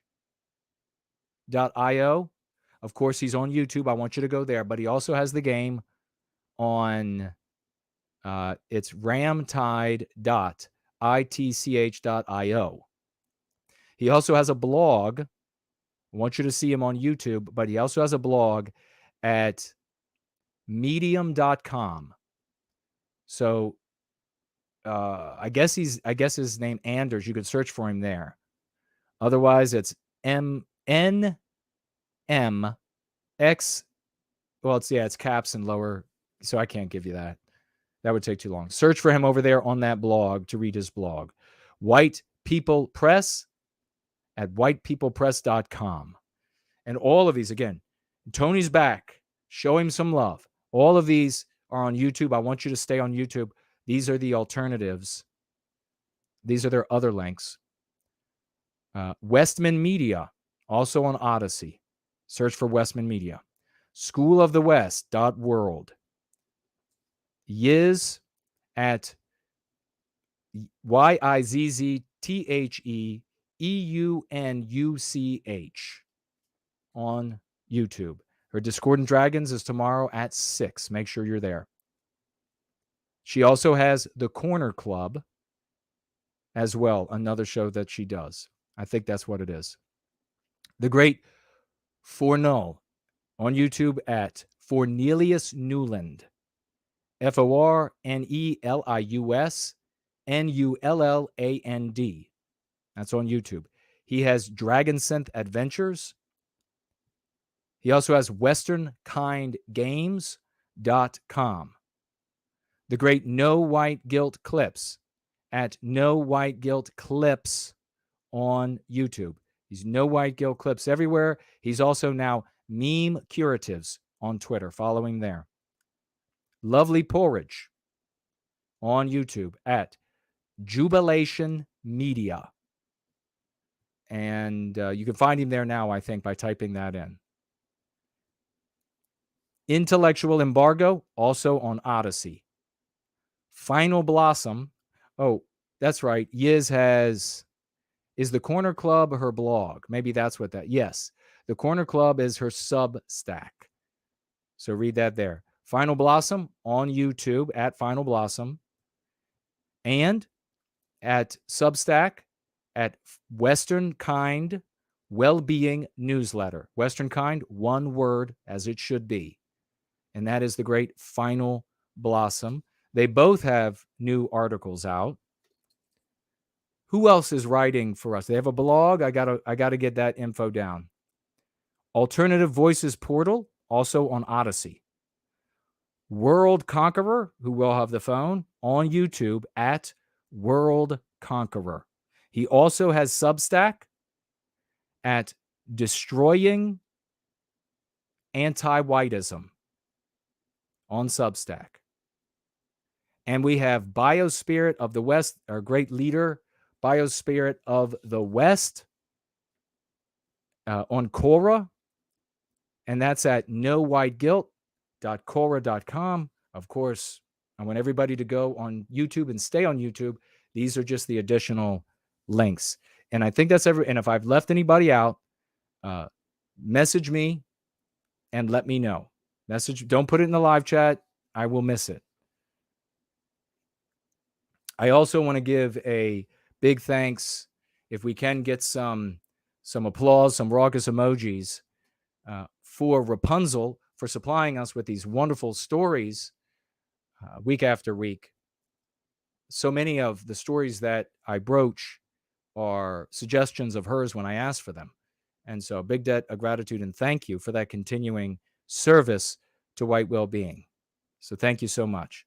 In the mailbag, thaumatological mailbag, we have, of course, the great Elaine Sabatino's letter from last week and these wonderful, many wonderful gems that she has created. And if you would like to get your hands on one of these gems, then all you have to do is go over to nowhiteguiltcollectibles.com. And when you acquire anything there, you will get something from our dear Elaine Sabatino. And she shared in her letter the part that I've read so far about reaching out to those people in IRL that we celebrated. We celebrated that at the very beginning of the gathering, and it was a glorious thing. God bless the great Elaine Sabatino for the hard work that she's investing in putting an end to the victimization of Western kind for the benefit of everyone of all races and backgrounds who live in the West. Thank you very much for that. We also have in the mailbag, the thaumatological mailbag, we have here Doug, and we read and we celebrated Doug in the swashbuckling segment as well. And we're going to get out some raucous emojis for Doug. He also financially gifted 30 white well-being dollars, 30 of those dollars to the protection of white children, to the ending of the victimization of our people, to the creation of more people like Elaine Sabatino and No White Guilt Clips and Franklin and Azimuth Clark and so many others that are taking this message, that are putting it in the hands and in the mouths of people who have big audiences or who are on their way to great big audiences. Maybe we spoke to one this past week, on the way to having great big audience, and will now have had this contact and will be able to spread this white magic and put an end to the victimization of our people across the West. So God bless you, Doug. Thank you so very much. And he says, "Hail, Jason. You are at your best." He says of himself, busy, dropping everything, writing to you. He's writing, by the way, and I mentioned this earlier, he's writing to police departments about anti-whiteism and named or a police department and companies that you know the names of. He's writing snail mails about anti-whiteism, dropping the lexicon in there to empower them.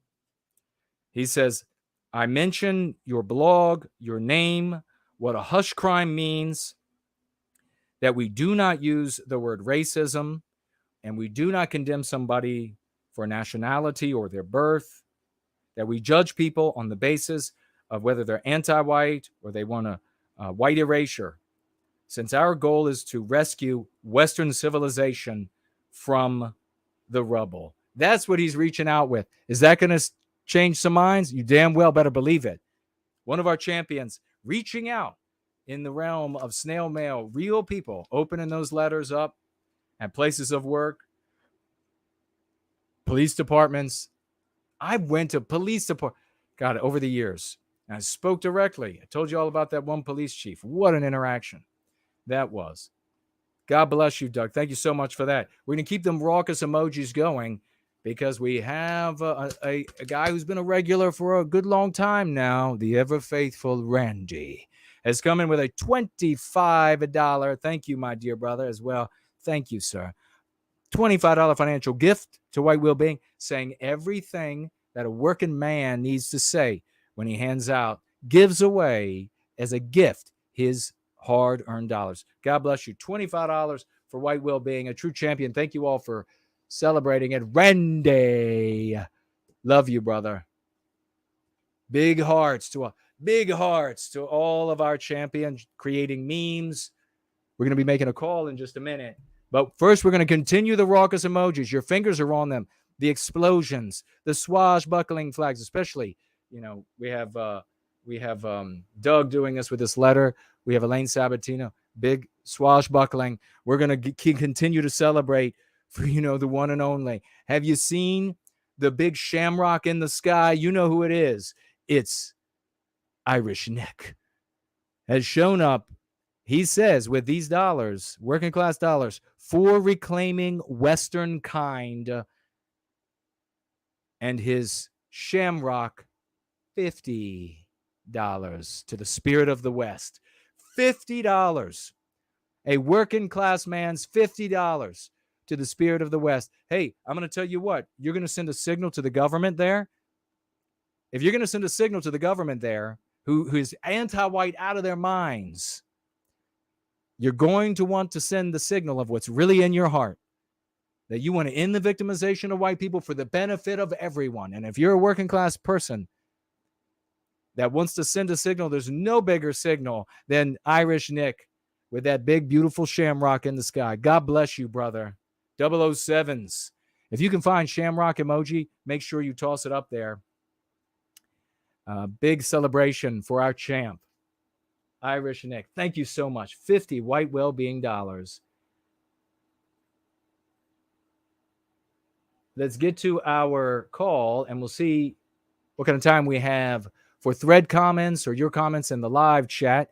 World Conqueror, here comes the call right now.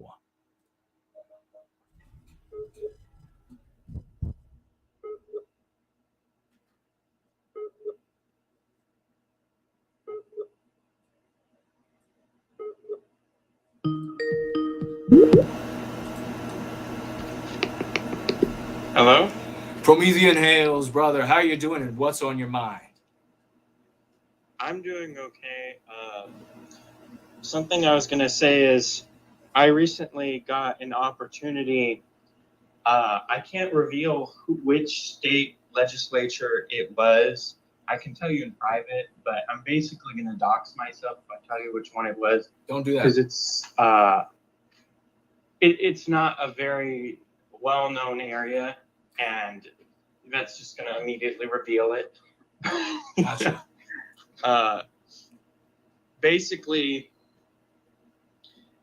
when I was talking with this state legislature, I decided to go a sort of, instead of just outright saying, oh, do you oppose anti-whiteism? What I did was I asked this lady, have you ever been called a white supremacist or a white nationalist or any sort of blah, blah, blah, because you opposed something or you didn't like something that you felt was wrong? And she said, oh yeah, during, I think she was talking about the George Floyd thing, but I don't remember which police attack or alleged attack she was talking about. But she said, after this police incident, right, there was this bill and it was like white police officers, literally says white police officers in the bill, can't do this, can't do that. Wow. Can't do this, can't do that. And of course she was in the anti-white narrative, so she used the word racist to describe it. But, in all fairness, she knew it was wrong, but she didn't really have the words to describe it. And I told her, well, when they use the word racist, they don't actually care about black people or Jews or whatever. What they're saying is that you're a person who cares about Western civilization or, not victimizing white people, and therefore you're a bad person, or you're just white, so you're a bad person, right? And so you should probably just describe when you see one of these things that you feel is wrong towards another, ethnicity or race or your race or whatever, you should describe it as anti-Hispanic, anti-black, anti-white, anti-whiteism, And she said, that sounds like a good idea. And we had this. It's awesome. Sorry, I gotta go. You gotta roll? All right. We had this longer discussion, but basically, I asked for her email in case I had any bill proposals and stuff like that, and it went okay. It went pretty well.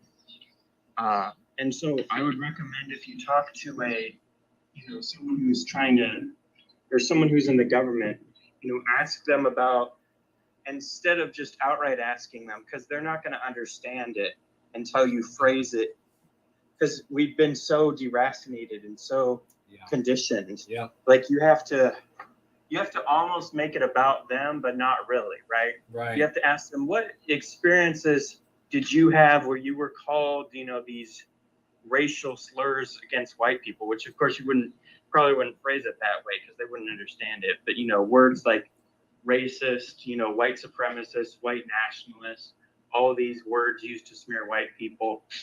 And then, you know, once they say, oh yeah, you know, I opposed this bill and blah, blah, blah, you know, you explain, oh, well, that's because, you know, this is a smear term and it's pejorative, right? And that, I think, is a great way to reach people, because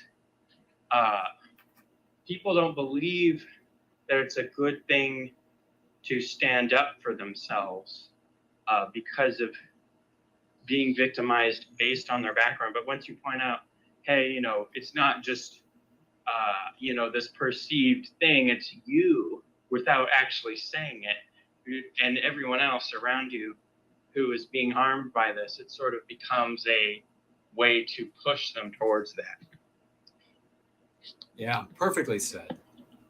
Perfectly said. And the last thing I was going to say is that with,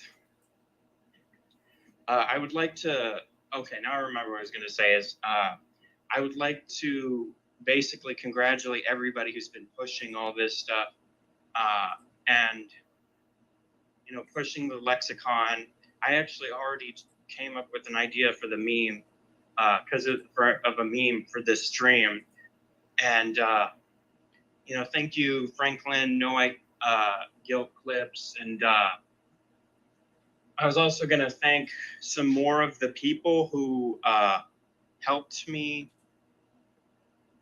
push, or not push the lexicon, but like not create the lexicon, because they already did it, but have it in other languages. Mm-hmm. I think one of the people who created the word anti-white in Spanish was Nocturnia.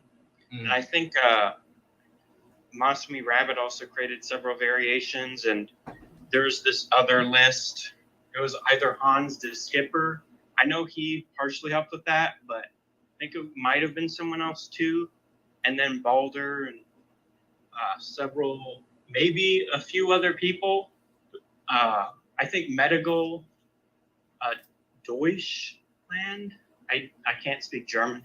Okay, no worries. But cool. Basically, I think that, oh shoot, I forgot what I was going to say. Well, you were thanking them for their contributions, and that's really Right. commendable. Thanks for reminding me. Yeah, I am. I appreciate all the help with that stuff. And something I would say is that it's getting. Something I've noticed is it even there was a little bit of this being pushed before, not before you, but before you know, you started doing the streams, and I actually couldn't believe it. I don't know if I told you this. There was this guy in South Africa. This was 8 years ago, and he was actually a friend of that lady. So it's very possible he learned this word from you. So he was a friend of Annette. It's either Annette Anneli or Annette. I forgot. You know, rest her soul. Yes. Kennelly, yeah.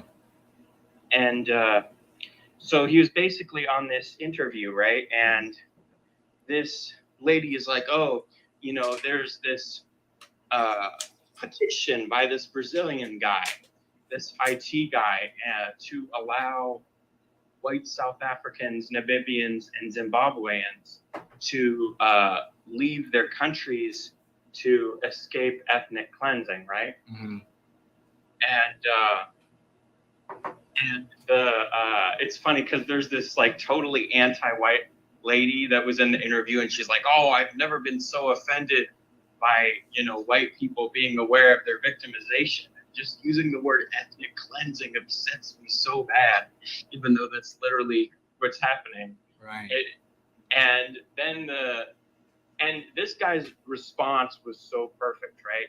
It was almost perfect. It might have been perfect, actually, because he said, you know, that might be an exaggeration, but at the same time, you know, there's all this anti-white animus, and the European governments fund it. You know, they clearly don't want us to have a future in this country.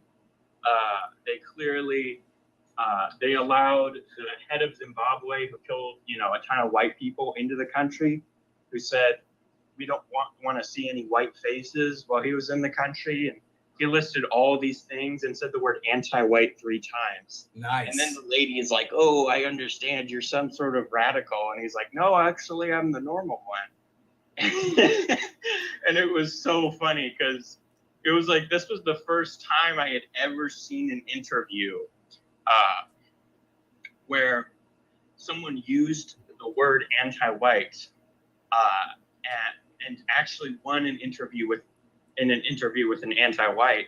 And fantastic. It was crazy, right? Because this was in South Africa, and I didn't even know this was being, pushed in South Africa already. And their video had like over 100,000 views.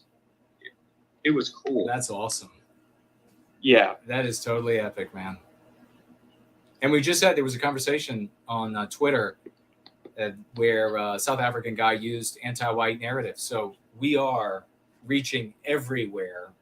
And I pushed hard. And there was a good woman up in Pennsylvania, I think, that was really helping a lot of South Africans. And she helped getting the lexicon to many of them many years back. I hope she's still doing good, and I hope they're having success there. But yeah, man, great news. Great news. Thank you so much for calling in tonight. And you are always welcome, brother. Yeah. The last thing I was going to say is I actually almost didn't finish the interview because I was so, like, this lady was like literally a witch. Like, she was so annoying. I really hated her. But that's the last thing I was going to say. All right, man. Well, very cool. It was great having you on. The Promethean Hails, and we'll talk to you next time. Promethean Hails. Have a great day, everyone. And thank you for all the hard work you've all been doing. Oh, I thank you for that, brother. Bye-bye. That was very Slotzian of him, wasn't it? Very Slotzian to thank everybody there and to be giving credit out. So well done. World Conqueror just gets better and better every time he calls in, doesn't he? So you can have a starting point, and then you just grow from there. He gets better and better at sharing his ideas, and he's doing great work, and God bless him. Thank him for that. And definitely a big Promethean Hails. We have Lunder here saying we need a white wellbeing library, a library that keeps tabs on dates and names of when someone goes free, who did it, for exactly the same reason you just said. Thank you for that, brother. We absolutely do. And scrolling through as I stroll through to see if anybody has tagged me. I'm not seeing any tags, any other tags. Franklin tagged me and tagged and Toning Son. Is that somebody in the live chat now, or is that the person that World Conqueror was talking about? Somebody in the live chat. No, it's somebody in the live chat. That is, he says, how strong do you suppose they will be in their numbers? At Franklin, and will you call it failed methods if they're able to crush you under their weight? Okay, so this is a troll. This is somebody trolling, like we were concerned trolling. Is that what it is? Do you suppose we don't have to form? It says you suppose they're going to come and destroy your organization. So it sounds like this person is an advocate for tough talking. Thank you, Franklin, for doing exactly what I asked a little bit earlier, which is to bring my attention to folks when they show up doing this, because it is some concerted effort, whether it's of an individual or a group of people, to run people off from white well-being. And so they come in with these sorts of questions and concerns and et cetera. And so now I can speak to it. So this is it sounds to me like, unless this person wants to correct me, tough talking. So in other words, one of these days, we're just going to have to fight it out with them. And if you're not talking about fighting it out with him and preparing to fight it out with him, then you're not doing anything.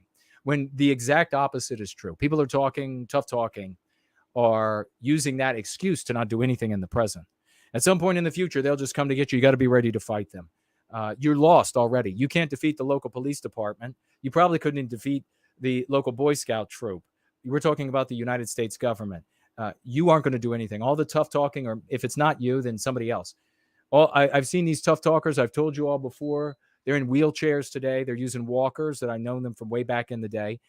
Their tough talking enabled them to give an excuse to do nothing all along. And that's where they ended up. Now they're at the part of their lives where non-white people are taking care of them, and their tough talking has vanished. Their strength has gone, and they're on medications just to keep them going. Tough talking doesn't do it. It won't do it, has never done it. And it only gets you and your family and your friends into trouble and in jail. We just saw that with Patriots Day. All these tough talkers that did nothing, and then they retreated to, what was the Italian restaurant in Northern Virginia? And they're all going to jail now for the rest of their lives. So it does nothing. It accomplishes nothing. They'll come and they'll destroy whatever organizations we make. Well, the same thing would hold true for you in your argument. But we're not making organizations, because by changing the concepts that our people use to understand the world, key concepts, we change the story they live their lives in. That means they'll be in the organizations like the military, like the police departments. There'll be the creation of organizations beyond count. So what we engender here is a resistance to anti-whiteism that is unfathomable to the system and also infects the system. So if you can't understand that, and you want me still to operate on your mother since I'm the brain surgeon, then I'll do it and I'll save her life. Or you can get involved and kill her. It's up to you. If I've misunderstood you, then I've spoken to another argument that people regularly make. We have so many champions, and we're running out of time tonight. Oh, the great Dude Bro Moment is in the live chat. First last, apropos, stating tough talk is on your arrest warrant. It is exactly. Johnny Johnson, can we create an ADL for whites?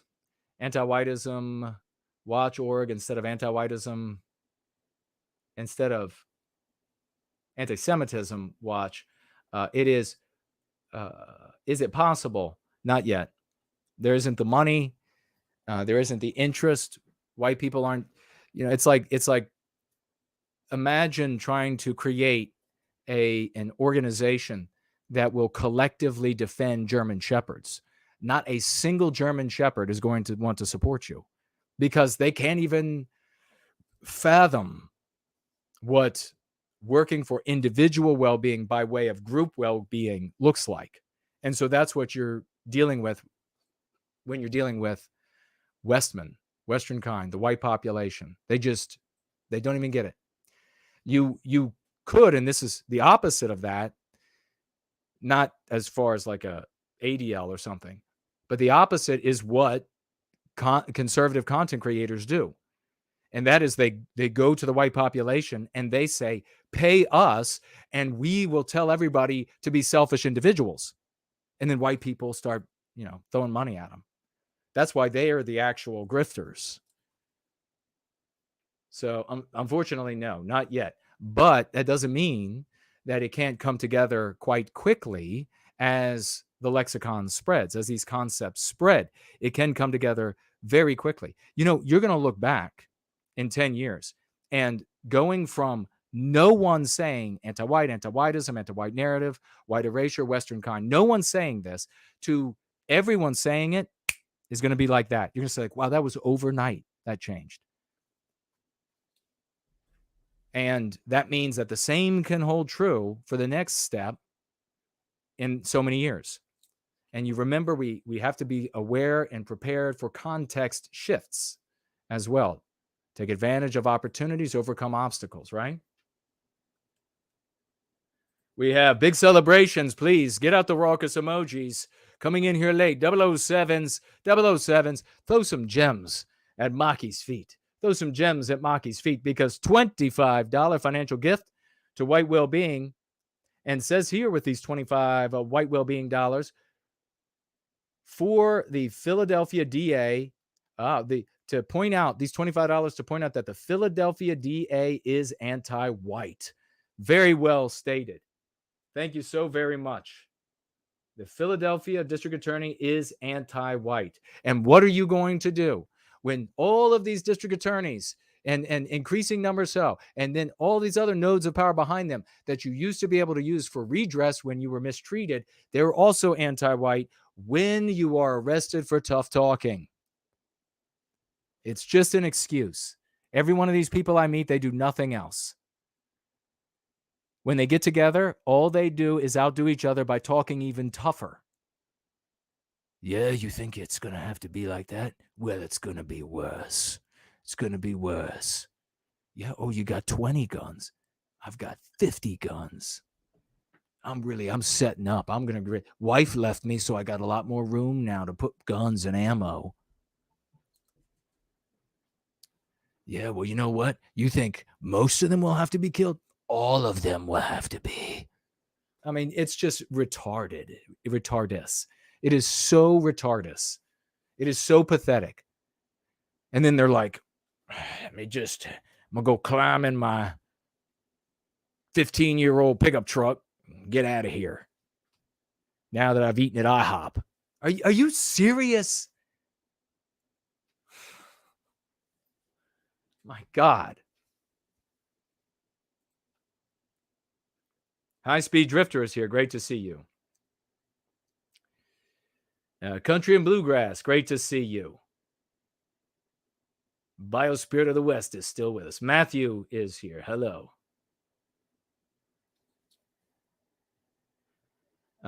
Making Conk.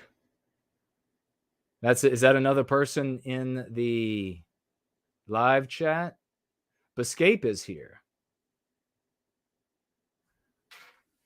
Let me see.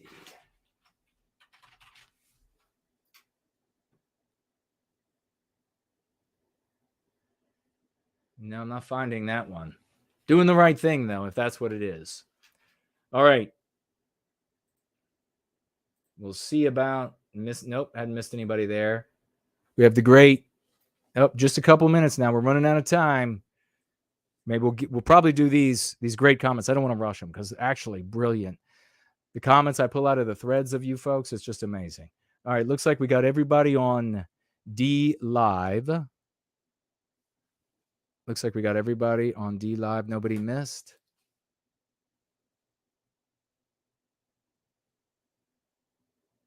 And Sadie maybe says, oh my God, diamonds. Somebody gave diamonds maybe. And over here on the Odyssey, looks like we have everybody. Oh, look. The Juiceberg over there says, oh, yeah. And he spells he uses the Jewish last name Cohen for me. What an argument. That's original. So original. Big guy, you are so original. What an argument. Says I'm a gatekeeper. No, they're the gatekeepers, right? Oh, okay. He also says that thinning and graying hair is not in your prime. That doesn't happen in your prime. Well, my friend, I wasn't talking about the hair. I was talking about my IQ, my nosebleed IQ, my athleticism and statuesque physique, and my prowess at lovemaking. In these areas, I am in my prime. You, however, will be a loser to the dying day. And that, my friends, it looks like we are blank on entropy. That's how you smack down. That's how you smack down J-Spurgs once and for all, instead of just doing the right thing. You know, why not do the right thing? First Last says, you can tell Jason isn't Jewish. No yarmulke. Yep, I made these nice arguments to you, and you decided to smack my hand away, and then say the totally original. Jason is Jewish. Jason is a grifter. Jason is a gatekeeper. And wow. Good for you. Good for you. All right, folks, we have had a glorious, I think we've covered everything. We have had a glorious evening, a glorious gathering on this Sunday. I expect all of you to go out into the world. Let's make the next 10 days another 2+ million touches for the lexical dialectical power of white well-being. You, my friends, are the author of this story. You are the sorcerer or sorceress at the top of the tall white tower, casting these spells into this dark world of thunderheads and ugliness. You are the reason we are going to recapture our destiny. I love you all. Let's go free.